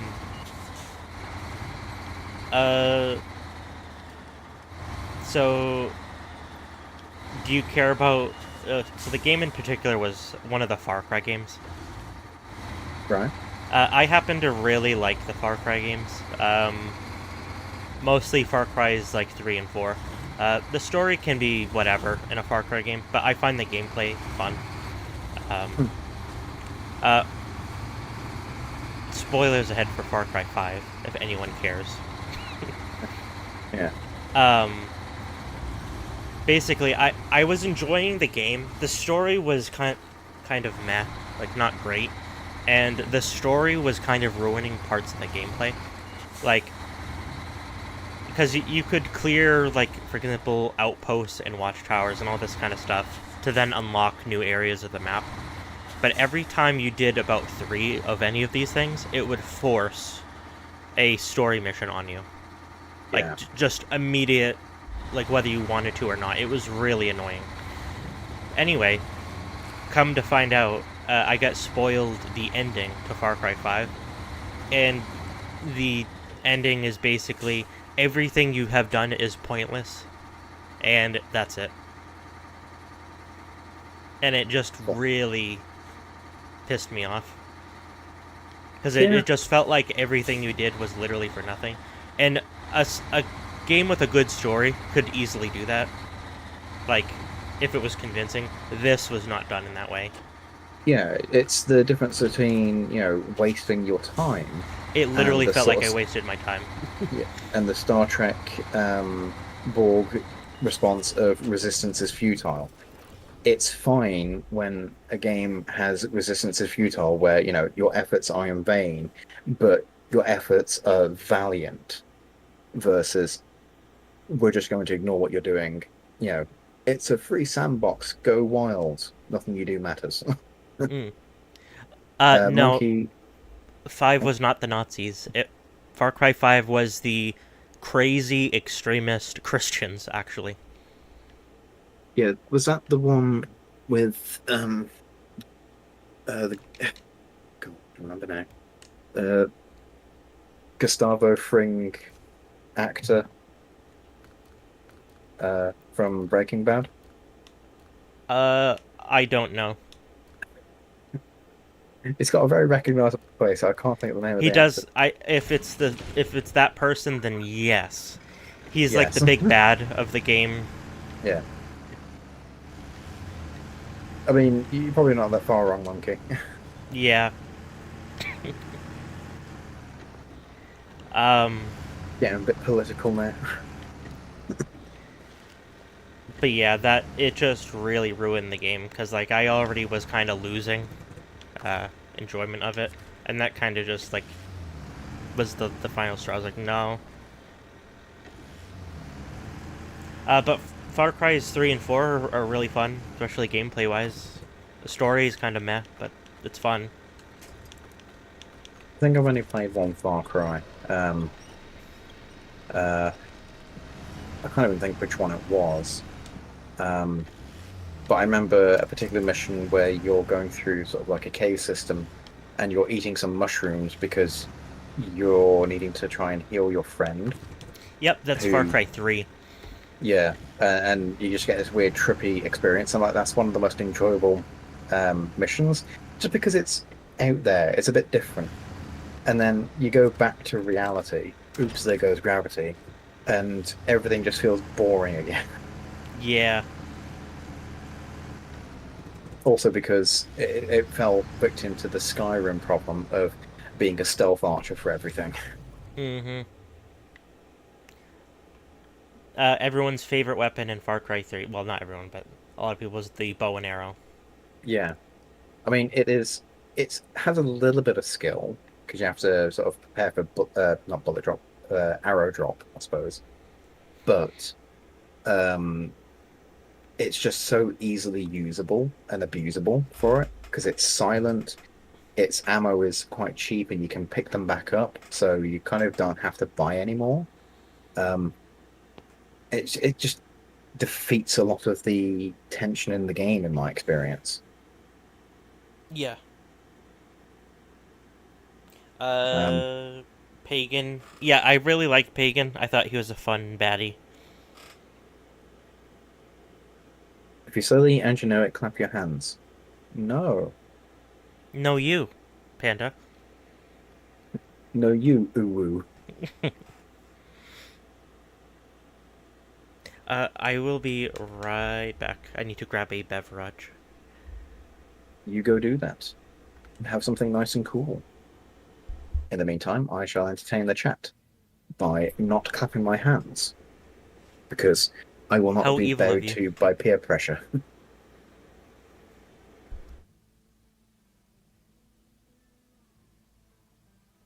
So when Silver gets back, what should we tease him with next?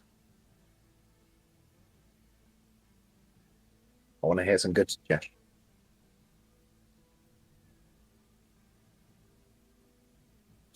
Also, I hope you've been well, Panda, since you've been away for a little while.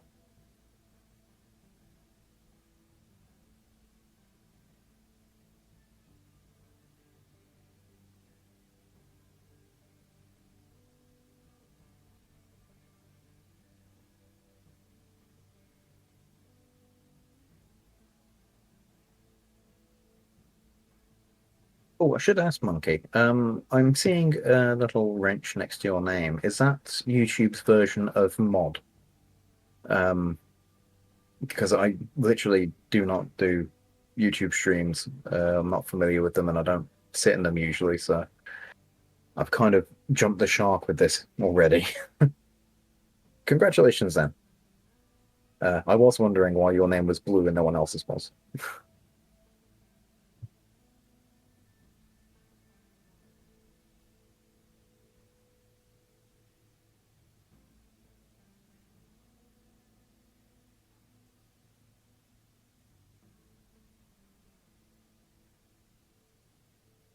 I will have to try and pirate you or pilfer you so you can moderate my chat when I eventually start streaming.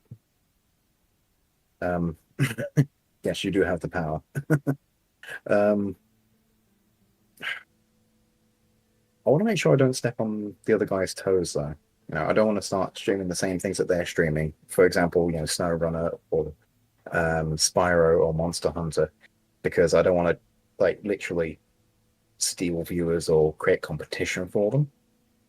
But at the same time, I don't know what I want to stream because a lot of the stuff that I do enjoy is quite old.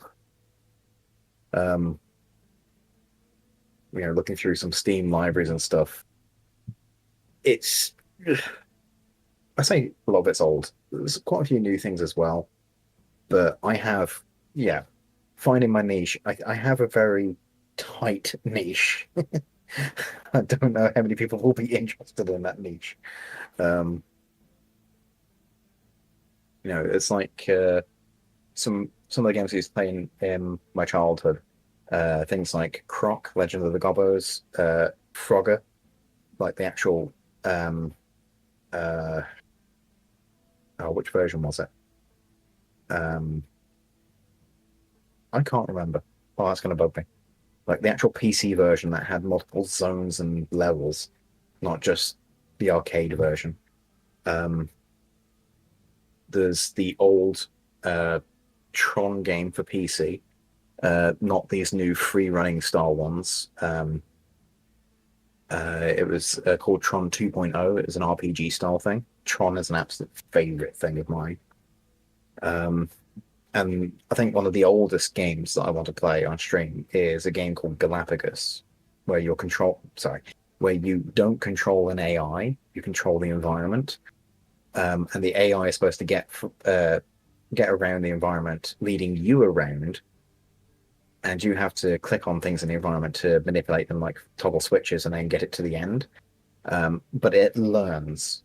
It has this very specific AI model inside of it. Non-stationary entropic reduction mapping or something. I think it's called NERM.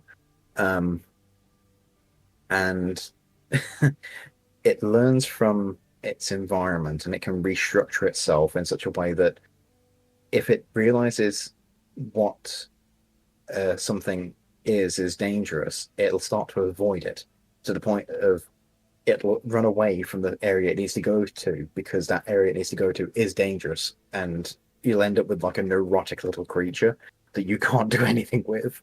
And this was a game. It didn't get very good reviews, but it holds a special place in my heart because it's a game that I grew up with. Me and my mom used to play it quite a lot. And getting to level two, quote unquote level two, was like a really big achievement. Nowadays, it's maybe not so much of an achievement. I have no idea if people have completed it or not. I never have, so I'd love to complete it on stream. There's a Twitch streamer called oh god, I can't even say it. Prodigious Beat. He plays mostly retro video games. He's pretty popular. I have not heard of him, but I will go and have a look later on once the stream is finished and see if I can find them. Maybe I can reach some viewers off of them.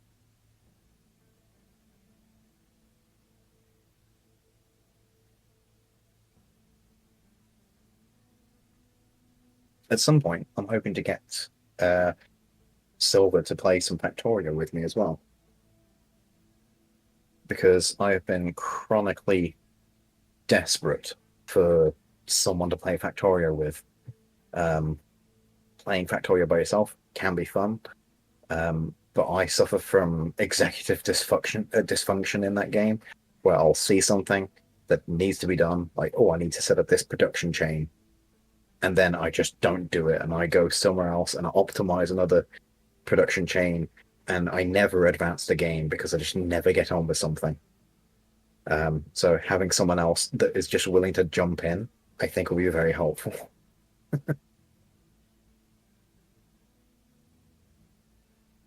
Are there any other games that you might recommend? Any like old games, maybe I wouldn't say unpopular, um, but niche games that you think people haven't heard of before? Any games that you've played like that before? Because I really do enjoy those sort of hidden gems, I suppose you might call them.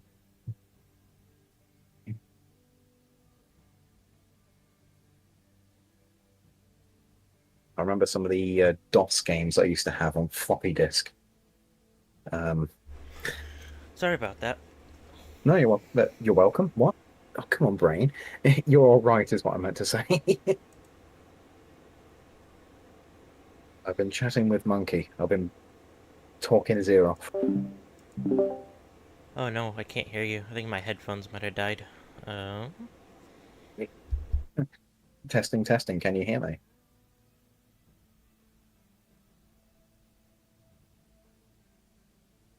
Well, this is great.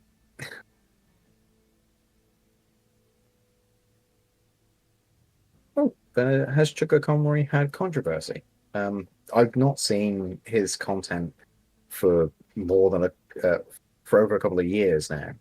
I believe he did Pikmin a lot that I watched, um, and I enjoyed those. I didn't know there was a controversy with him, but Up there we I'm go. going to say preemptively it's a shame if there is one, but I guess we'll see. Sorry, I'm dumb. I grabbed the Did you? wrong headphones. I mean, yes, that would have an effect. Yes. Yeah, I have two pairs of black wireless headphones. Look at Mr. Moneybags over here. Yeah. No, I Yeah, got a drink, but I also had to deal with the cats no, and that's feed fine. them. It's not a problem. I did say when you weren't listening that I've been chatting to Monkey about some games that I intend to stream and things like that, Hmm. um, and trying to get you to do Factorio at some point. I've I've asked him about any games that he might recommend as well.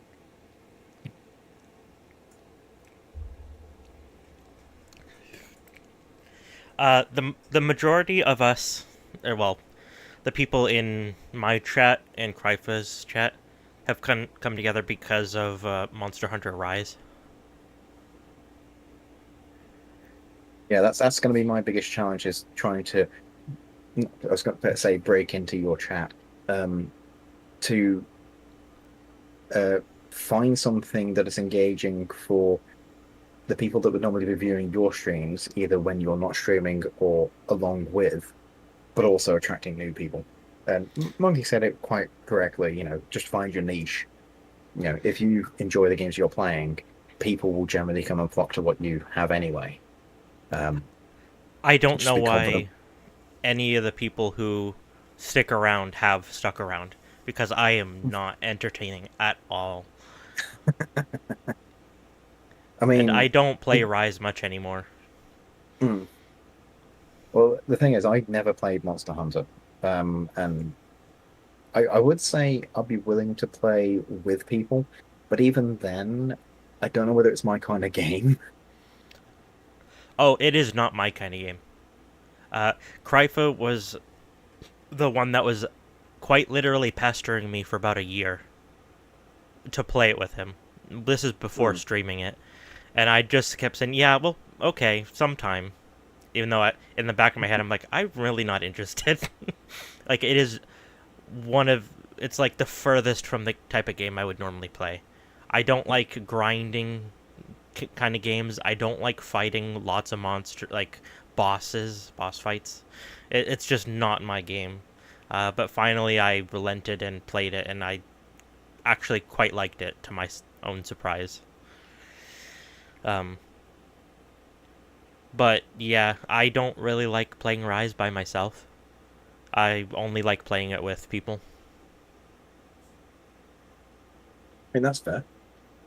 Yeah, and I think that's how I would be for a lot of games. Um,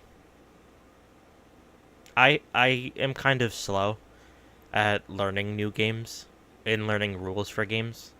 So that's one of the things that kind of discourages me from trying new games a lot of the time. Especially if it's already like an established thing amongst people.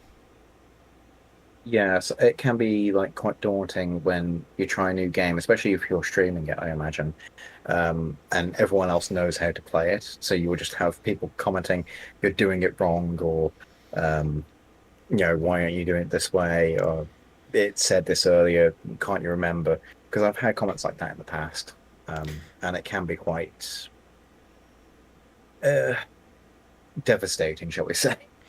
That's one of the main reasons why I have still not played D&D or Magic the Gathering, despite having a large interest in it.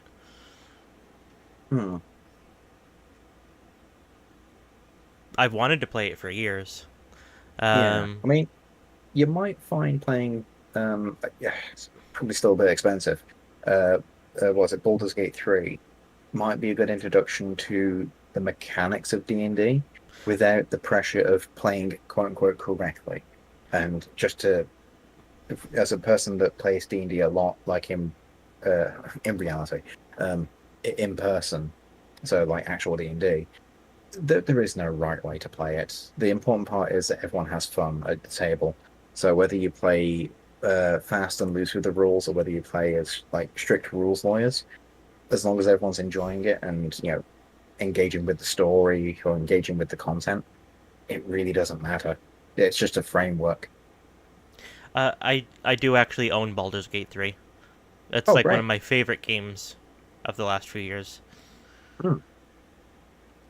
I haven't played it in quite a while, but I played quite a bit of it, and I really like it. Um, Krypha is also very much into D&D and Magic the Gathering. Um, just unfortunately, we just don't know enough people to play it, really. At least not in person. You can do it online. Yeah, he was in a couple groups, but they kind of just weren't a little too toxic.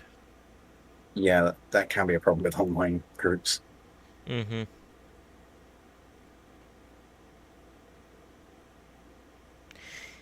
Yeah, you do need a consistent group.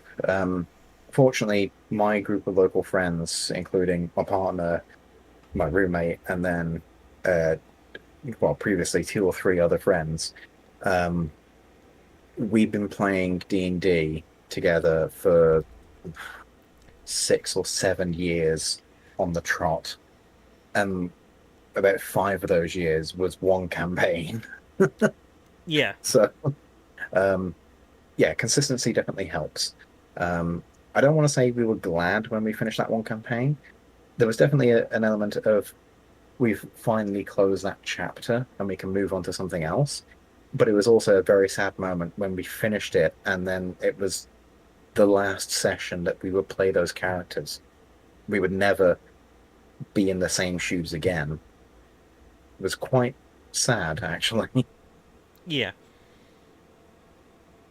Then again, the things we got up to on that last session were also very questionable. Mm-hmm.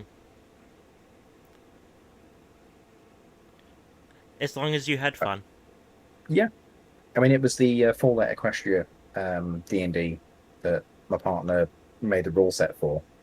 Yeah. So we were, um, what was it? In fact, my profile picture on Discord right now was the character I was playing, the zebra with a bloodwing familiar. Um, uh, we had a griffin that had that was a scion of an ice dragon. So this griffin had basically ice dragon powers at the command.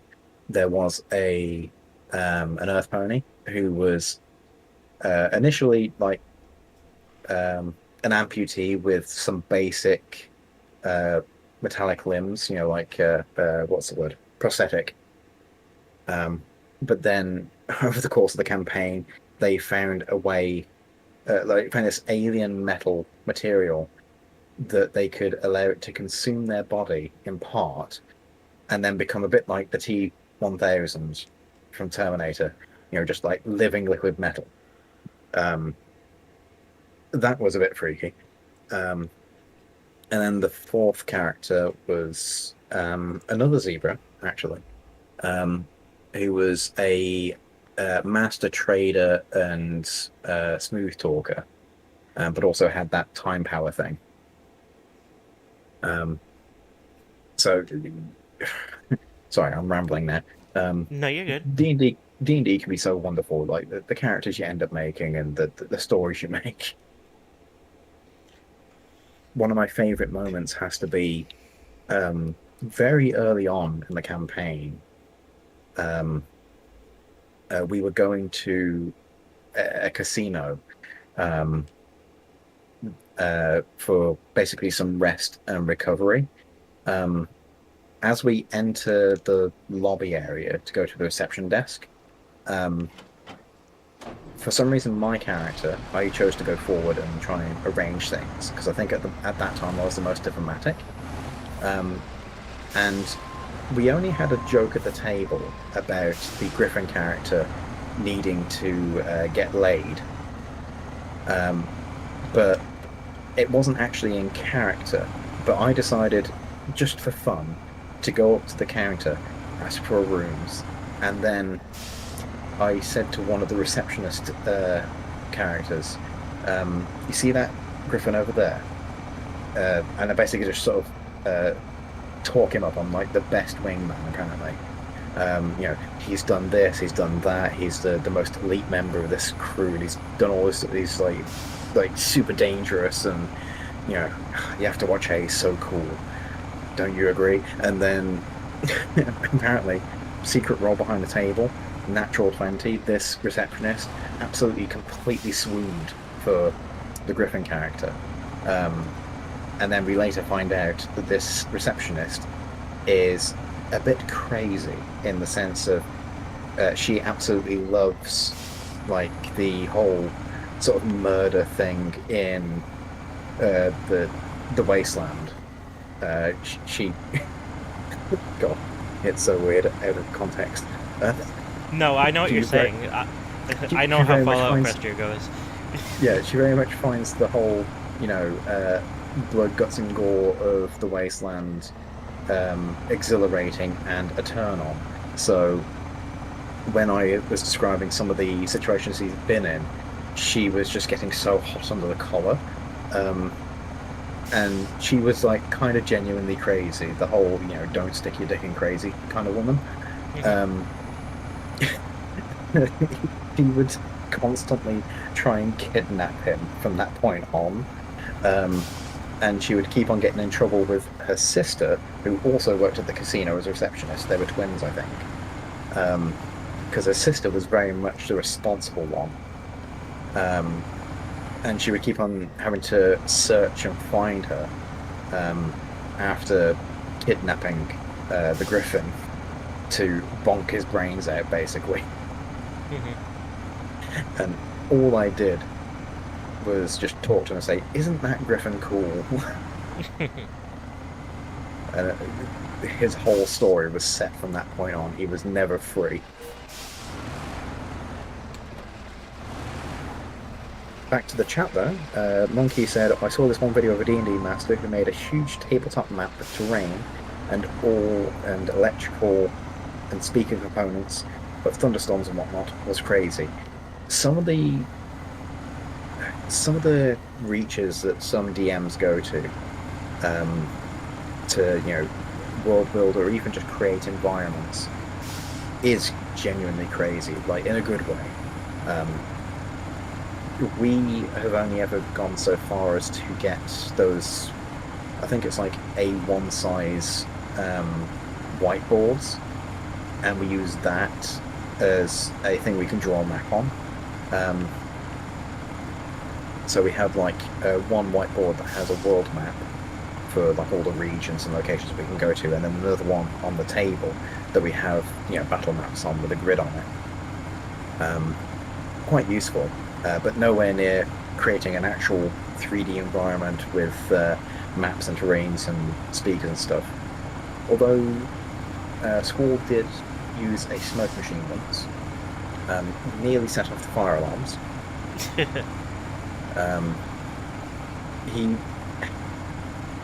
bless his heart, he didn't quite understand the difference between a smoke machine and a dry ice machine.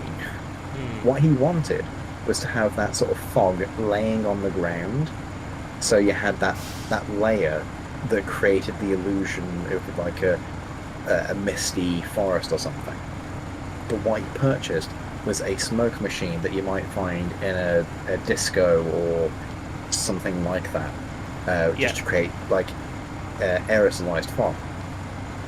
A smoke machine creates smoke that is not denser than the air. It's the same density, so it spreads out and just makes everything difficult to see, and basically you're in fog. Whereas a dry ice machine creates that layer because dry ice is colder and more dense than air. It settles into that layer. So that's why the fire alarms nearly went off, because he chose the wrong one. And I felt so bad for laughing, but I couldn't help. I mean, it's an easy mistake to make. Yeah. When holograms become a thing, D&D will go crazy. Yes, I agree. They kind of exist, but not in the classical sense. We need the hard light holograms, like Rimmer.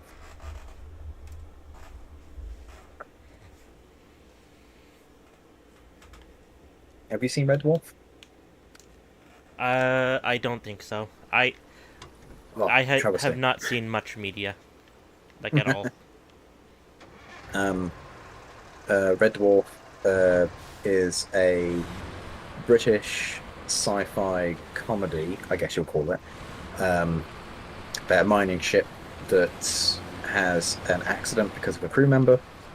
Everyone aboard it dies apart from said crew member because he gets put into suspended animation as punishment, which lets him survive.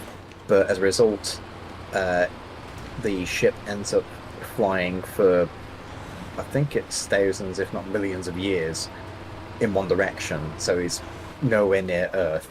And then when he gets released, he's all by himself with a crazy ship computer that's gone crazy over time, and a hard light hologram of his bunkmate, who is the most protocol-driven person in the universe. And then hilarity ensues as they drive each other crazy for decades, basically, trying to get home. That sounds like a I didn't do it. Concept. It's a brilliant concept. It's one of those, I suppose you would call it a cult classic or something. I can't do it justice with my descriptions. It would be something you would have to watch, although I wouldn't suggest, feeling like you're forced to watch a whole season or anything. You should feel if you'd like it by the first episode. But it was definitely something that I was influenced by when I grew up, because my dad made me watch it, and I'm appreciative of it. Yeah, sounds like a good time. Oh, I should ask about spin tires. I've seen there's a trailer that you can equip specifically for milk. In spin tires? Not spin tires, in Snowrunner. I don't know about a milk trailer. Yeah, because was it milk? I feel like it was milk. Or maybe I misread it or something. But I've only ever used a fuel trailer, and there's never been anywhere that's delivered fuel based on the trailer. It's always been like a cargo type, like the barrels. So I always wonder what the point of it is. The point is to confuse you. That's fair. That does make Yeah. sense. Yeah, the Also, only... Hmm? Sorry. I was gonna say, apparently I was still in the call when I rejoined on my computer. Correct. I joined the other call on the computer and was like, oh, wait, am I still in call with them? Yeah, we were listening What? to you briefly. Yeah, I mean, as Panda says, it's like it's still here. It's like I'm still here. What the fuck? So, that's a weird thing. Anyways, you guys go into your amazing topic. I was just talking about milk. Yeah, the only fluids that there are in this game are water and fuel. Maybe it was water then, and I just decided that milk was more fun. It is more fun. It's milk. It's slime. It's for all those YouTubers. It's gunk. It's Oh, is it it's gas? sewage. Gak Oh, is God. back. I don't think you guys would have ever seen the show because I think it's another UK thing. But there was a kids' TV show called Get Your Own Back. No, I never heard of it. Which it stars Chef Ainsley. The one that's been memed quite a lot at this point. He was a presenter, and the idea was if a child didn't like their parent and wanted to get their own back for punishments and things like that, they could apply to the show, take their parent on with them, and then the parent would compete with their own child. And if the child wins over a series of challenges, they get to gunge their parent in a giant tank of gunge. And that was it. That sounds Now, like I don't know whether that very sounds like... Nickelodeon-esque. Yeah, it pretty much was. I don't know what it was about it, though. Just the idea that you could put your parent on TV, and if you beat your parent at these various physical trial games, then you just get to dip them into an entire swimming pool of gunge. And I think they also did teachers at one point, getting their own back on teachers for homework or something. I could have been on there. Oh, You could have. I could have been famous. You could have. You could have been dunked twice. Oh. Wait, twice? Yes. You're a horrible teacher, don't you know? Uh, That's why everyone loved you. oh, what? I'm a horrible teacher. That's why everyone loved me. Yes. Yes. Patrick, that's a jar. I know that's not what it is, but it's like, what's the meme right now? I don't know. I'm gonna say there's only one jar meme that I know of. Yeah. First, get a jar. Yes. Patrick, that's a spatula. There we go. I were just back remember early. the sound of the crunching glass.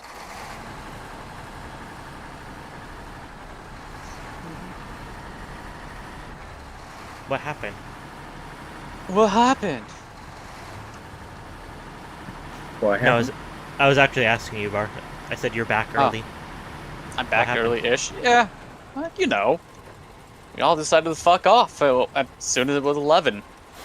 One of the guys there was like, okay, well, it's 11. That means I gotta go to bed. And I was like, okay.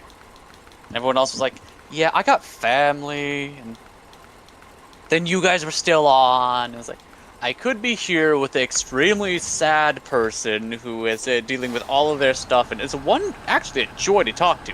It's like, legitimate joy to talk to, though. Or I could be with you. So I'm here. Okay. We'll take that as a compliment. Better fucking not.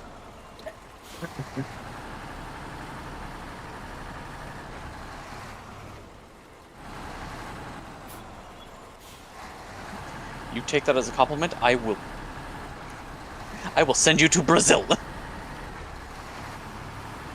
You and No, what Shepard army? is not here. Yeah, Shepard's not here, unfortunately. I don't think I know them You have not met them yet. Nope. yet. They randomly appear from the void, and then will disappear again. They apparate. Pretty much. Basically, yeah. They apparate, they appetite. Evaporate and then appetite. Sure. I mean, they like eating rice and stuff.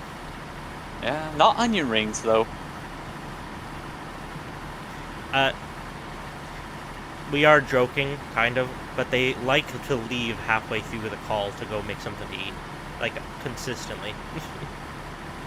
I mean, when hunger strikes. Yeah, but it's almost every time. And they're only on for like an hour, so it's like, couldn't you have eaten before? Or after? I mean, we only have an Yeah. hour together. We have a friend like that in person. When we had D&D sessions, we always had a specific time when it happened. It's like 8 p.m. until midnight usually. So it's 4 hours, which, don't get me wrong, is a fairly long time for some people. But this guy would chronically not wake up on time. He would like sleep until 7:30 and then go, "Oh, sorry guys, I've only just got to give me like an extra hour to get sorted." Or if he was awake, he would ask to get a lift to like a local Tesco or something and buy a bunch of food and bring it to the session, and then just eat in the middle of the session with some of the most obnoxious food you could imagine. Yeah, not That's great. infuriating. It was like everyone has their quirks, and that was his quirk. Everyone has their quirks, and Yeah. his was wrong. Yeah, and you try to be understanding, but there is a limit. But yes, there was a limit, and near that limit has taken effect, I think. Wait, I got back from the gulag, though. Monkey okay, Thief yeah. says, yeah, I'm sent to the gulag already. It's like, but I'm back. It's okay, you haven't been sent to the Zulog yet. Oh. But they feed you at the zoolog. Well, they feed you to the scuds, or whatever they're called. The little dog things. Oh, I was thinking like zoo gulag. Oh, no, I was thinking of Abe's Odyssey, Slig Gulags. Ah, okay. There you QB go. was Two very different backgrounds. QB was informing me while you were gone that he's gonna make the next spin-off of Snowrunner. Oh. Is it going to be hovercrafts? In No. space? No, but it is in space. In space. That's just Elite Dangerous. No, no flying. I'm not even joking. Not flying. Still ground vehicles. Oh, ground vehicles in space. Okay. Yeah, so Because I was otherwise, thinking it's just cheating. yeah. Oh no, there's difficult terrain. Let me just hover over all of my problems. Yeah. No, I was saying that it would be interesting if, not Spin Tires, if SnowRunner, like a sequel to it, would actually take place on alien planets, where you have actual alien environments to deal with, not just rocky or muddy or things like that, where you have, acid or poisonous terrain, where you have earthquakes, meteor showers, EM fields, all sorts of things like that, and you could even have it be sort of more based in reality with, like the solar system. You start on the moon, for example, and Yeah. you're doing trucking for a building lunar colony, setting up their export services, so you can then go to other planets and start setting up there to enable you to get those resources. So from the moon you might have iron and helium or something, helium for fuel, iron for construction. From Venus you might have sulfur because of the abundant sulfur there for its petrochemical properties or something. Mercury might be more metallic materials for construction. You probably can't do Jupiter or Uranus or Neptune or I Saturn. don't know, you could build like a orbital station around Jupiter to harvest some stuff. Yeah, I was just thinking you can't drive on Jupiter. Yes, you can. I mean, you can, straight down. Straight down. It has to have a solid core somewhere in there. No, it doesn't. It has to. It has to. Please. Where are you? Okay, so I'm probably going to be wrong about this. Um, I don't think Jupiter has a solid core, technically. Solid being as in like a proper state of matter being solid. It goes from a low density gas on the very surface to a high density liquid because it's primarily uh, was it hydrogen, I think, that is in Jupiter. And we believe that the core of Jupiter is a dense metallic liquid hydrogen or Hey. something like that. Dense motherfucker. Very. Very. But the thing is, there's no like. You might expect there to be like some kind of layer where it transitions from gas to liquid, but there isn't because of It its just kind of size keeps and condensing into itself. yeah, it's a smooth transition, so there's no like surface of an ocean. It's just you keep on going, and at some point you're in a liquid, at some point you're in a gas, but you couldn't draw a line anywhere. That's At my what understanding. at what point do we consider this extremely condensed vapors and then a Oh. liquid? At what Horatio, point? you'll truly be missed. Yeah, I'm just wondering at what point will we have to worry about some people going over to Jupiter and going, yes, we get it, you vape.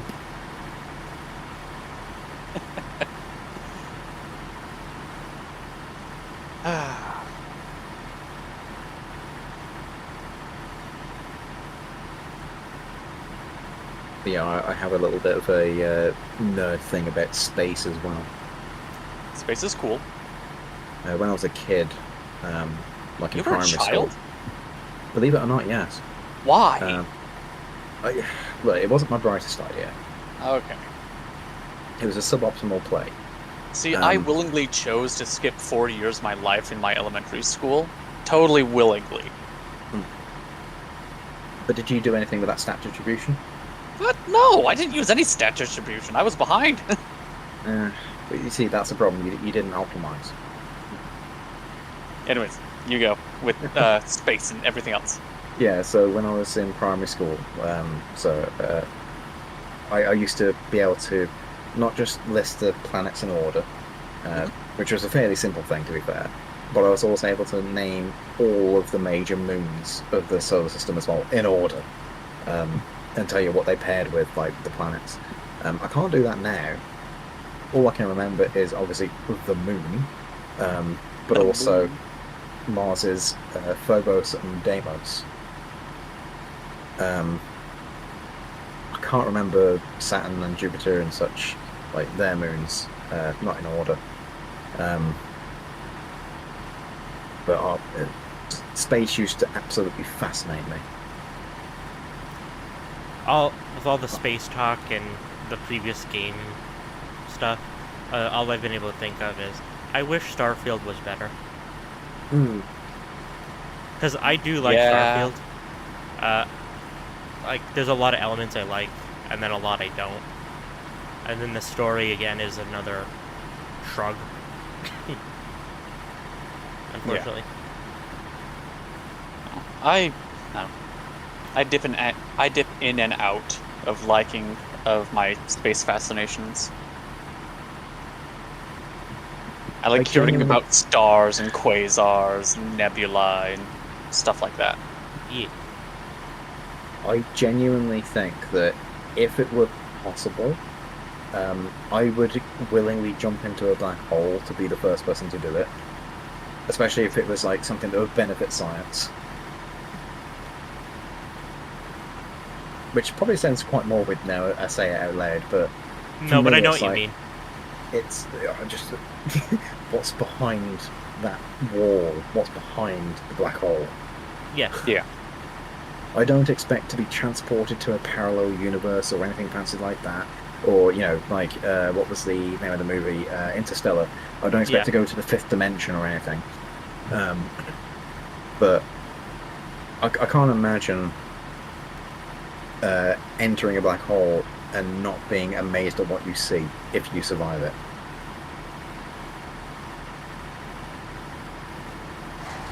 Well, let us know if you do survive. Yeah, let us know if you do. Keep us pinned, okay? Yeah, just on the Slack chat. Yeah. Yeah, Skype us. Yeah, BTW, jump into the black hole in 10 minutes. Put my subway order on reserve.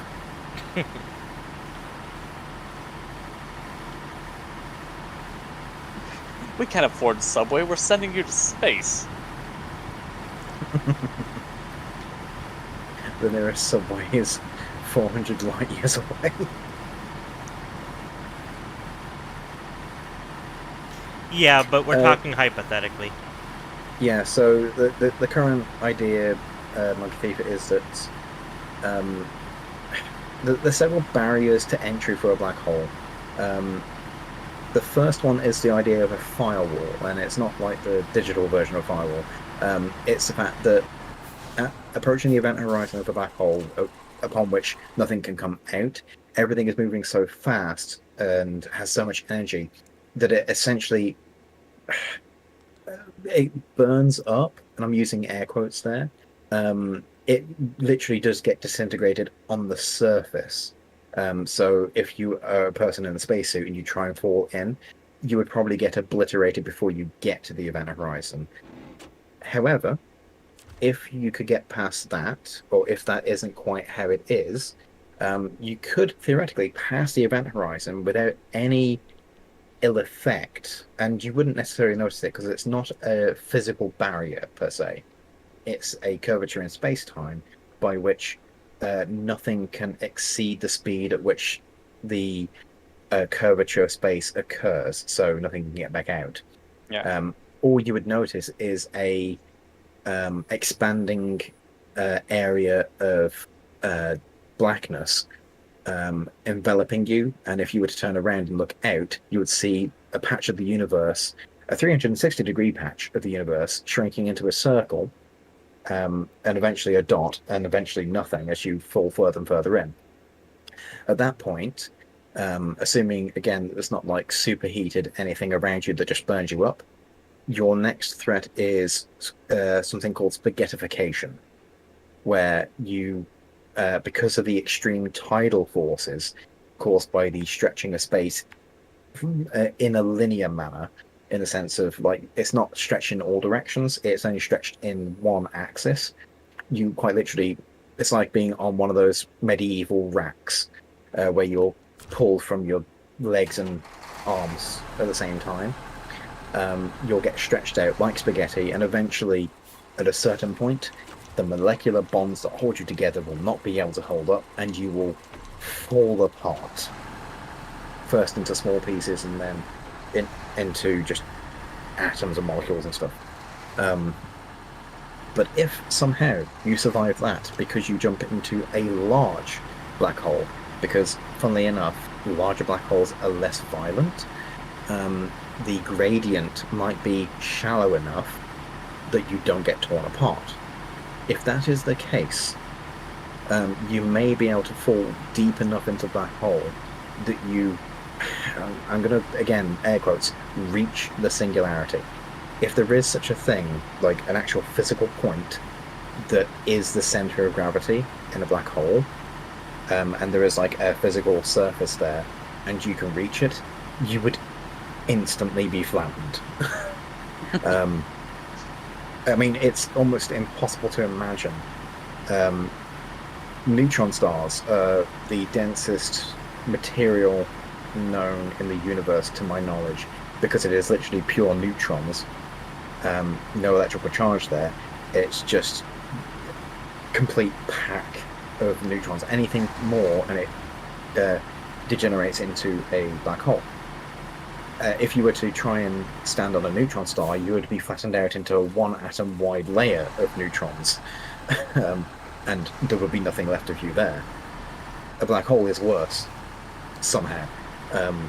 So, I don't know what it would feel like, but I imagine, I think XKCD did a a comic bit where they said if you had a teaspoon of neutron matter and you surrounded it in an orb of a sphere of water, so it sort of contained itself a bit, you could approach it quite easily and you'd be fine. If you touched your finger to it, it would suck out all of your blood. They would just have that much gravity affecting your hand that it would just drain you. I imagine it would be very similar in a black hole, but it would just do that almost instantly, and then your bones, and then your muscles, and then your skin, and then the suit kind of thing. Not to be gruesome about it. Also, sorry, rambling. No, No, you're good. fine. And how do Normally you I'm the one feel that has to about ramble. Monkey Thief's statement, Kripa? I believe I've made my statement clear. You're a billy goat? Ah!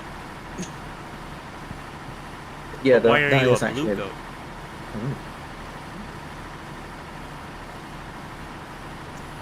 Sorry, what were you Yeah. saying, Cuban? I was going to say that is one hypothesis for black holes is that they could lead to a parallel universe, which is an expansion of a theory, but doesn't hold any testable proof. It's currently unfalsifiable, unprovable at the moment. It also sounds very science fiction, which doesn't help. Isn't there but- also the theory of a white hole, the opposite of a black hole? Yeah, Yes. so there is a method of mapping a black hole in space-time called the Penrose diagram, which basically has the entirety of space-time in a diamond shape. So basically a square at 45 degrees. And the idea being that the edges are the extreme ends of the universe at time and space. But if you have a black hole, that is one of your edges. And then your space and time dimensions flip. They sort of rotate 90 degrees. So instead of moving upwards, being forwards in time, upwards is forwards in space. And then left and right is forwards or backwards in space. In time, sorry. Which means that if you can flip over and keep on going in time but not in space in a black hole, you could potentially come out the other side, which would then appear as a white hole because you've flipped time in a weird way. I'm doing a very bad job of explaining it. PBS Spacetime does a much better job. So I do have one quick question. At what point of the black hole can you reach around and scratch that one part of your back? It would need to be a rotating black hole to create a toroidal singularity, so you could go through the center of it and thereby reach around the hoop like a hula hoop, basically, and that should give you enough flexibility to reach your back. Excellent. We're wholesome here, okay? Yeah. Yeah. Like I have And that if- one part of my back that I just can never scratch myself. And if it's a Now shallow I enough can. black, if it's a shallow enough black hole and it has enough density, then it'll make your arm numb, so you could give yourself the stranger reach around as well. I'd rather just think with portals if we're doing that stuff.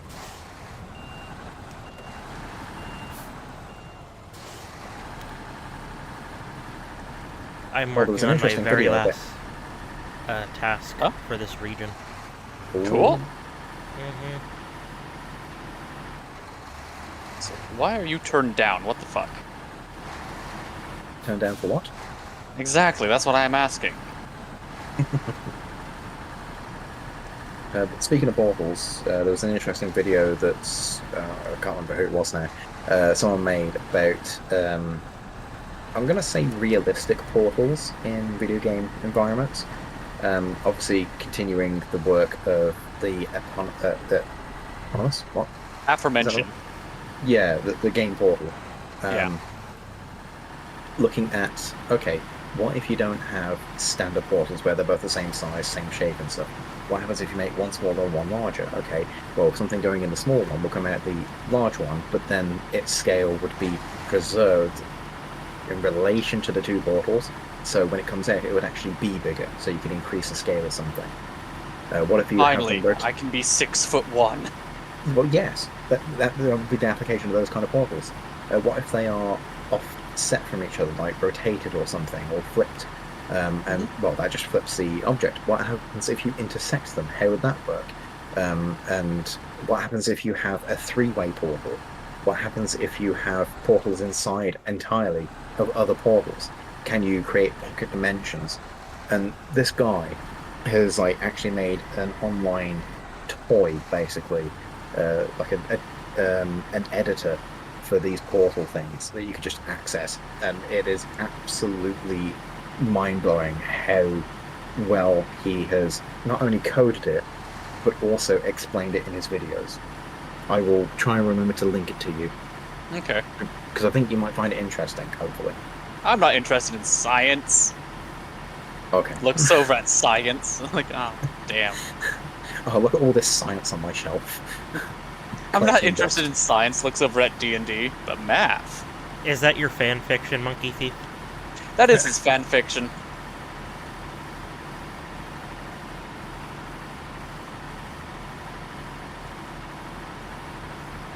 Where would I be in that scenario? You'd be Australian. Yeah, that makes sense. Actually, no. That would make too much sense. We'd have to do another flip. Isn't No, the I have- opposite of British French? Ugh. Oh God. I would be Indian and Indian, not America. Actually, ooh, I would be Indian and Indian. Oh, that's weird.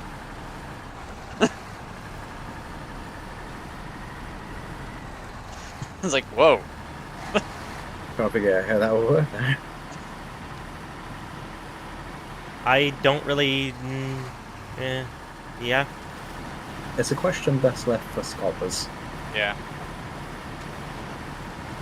I was going to say, if it's an alternate universe, I could be Australian, I just don't have a mustache. Just don't have a mustache.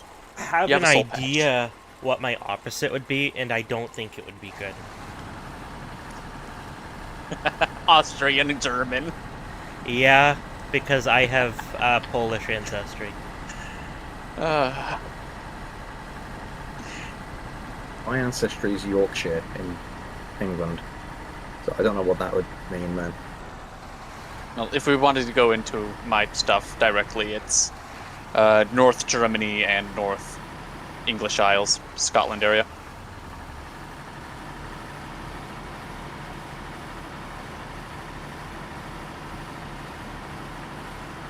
And I was like, okay, what's the opposite of like Scotland, England? What of that area? It's like roughly India.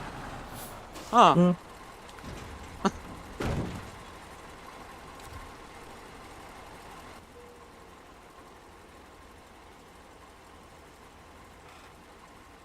Or Mongolian. Ooh.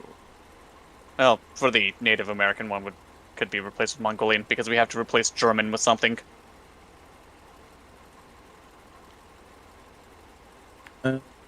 Yeah. I'm trying to think back to Hearts of Iron 4 for some reason as to what's the opposite of Germany. I used to like watching videos of that game, and like, what is the other one? Victoria, I think. Yeah, Victoria. Yeah, basically people playing those games, but modified, and then just having these bizarre worlds forming. Like, in one of them, New England became a country. And was like allied with Russia or something. Like, it was just weird. I don't know. That could happen. Well, no, it's just the AI going like Yeah. on its own thing. Yeah, when you turn off that historical focus, anything can happen. Yeah.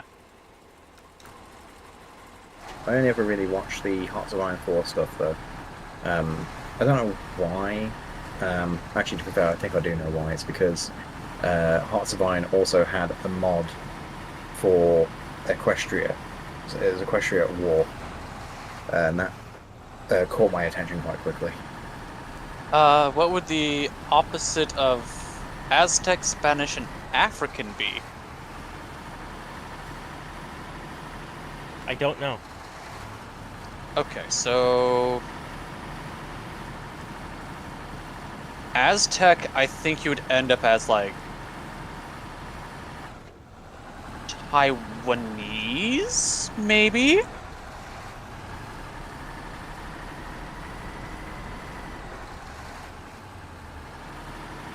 African, that's a... Pretty vague. Yeah, like, that's... It's like, okay, what type of... What locale of Africa? Africa is fucking huge. Oh, I'm in Africa. Oh, thanks for narrowing it down. Yeah, Egypt is in Africa. And they don't consider it Africa. I'm like, okay, well...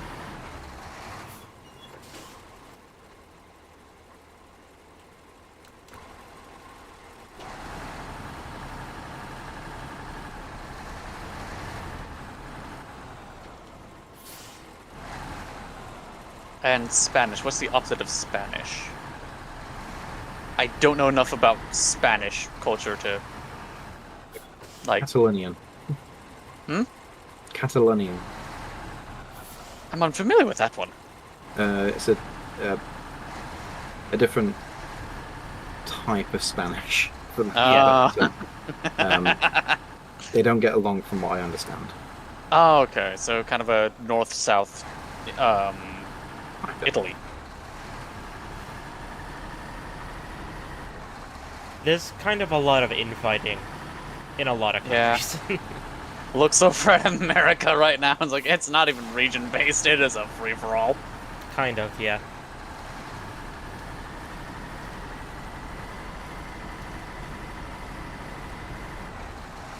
Need 100 more meters to go. Spanish again. Well, I still need to pick up a consumable. Ugh. Oh. I like how Who the would game calls it consume consumable. things? It's just food. Don't you have any crisps in the cab or something you can throw over there? I wish. It doesn't say what kind of consumables, it just says consumable. This is consumable. Fucking hell it. We got biscuits, scones, and crisps. Take a pick. You know, Scones? That's Yeah, something scones. that's always made me laugh about Snowrunner. It's like, you know, you as the player are the only one doing anything in these, like, disaster-ridden areas. Oh no, these guys have been trapped in a cabin without their rations. Could you please go over there and help them? What? Why? What? Oh my... You seem to have a monopoly on all the major vehicles, so can you go save them? Yeah, Maybe- let me just go grab it. Maybe the Oh, head you know- canon is that, like, Snowrunner is actually in, like, a post-apocalyptic world. It's just still in COVID and everyone's locked down and you're the only person that's got a license to go outside. I mean, I think the game came out in 2020. Yeah. So, You know what I'd love to see as a mod for this? Is the same kind of AI, so you can like hire AI drivers like you would in Euro Truck Simulator. yeah. You just give them a truck and like a trailer and say, go and find a mission and do a mission, and just watching them trying to navigate this. I would love to see AI in this game. Because Roadcraft, which is based on Snowrunner, does have actual AI. But the terrain is a lot less, like, deformable. Like, it does, but it's lessened. So Yeah. it's not quite the same. It's more arcadey. yeah. From what I understand, it does still have, like, a real feel to it, but the game is for a different purpose. I kind of wish that they had just added Roadcraft as, like, an add-on to Snowrunner, as opposed to a separate game. Because all the code base got too complicated. Yeah. Hey Silver, where's that white mouse? Which do you remember which place we put it in? My closet. I know it's in your room. Yeah. No, that's why I was trying to find it the other day. If you want to come in here and look, you're welcome to. Yeah, I think I'm gonna do that because the left click on my mouse is dying. Do I need So, to like- get you a new mouse now? So Look, even we already when- have enough financial things to deal with right now. Yeah. When Yeah. Kryfa's computer is turned off, his mouse has been still on sometimes, but it Yeah. started like flashing and kind of freaking out. Yeah, and it's a left switch. because if I'm holding it down, sometimes it'll just stop. Like, responding and shit like that. It's like, ah, fuck. I don't want to replace you. But, if I'm going to steal a mouse from Silver... Yeah, Actually, there's probably... Isn't there one in my room? Maybe, but you are welcome to check my closet if you want. Yeah. I'm not in I it know right there's now. this... I'm out of the closet. I feel like you should know what's in your room, Cryfoot. So the closet in the room that I'm using for Silver is extra storage for more of his stuff. I do have a minor catalog of what's going on in there, mostly MLP figures, one computer thing, trying to remember which part it is, my partial fursuit.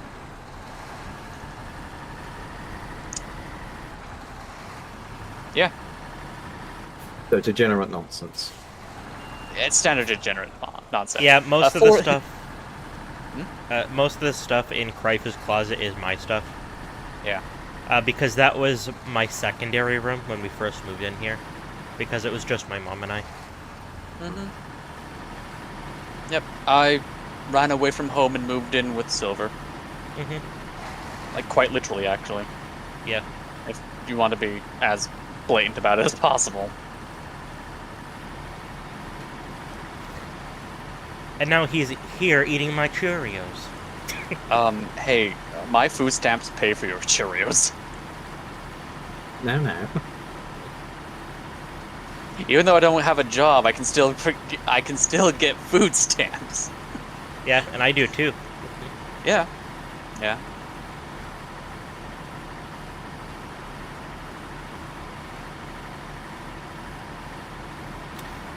But anyway, storage in our house is limited, so Yeah.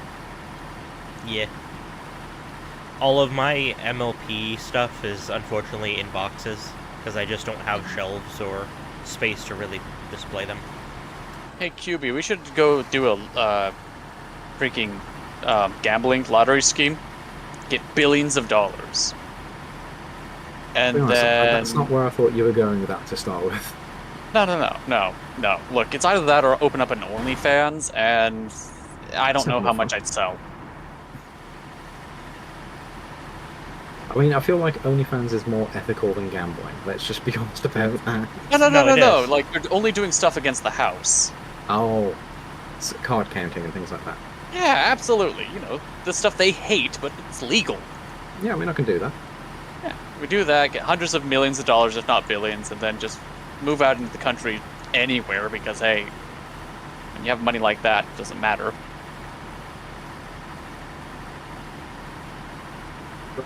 If I manage to get my converted farmhouse dream that I've always wanted, then I'll have like 10 bedrooms in there, so you guys are invited. De facto. Yay. I just have to get a job and pay rent. Or No, wear a you maid wouldn't need dress. to. I don't have to wear a maid dress? I mean, you can. Look, the house would have to have air conditioning, and I'll do the maid dress in partial suit. The house would definitely have air conditioning. I would not accept an unair conditioned house. Just put stuff in the ender chest. God, I wish we had an ender chest in real life. Hammer Really odd. spaces are amazing concepts. Yes.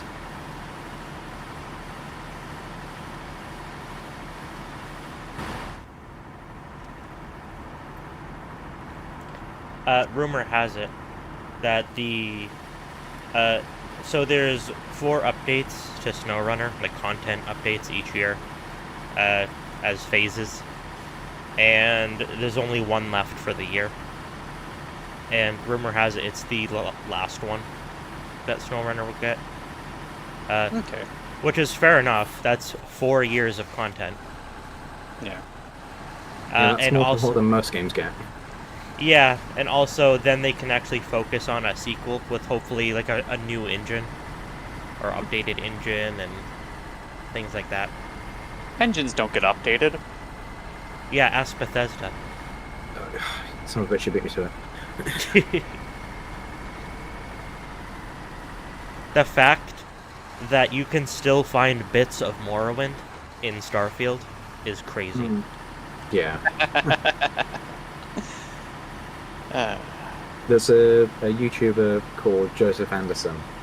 And Alexander Anderson. Joseph Anderson. Oh. He did a live stream of Starfield when it came out. And he wasn't strictly intending to break everything, but he wanted to see if he could, just get past an airlock before it could close or cycle properly, to see whether he could survive outside with that spacesuit. And it turns out he kind of could, but then by doing so, he broke the entire game from that point onwards. And it is absolutely hilarious. It's another video I recommend watching. I'll have to check that out. Maybe I should put it in the chat. My god. Okay. You're welcome to. Yeah, go for it. You can post There's a anything vid- as long as it's in the corresponding channel. Yeah, there's a video channel on the Discord. I meant in the stream, but yeah. Ah. I was assuming YouTube's going to load from there, of course. Yeah. I was wondering what was kind of weird. So yeah, that confirms it. Okay. I'm still playing Warframe. I have this stream up on my phone, and I'm talking to you guys, but I'm still playing Warframe. And it turns out spaghetti code is real.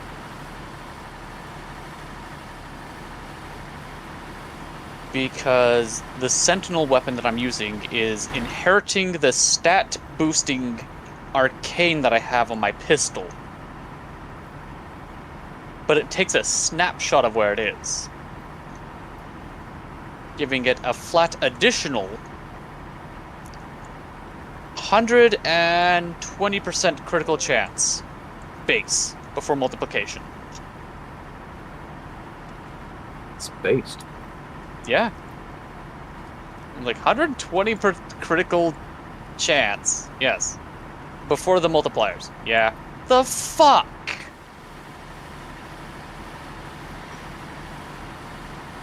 One of the games that I very nearly bought on the recent Steam sale was Borderlands 3, because it was on sale for only $1.99, which is like kind of a crazy deal.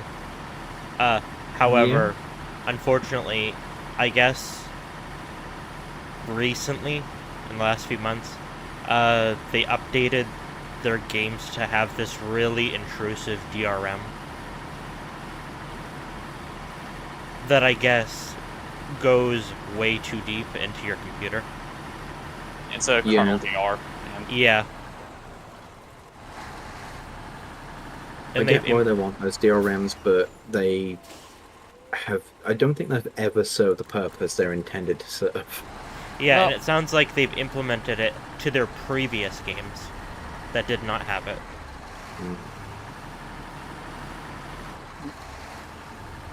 I mean, that's one of the major complaints that people have for Monster Hunter Wilds, is the DRM. Is it de novo? Is that it? It might be de novo, yeah. Yeah, de novo and to cheat is a very problematic one because of the way it's been implemented. Yeah.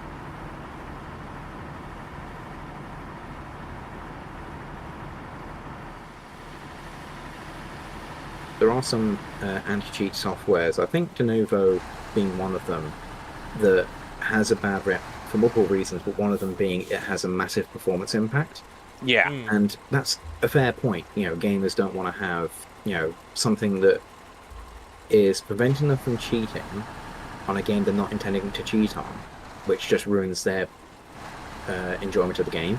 However, in fairness, the reason it has such a performance impact is because it's often not implemented correctly according to the specifications of de novo for whatever game it is. If it was implemented correctly, the performance impact should be minimal. But then there's also other problems with anti-cheat software, that being monitoring your device, especially for games that are single player. Yeah, or games like Monster Hunter that are non-competitive. Yeah, it's PvE. Yeah, PVD. Yeah, PvD. Player versus device. Demons? PVM, really. Player versus monster. Dragon. Oh, okay. Not all of them are dragons. No, it's true. Player versus Durg. Durg. With the way it's thrown around in that game, player versus wyvern. PVW. PvV. It's like everything's a player versus wyvern. Oh, that. Help.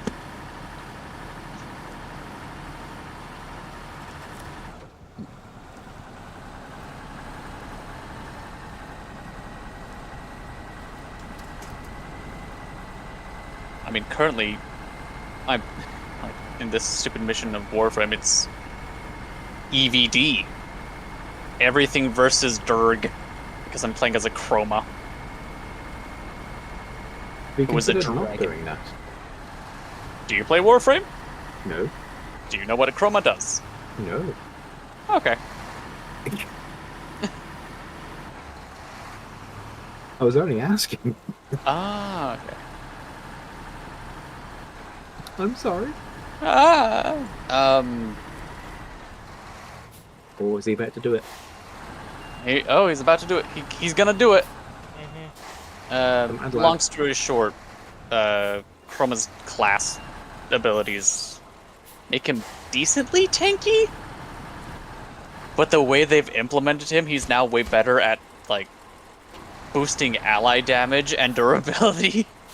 And boosting his own is just a bonus. But do you chroma key? I don't have chroma keys on this keyboard, unfortunately.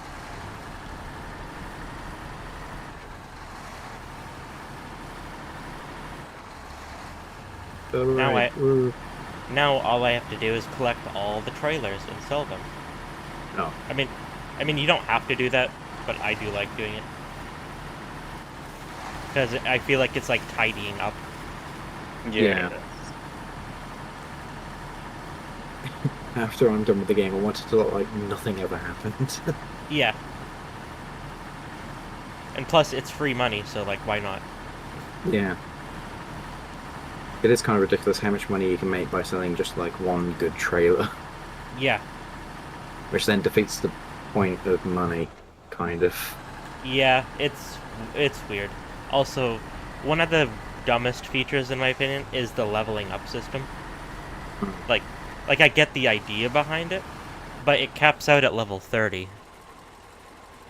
And it doesn't go any further than that. And you could get there when the game first released, with only the first 3 regions. You know? Yeah. It's weird that they never expanded on it. It's almost like the MMO problems where they keep on increasing the level caps because they need to make sure that people that are playing the expansion bits have a reason to keep on playing the expansion bits. How did Guild Wars combat that? I'm trying to remember. Actually, think no. they did. Guild Wars and Guild Wars 2 did completely different ways of handling that. Yeah, Guild Wars 2 has a post-level system where you get mastery points.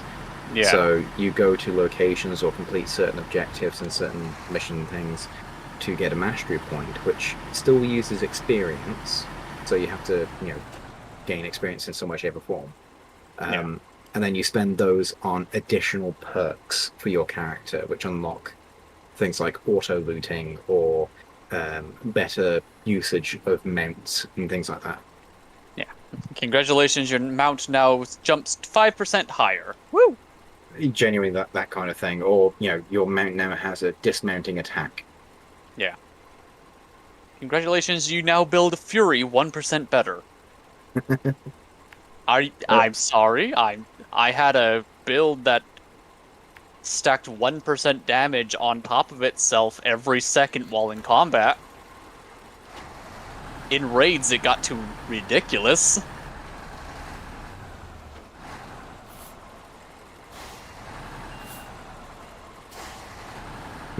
I've just looked at the time. It is 5 a.m. Yeah, You've been I've having been way too much fun. yeah, I I've have. been surprised at how long you've been here. Well, I wanted to keep you company, I appreciate it. but I should probably start getting to sleep before it gets too light. Yeah, the No, have sun a sleep starts schedule raising like here me. at like 4:30. Hmm. Well, I'll see you tonight probably anyway. Oh, tonight. For you tomorrow, whatever. Yeah, No, it yeah, would be tonight. It just yeah. crossed over. It's 12:06 a.m. Oh, you're 5 hours behind me. Yes. Yep. Fair enough. Right. I will see you later then. Have See you, fun, QB. stream and stuff. Thank you for joining.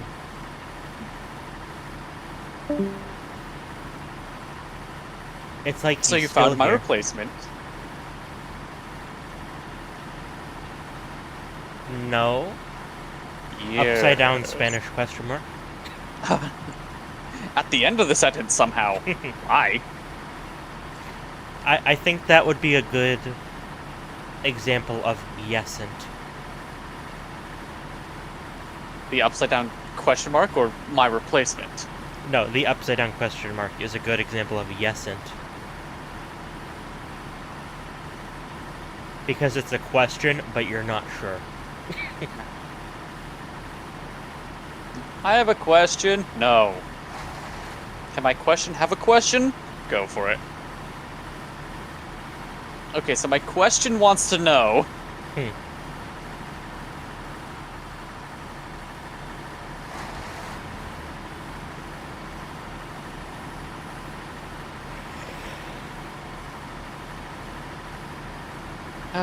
Well, now that the interesting one is gone.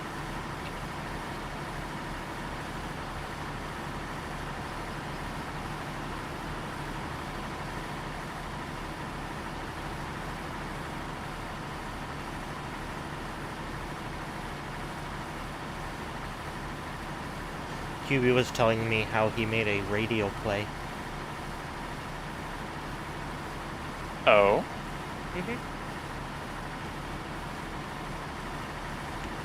He wrote one himself.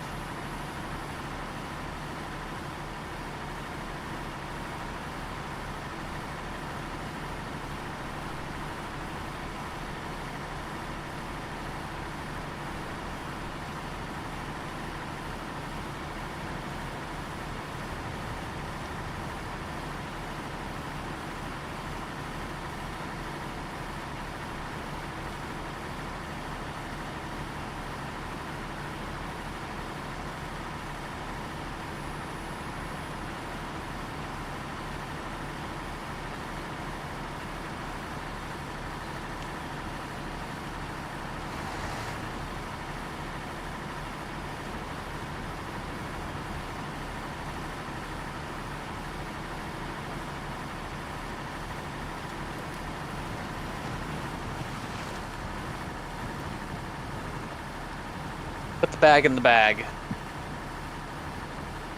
No.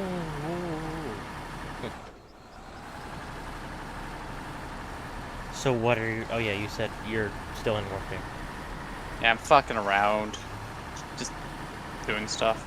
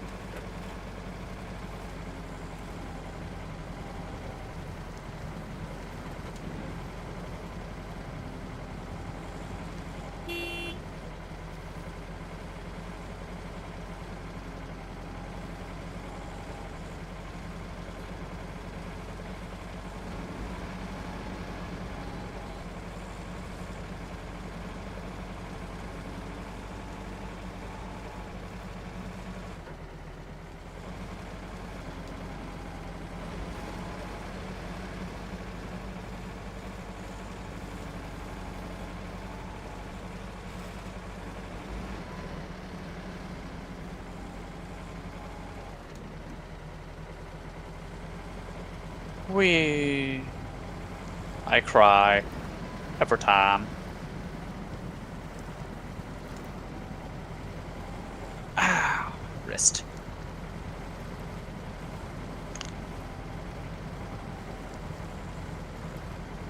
Delicious.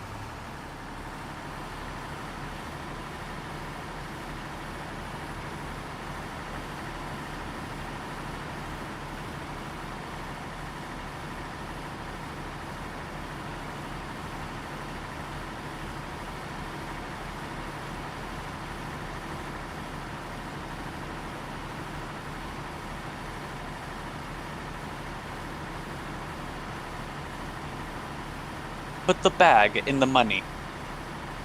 Yeah. I mean, what?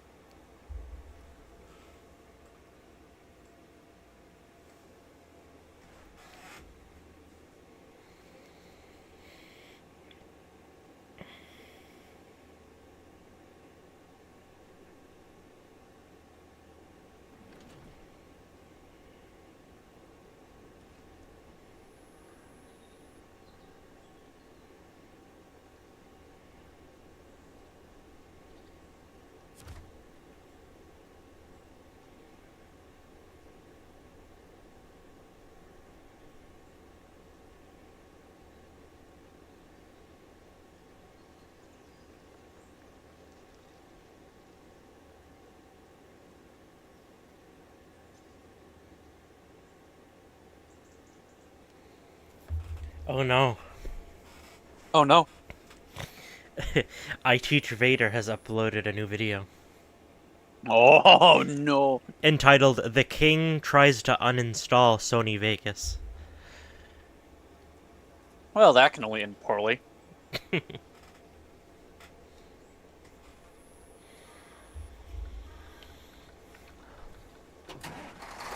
you like the blue Phantom? Yes. Better than the blue bald.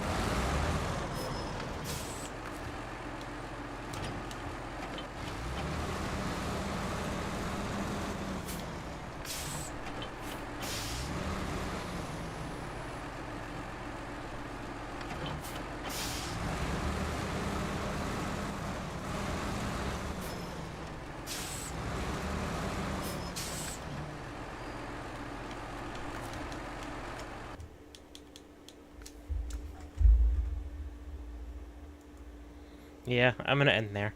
Because I've been streaming for almost 6.5 hours. Yes. I've had fun, but I am tired and I want to go make something to eat. You go throw up.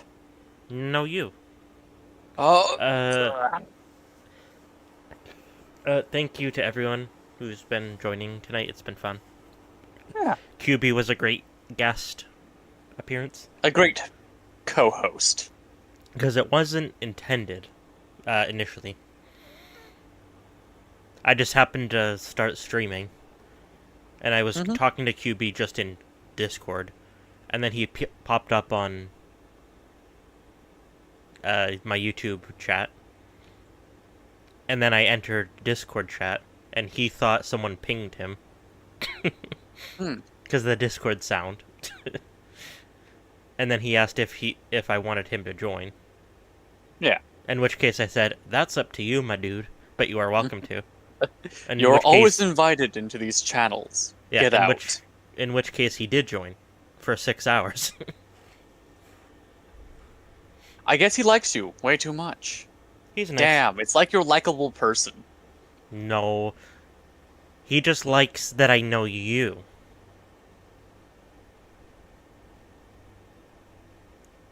Nah. Hey, bye bye.